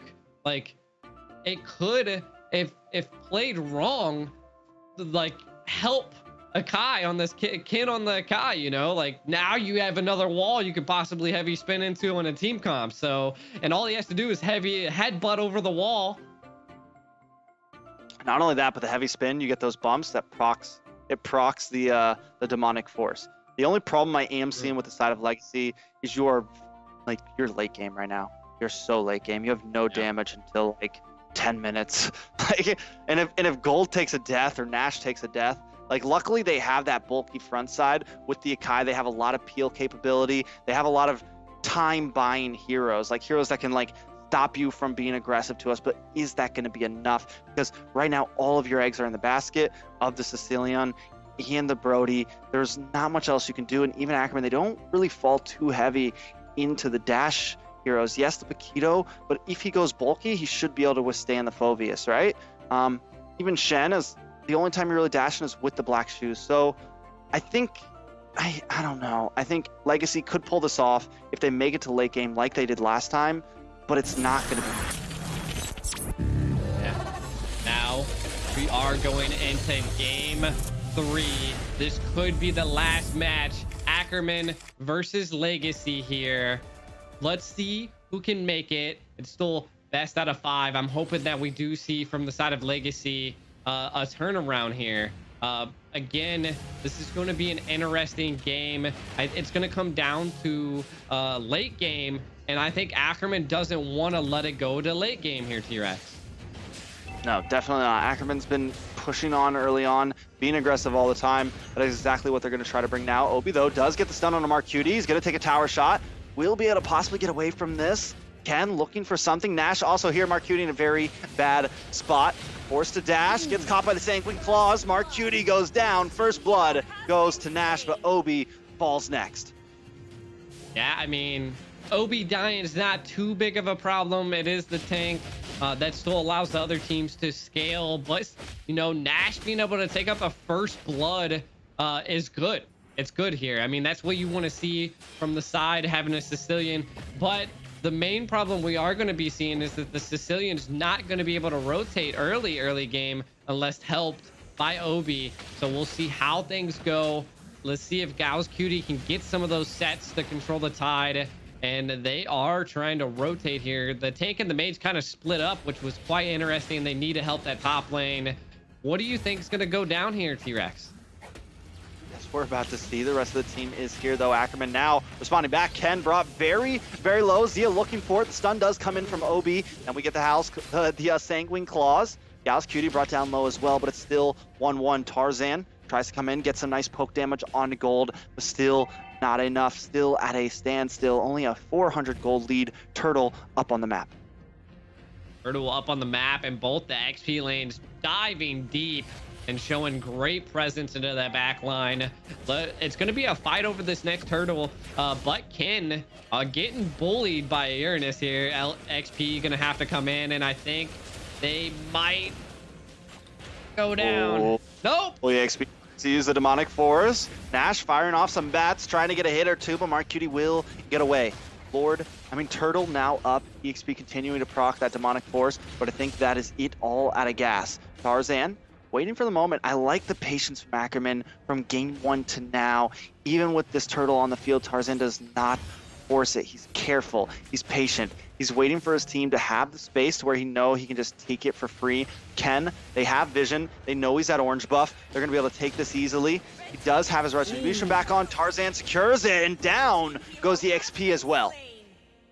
See, that was such a great macro play, you know, just slowly taking that turtle just because they knew they had it, and then it kind of like forced the curiosity out of XP there to kind of go look at the turtle and see what was going on, and then he paid for it. The curiosity kills the cat there, T-Rex.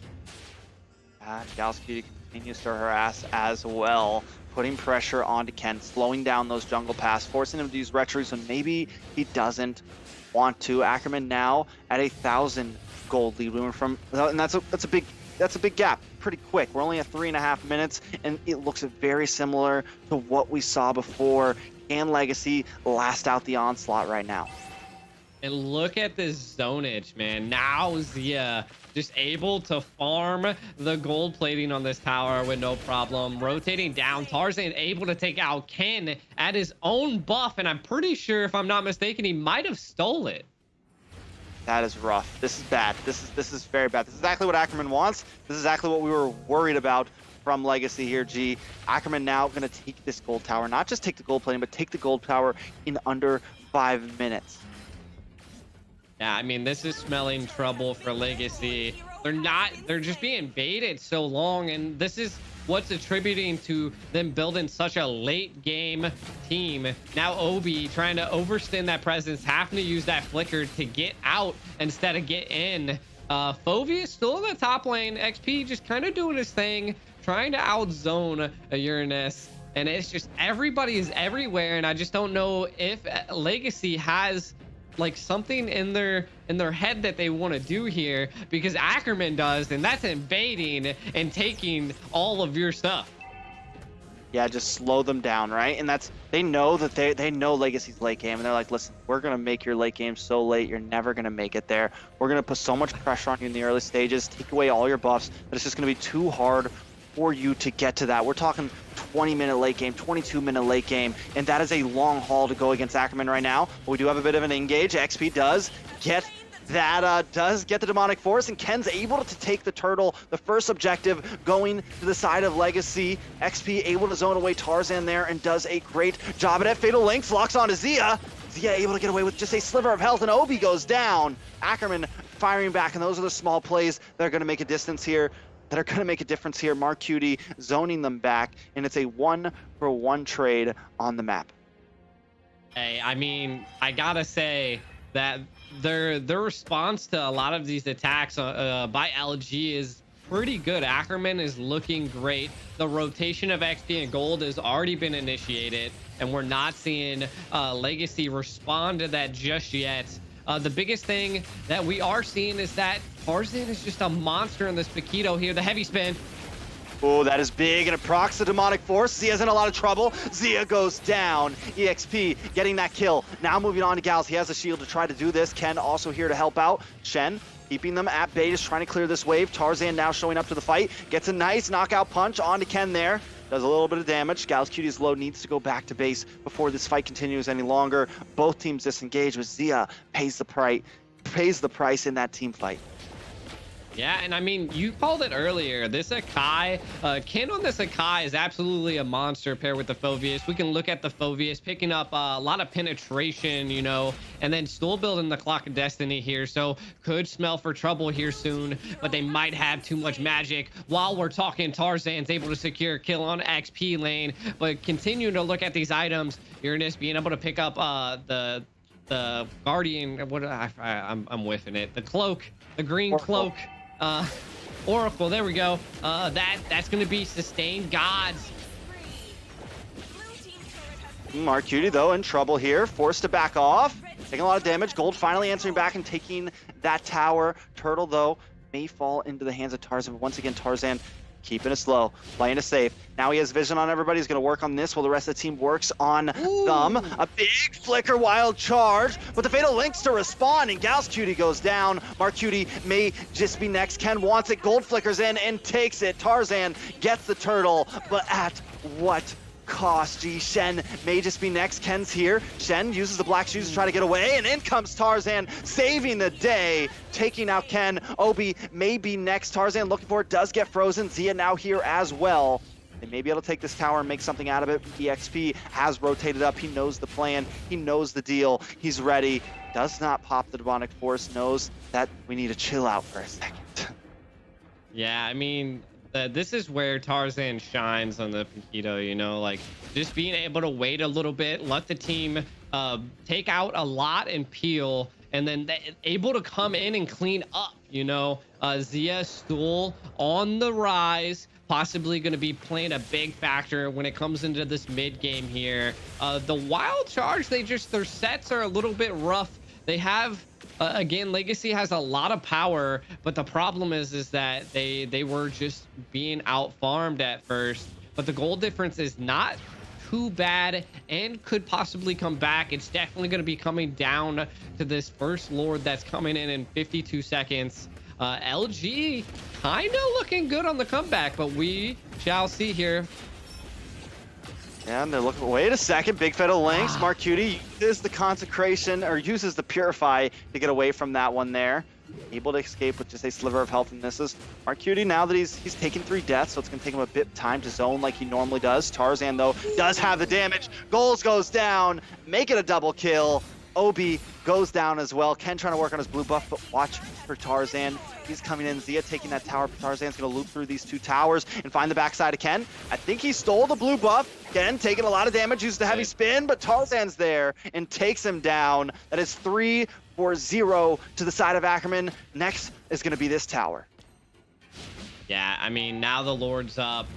Quite a bit of LG is down. They take the mid tower. This is, I feel like, going to be free range for a Lord. Marcuti still just doing his Goliath thing in the bottom lane, taking as much as he can, kind of forcing them to look at him instead of the Lord.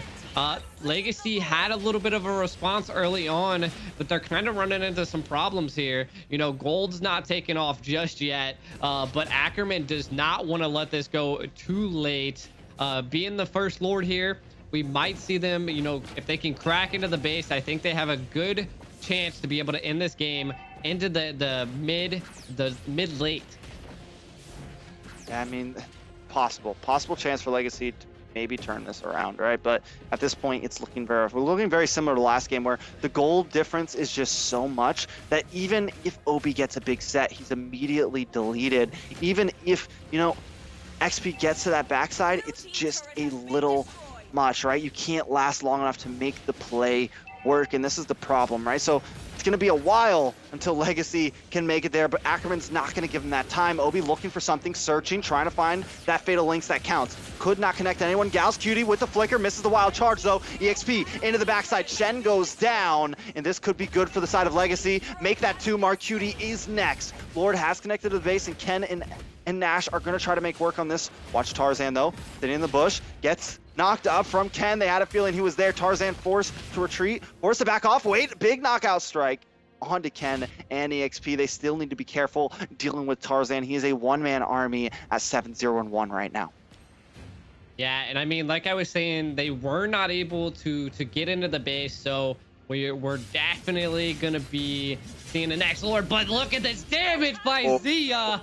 Able to absolutely eat Obi, and this is not what we want to see. But in the meantime, we did see LG Gold being able to pick up that the malicious roar, putting down that penetration that they're going to be needing here for another push. It's going to come down again to the next Lord. Like you were saying, we already just seen the damage output there. If anytime Obi goes in, they just don't have that sustainability. They don't have the defense built up just yet to be able to eat that damage, T-Rex. And we were worried about LEGACi's late game, but the thing is Ackerman has a trick up their sleeve. Zia is going to be a monster in the late game, and then they have the sustainability to create space for Zia, right? They have this Grok, they have Tarzan with the CC, and then they have Mark Cutie to zone, so they should be able to do this. Wait, Tarzan 1v1 against EXP. Can't quite get the kill. Mark Cutie has showed up though. Obi trying to save the day, but EXP will go down. Can Mark Cutie get away from this? Pops Consecration. Uses the Purify, but just goes down. Too much damage. Gold picks up the kill. Yeah, I mean, this is interesting, as well as seeing Tarzan holding out.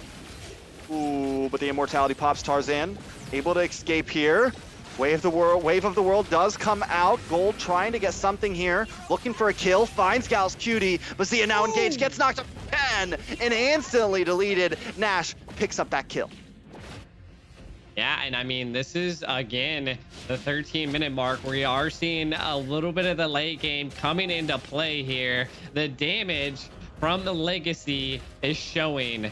They might not have too many towers, but they are showing that they've come to play. It's going to be the brawl over the next Lord here. Who do you think has it, T-Rex? I mean, LEGACi's starting to look a little bit good. They're starting to make some plays. Shen uses the black shoes. Ken does zone out Tarzan. Lord will get worked on. Ken moves back, picks up the retreat, and takes the Lord. Next Lord of the game does go to the side of LEGACi, and they also take out Shen and Tarzan. This is a huge play for LEGACi, coming back at the 14-minute mark. Yeah, and I mean, Mark Cutie just goes full force into the Lord while the whole team is pushing into mid. Gal's Cutie is trying to, you know, defend as much as possible. Ken able to get on him. Yeah, Gal's Cutie brought very, very low. This could be it. LEGACi could take game 3 here. Everybody at the base. Lord still coming. Mark Cutie trying to zone up towards the XP. Now Gold is locking on. A nice knock up onto Mark Cutie there. Heavy spin comes out. Zia trying to melt away though. Ackerman making a response here. This could be bad. EXP does use that demonic force. Shen uses the black shoes, procs on demonic force again, but Ackerman survives this push right here. XP brought very, very low. Trying to go into the tower, uses it one last time, but it's not enough. He's gonna get taken out. Tarzan gets that kill, and the Lord gets melted down. Ackerman defends themselves on that push, but the inhibitors have been cracked. And you gotta see it again. This happened into the first game, right? The gold lead is now shift. It is now into LEGACi's favor. They were able to clean up a lot of turrets with that Lord push, and it's a great play. They even cracked into Ackerman's base. So we need to see some type of response from Ackerman, and I feel like they needed to end the game earlier, but they just weren't able to. Now having to deal with this late game, but a stun. When the heavy spin comes in, big fatal link, Sanguine Claws to wrap it up, and Zia goes down. Now Gal's Cutie on the run, but Gold is on the trail. The damage is there. Immortality comes up, but it's not going to be enough. Gal's Cutie will be next on the chopping block. 2 members of Ackerman have fallen. Tarzan on the backside, EXP chasing him down. Demonic Force procs. Tarzan gonna proc it again. Tries to get the knockout punch, but the damage may be too much. Tarzan just trying to run away with his life, proccing it every time, but he goes down. 3 members collapse, and that is another kill, a 3-for-0 trade for the side of LEGACi. And now the late game has been achieved, guys. We are seeing LEGACi absolutely dominate, and they might be attempting to try to end the game, but 2 people from the side of Ackerman is about to come up, and I don't know if they'll be able to end it. They have 34 seconds to the next Lord, so it isn't a detrimental play by Ackerman, but they're definitely gonna have to change the tide here. Gal's Cutie wanted to check that bush, but they heard how much combat was going on in there, and they said, we're not walking into that bush. The biggest thing that I am seeing is that Tarzan is kind of lacking in some of the team fights and more trying to clean up versus going in and dealing damage. But again, Zia still hasn't taken off as well. I just don't know if they have the ability to end this. They don't really have any of that backline peel to be able to get to the Sicilian, and Nash is just absolutely killing and hurting Ackerman right now. And now they're pushing for the Lord here. I might be uncontested because Piquito is way too high up in the lane here. And this is not good for Ackerman. Yeah, Gal's Cutie also taking a lot of damage, trying to get some vision for his team.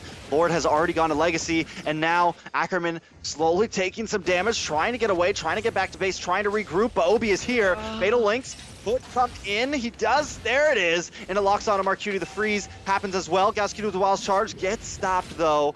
Gets stopped in his tracks. No big knock-up. No big play. And beautiful response from Ken there, and once again, Obi making it happen. Tarzan on the backside trying to lock on to Gold up at the top side. Able to pick up the kill. Immortality pops. Tarzan does not finish him off.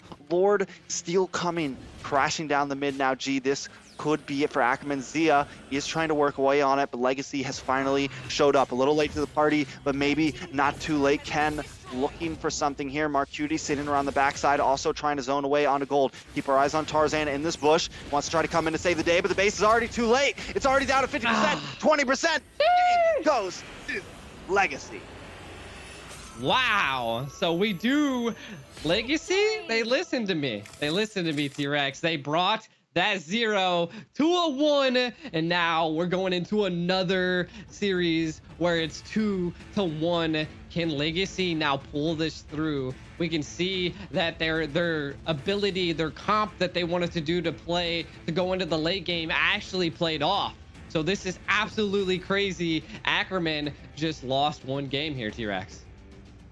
Yeah, I mean, I would say that LEGACi really, they honed it down. They got it down to a little bit of a science. They were able to stretch it out and even make Christmas come a little bit early. I did not expect their late game to come at the 14-minute mark. I thought it was going to be more like 16, 17 minutes, but they were able to just pull in, and then they had the lead. Once they got that big team wipe, it was just clean from there, and it seemed like there was nothing the Valley could do.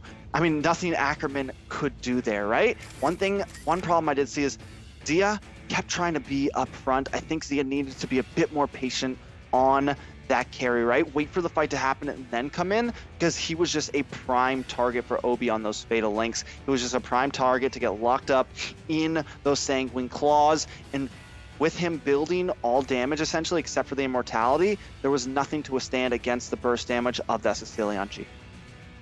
Yeah, and I mean, they're just, again, that combination of a Phoveus, a Kai, actually played off, and then Obi, they just had so many sets and so much peel that Ackerman just could not handle it. And their side, the only person they really had was a couple knockups, and they were lacking a lot of that heavy CC that LEGACi had. So we've seen it.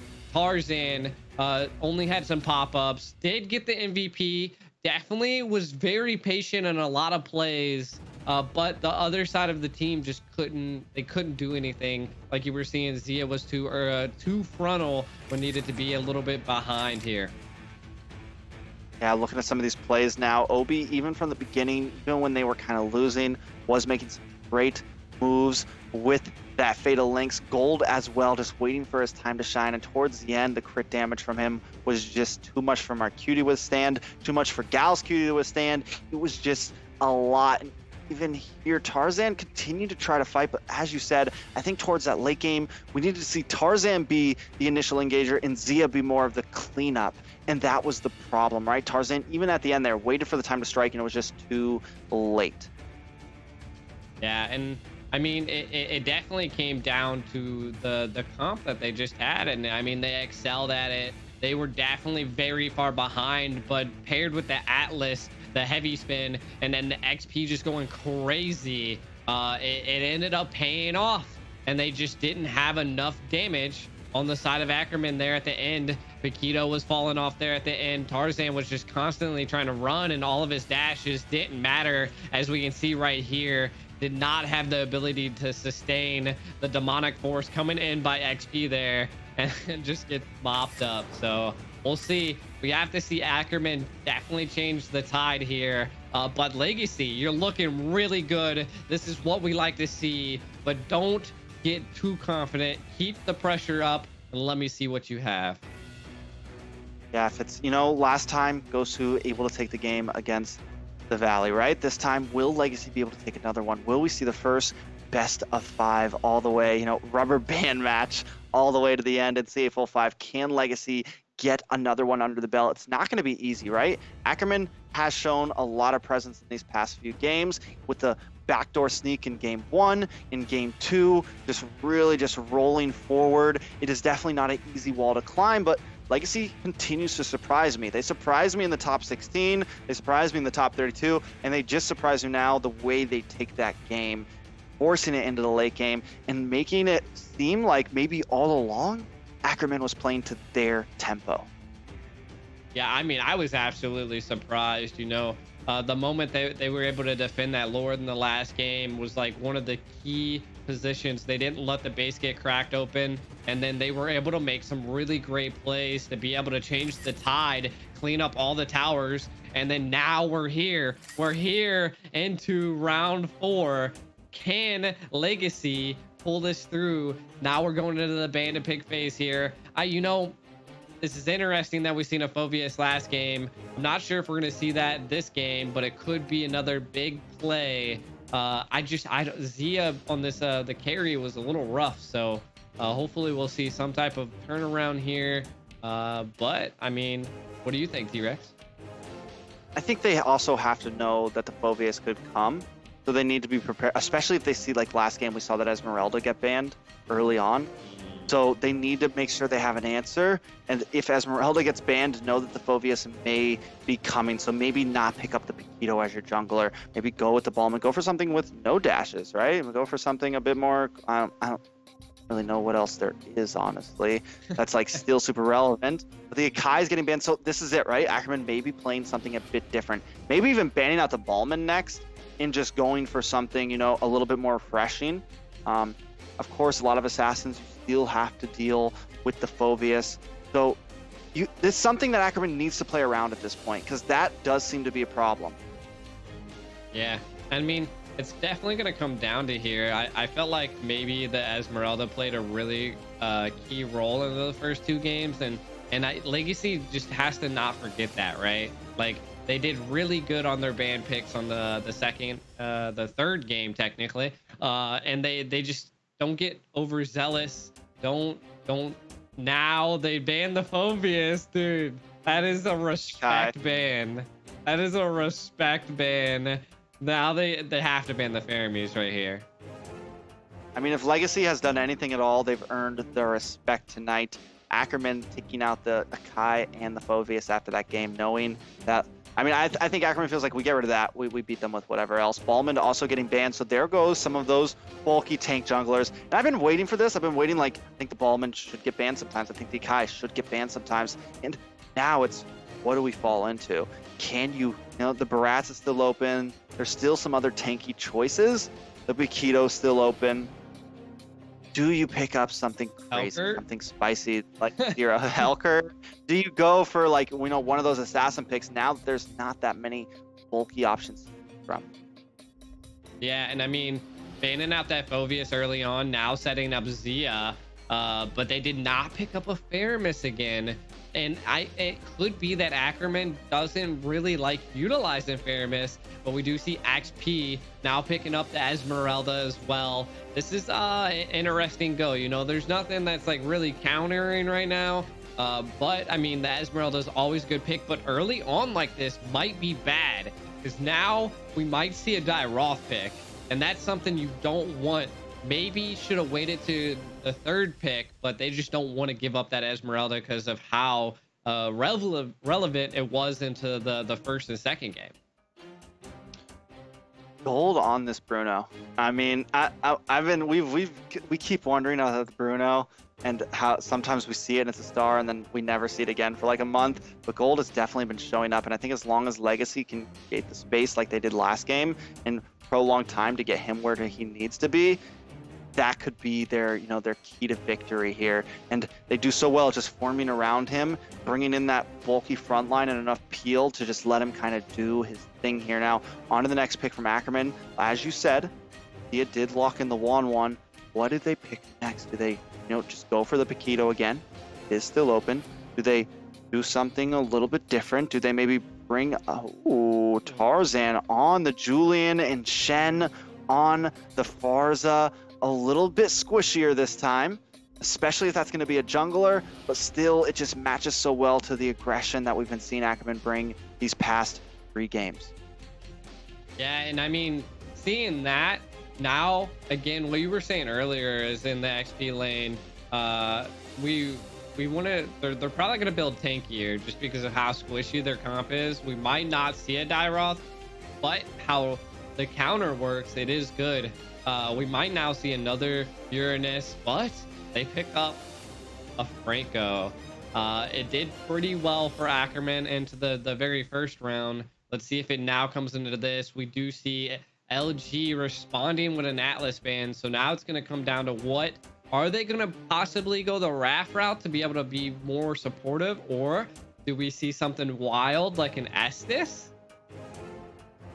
Now, I mean, maybe something crazy. I don't know that crazy, possibly from LG. I mean, they've already surprised me tonight enough. I wouldn't be surprised to see something like that. Now, to that Franco pick, I like it against the Julian. I like it a lot. It's hard. It's going to be hard. He's going to have to plan. He can't just jump in all crazy trying to get the enhanced chains, trying to get the knockups and things. Because if he walks into that Franco, he's getting a bloody hunt to the face, right? It's not going to be easy. So Tarzan needs to kind of pick and choose the way he does this. Not only that, Shen on the Farza needs to watch out for those hooks to get pulled in. You're just a sitting duck for Obi, and that's what Obi's going to be waiting for. Yeah, and I mean, also the Esmeralda, a great counter, being able to utilize that falling star moon and possibly interrupt the feathered airstrike. So we'll have to keep an eye on XP and OB to see how they utilize those heroes to their ability, because you know, like you were saying, Shin's gonna absolutely have to watch out for that. It did end up banning the Dairoth, which I personally don't think they're gonna go for, just because they definitely, the next two picks have to be the tankiest picks I've ever seen in my life, right? I think the Uranus would be solid here.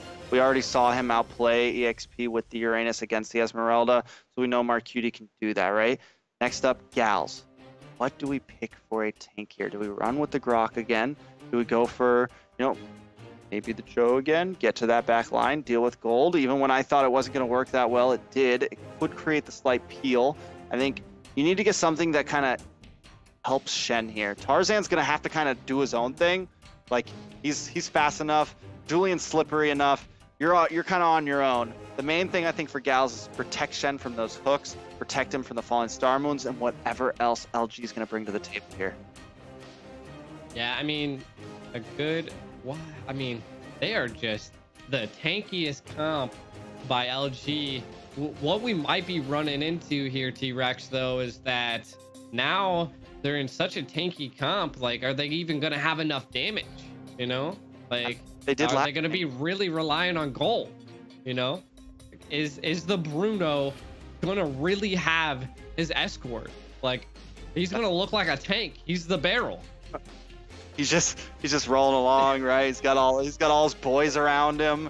That is definitely, I mean, that's what we saw last game. That's what won it, I feel like, and that's what they're going to try to bring here again. We're just going to have that pocket, try to make it to the lane game, and try to make it to the end game, and have that pocket formation with gold sitting in the middle of it, though. Gals Cutie picking up the Ruby, and Mark Cutie on the Dragon, on the Yuzong, which could maybe be the answer to get to that backside.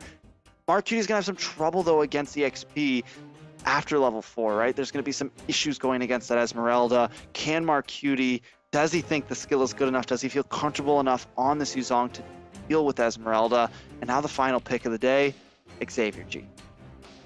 Yeah, and you know, like, the Xavier's pretty crazy because we haven't seen that in such a long time, but they ended up going into LG's comp now because, you know, the Boxia being able to build that anti-heal under the whole team, and that whole team, over half of the team has sustainability, so this could be a little bit of a problem for Ackerman, and kind of falling into LG. The biggest thing though is now we have 2 barrels on this tank, not just one.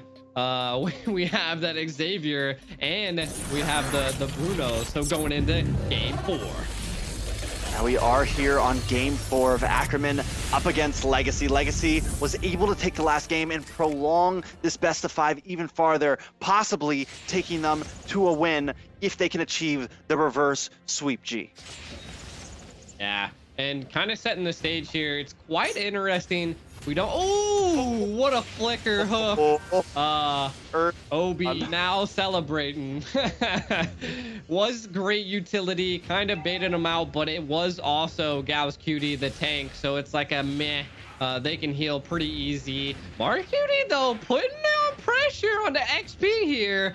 I mean, we're just gonna have to see. LG is gonna have to keep an eye and shut down Shin, which is what I was saying in the early game. Marcutie picking up the first blood though, T-Rex. That is gross. That is, and I was worried. I'm like, oh, does Marcutie really feel like he can do it? And he did it before level 4, and that's exactly what he needs to. EXP gets a little too comfortable, and you can't sleep on Marcutie, man. The man is a monster up there, even on the Yuzong, which is practically an extinct hero right now, able to make plays happen.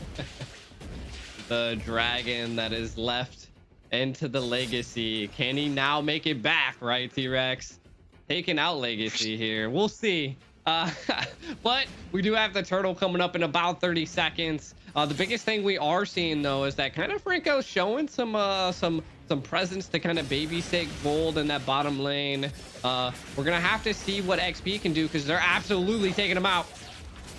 Yeah, EXP will go down. That is 2 kills onto EXP in under 2 minutes, and that's what that was the plan, right? We're gonna make sure Marcutie gets a little bit ahead of you. So now it's gonna be trouble. Like normally, if they're both at a stalemate, Esmeralda could end up out on top, but with this, Marcutie's gonna have the advantage in that lane now, I feel. And I just love it. That's the trust that they have in Zia down there in the gold side. They don't even need to go down there. Is this another kill on EXP? 0, 3, and 0. Definitely getting bullied. This is bad for EXP on this Esmeralda. This is insane. Normally, we don't ever see such a heavy carry onto the XP lane, but we are seeing it today, ladies and gentlemen. LEGACi is going to have to do something to respond to this heavy presence up in top lane. And, you know, like the only way to do it is to do what they're doing to you. Now you see that difference. Marcutie able to build and take a lot of that gold plating off. What they have to do what I was saying. We need to see presence in the top lane. But I feel like the moment we see a lot of presence into the top lane, we're going to see the presence now swap to the bottom lane and carrying Zia. I think they just have so much faith into Zia into that bottom lane that they're cool with it. But Gal's Cutie showing vision on a lot of their team. I don't think the 2-tank meta is back though, T-Rex, but it's kind of showing some fruit. Yeah, a little bit of something. I mean, for sure. I don't think LEGACi's out just yet after losing EXP 3 times in 2.5 minutes. But it's definitely going to be rough on that EXP side. And what we've seen from Ackerman in the past games is if Marcutie can scale in the early... Oh, another one! This is good. There's some harsh feelings. There's some harsh feelings from those earlier Phobius plays. They're like, listen, we're this game, we're only killing EXP. That is it. We're gonna... And we're definitely seeing it. Nash with sidestep, able to get away from that, luckily with his life. But that is 4 kills already for Ackerman, all on one hero. And this EXP lane tower is going to go down soon. Yeah, I mean, just the presence. And we're seeing Tarzan just excel at this Julian jungle. We're going to need to see a response. Obi trying to do something here. Zia does have to back up, though, because the Franco Bloody Hunt might come out. They're still showing a lot of pressure into XP lane. Oh, but a nice I'm offended. Obi almost goes down there. Shen able to pick it up, and up in the top, the tower goes down as well. Tarzan and Marcutie are duo against Esmeralda, and down on the boss side, they're getting things to another burst. Stop the XP, trying to get away, goes down once again. That's 5 deaths. 0, 5, and 0. They're splitting the kills. 2 for Tarzan, 2 for Marcutie, and 2 for Shen. This is looking rough for the side of LEGACi right now. Already a 3K gold lead in under 5 minutes. Yeah, XP is way underfarmed at this point, and they're trying to do something to respond to it. And it looks like they might want to take out Zia, but Zia's just too fast right now. And I mean, the gold lead is looking substantial, but it still doesn't matter. We've seen LEGACi come back from it. Just gets away. Gold trying to get some poke onto Gals, but that's the thing with the Ruby. That's where I think the Ruby was kind of a nice pick. You have some nice peel for Shen. You can either get in the way of the hook, or if someone tries to dive on, just lock them up. Use I'm offended, use the second skill. Ken though, taking some damage. Enhanced chains, get the knock up. Marcutie on the chase, trying to proc the passive, is able to do it. Ken forced to use that first skill just to run away there as Zia continues to work on this tower. G. Yeah, and I mean, we have not seen Zia pop off just yet. Again, the comp by LEGACi is, again, a little bit into the late game. Picking up the Xavier definitely into the late game. And I feel like that's why they target XP so hard. They just don't want to deal with that pressure, that presence of an Esmeralda diving into the backline, putting on that damage on Shin. They're definitely carrying Shin and Zia to victory here. Tarzan is just killing it, though. I mean, their whole team is looking good. Most definitely, they're definitely looking good. I mean, 6-0, 4,000. Two towers about to be down, I would say. Shen does bring down the feathered airstrike, and nice. I'm offended. Obi goes down. Nash could be next. Marcuti jumps into the back line with that Black Dragon, doing some nice damage on Ken there. Mystic Field comes down to slow down Marcuti, though, but he should be able to walk away, but he's walking right into Esmeralda. And even though he's 2 levels ahead, you got very low HP. You got to try to get out of here, but Tarzan there to save the day, get the knock up, and help Marcuti get out of the fray. Yeah, I mean, we've seen this from Ackerman before. Not a 7-0, but the control of the early game. They just got to keep this up, though. Do not let LEGACi breathe. Keep up the pressure. Keep controlling the map. Keep doing what they're doing. They're just showing such great teamwork this time around that this tank is not able to get armor enough to shoot just yet here, T-Rex. But what can LEGACi do to turn this around? I mean, they still have their saving grace, right? They still have LG Gold, who has been farming up.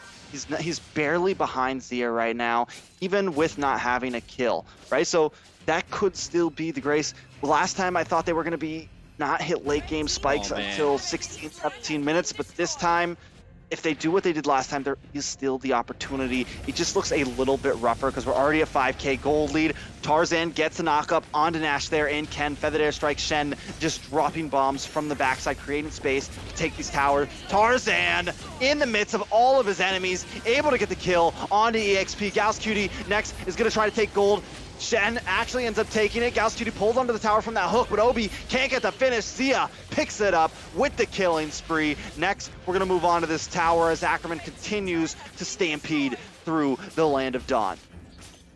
Yeah, I mean, we're seeing it right now. The snowball is definitely happening.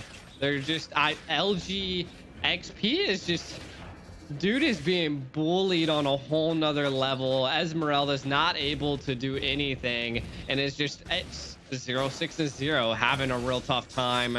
Obi not really able to do much as this Franco. Any plays that we do see just aren't there. Ken, again, you know, rolling around the map, trying to do and give as much pressure and presence as he can, but again, it's just not there just yet.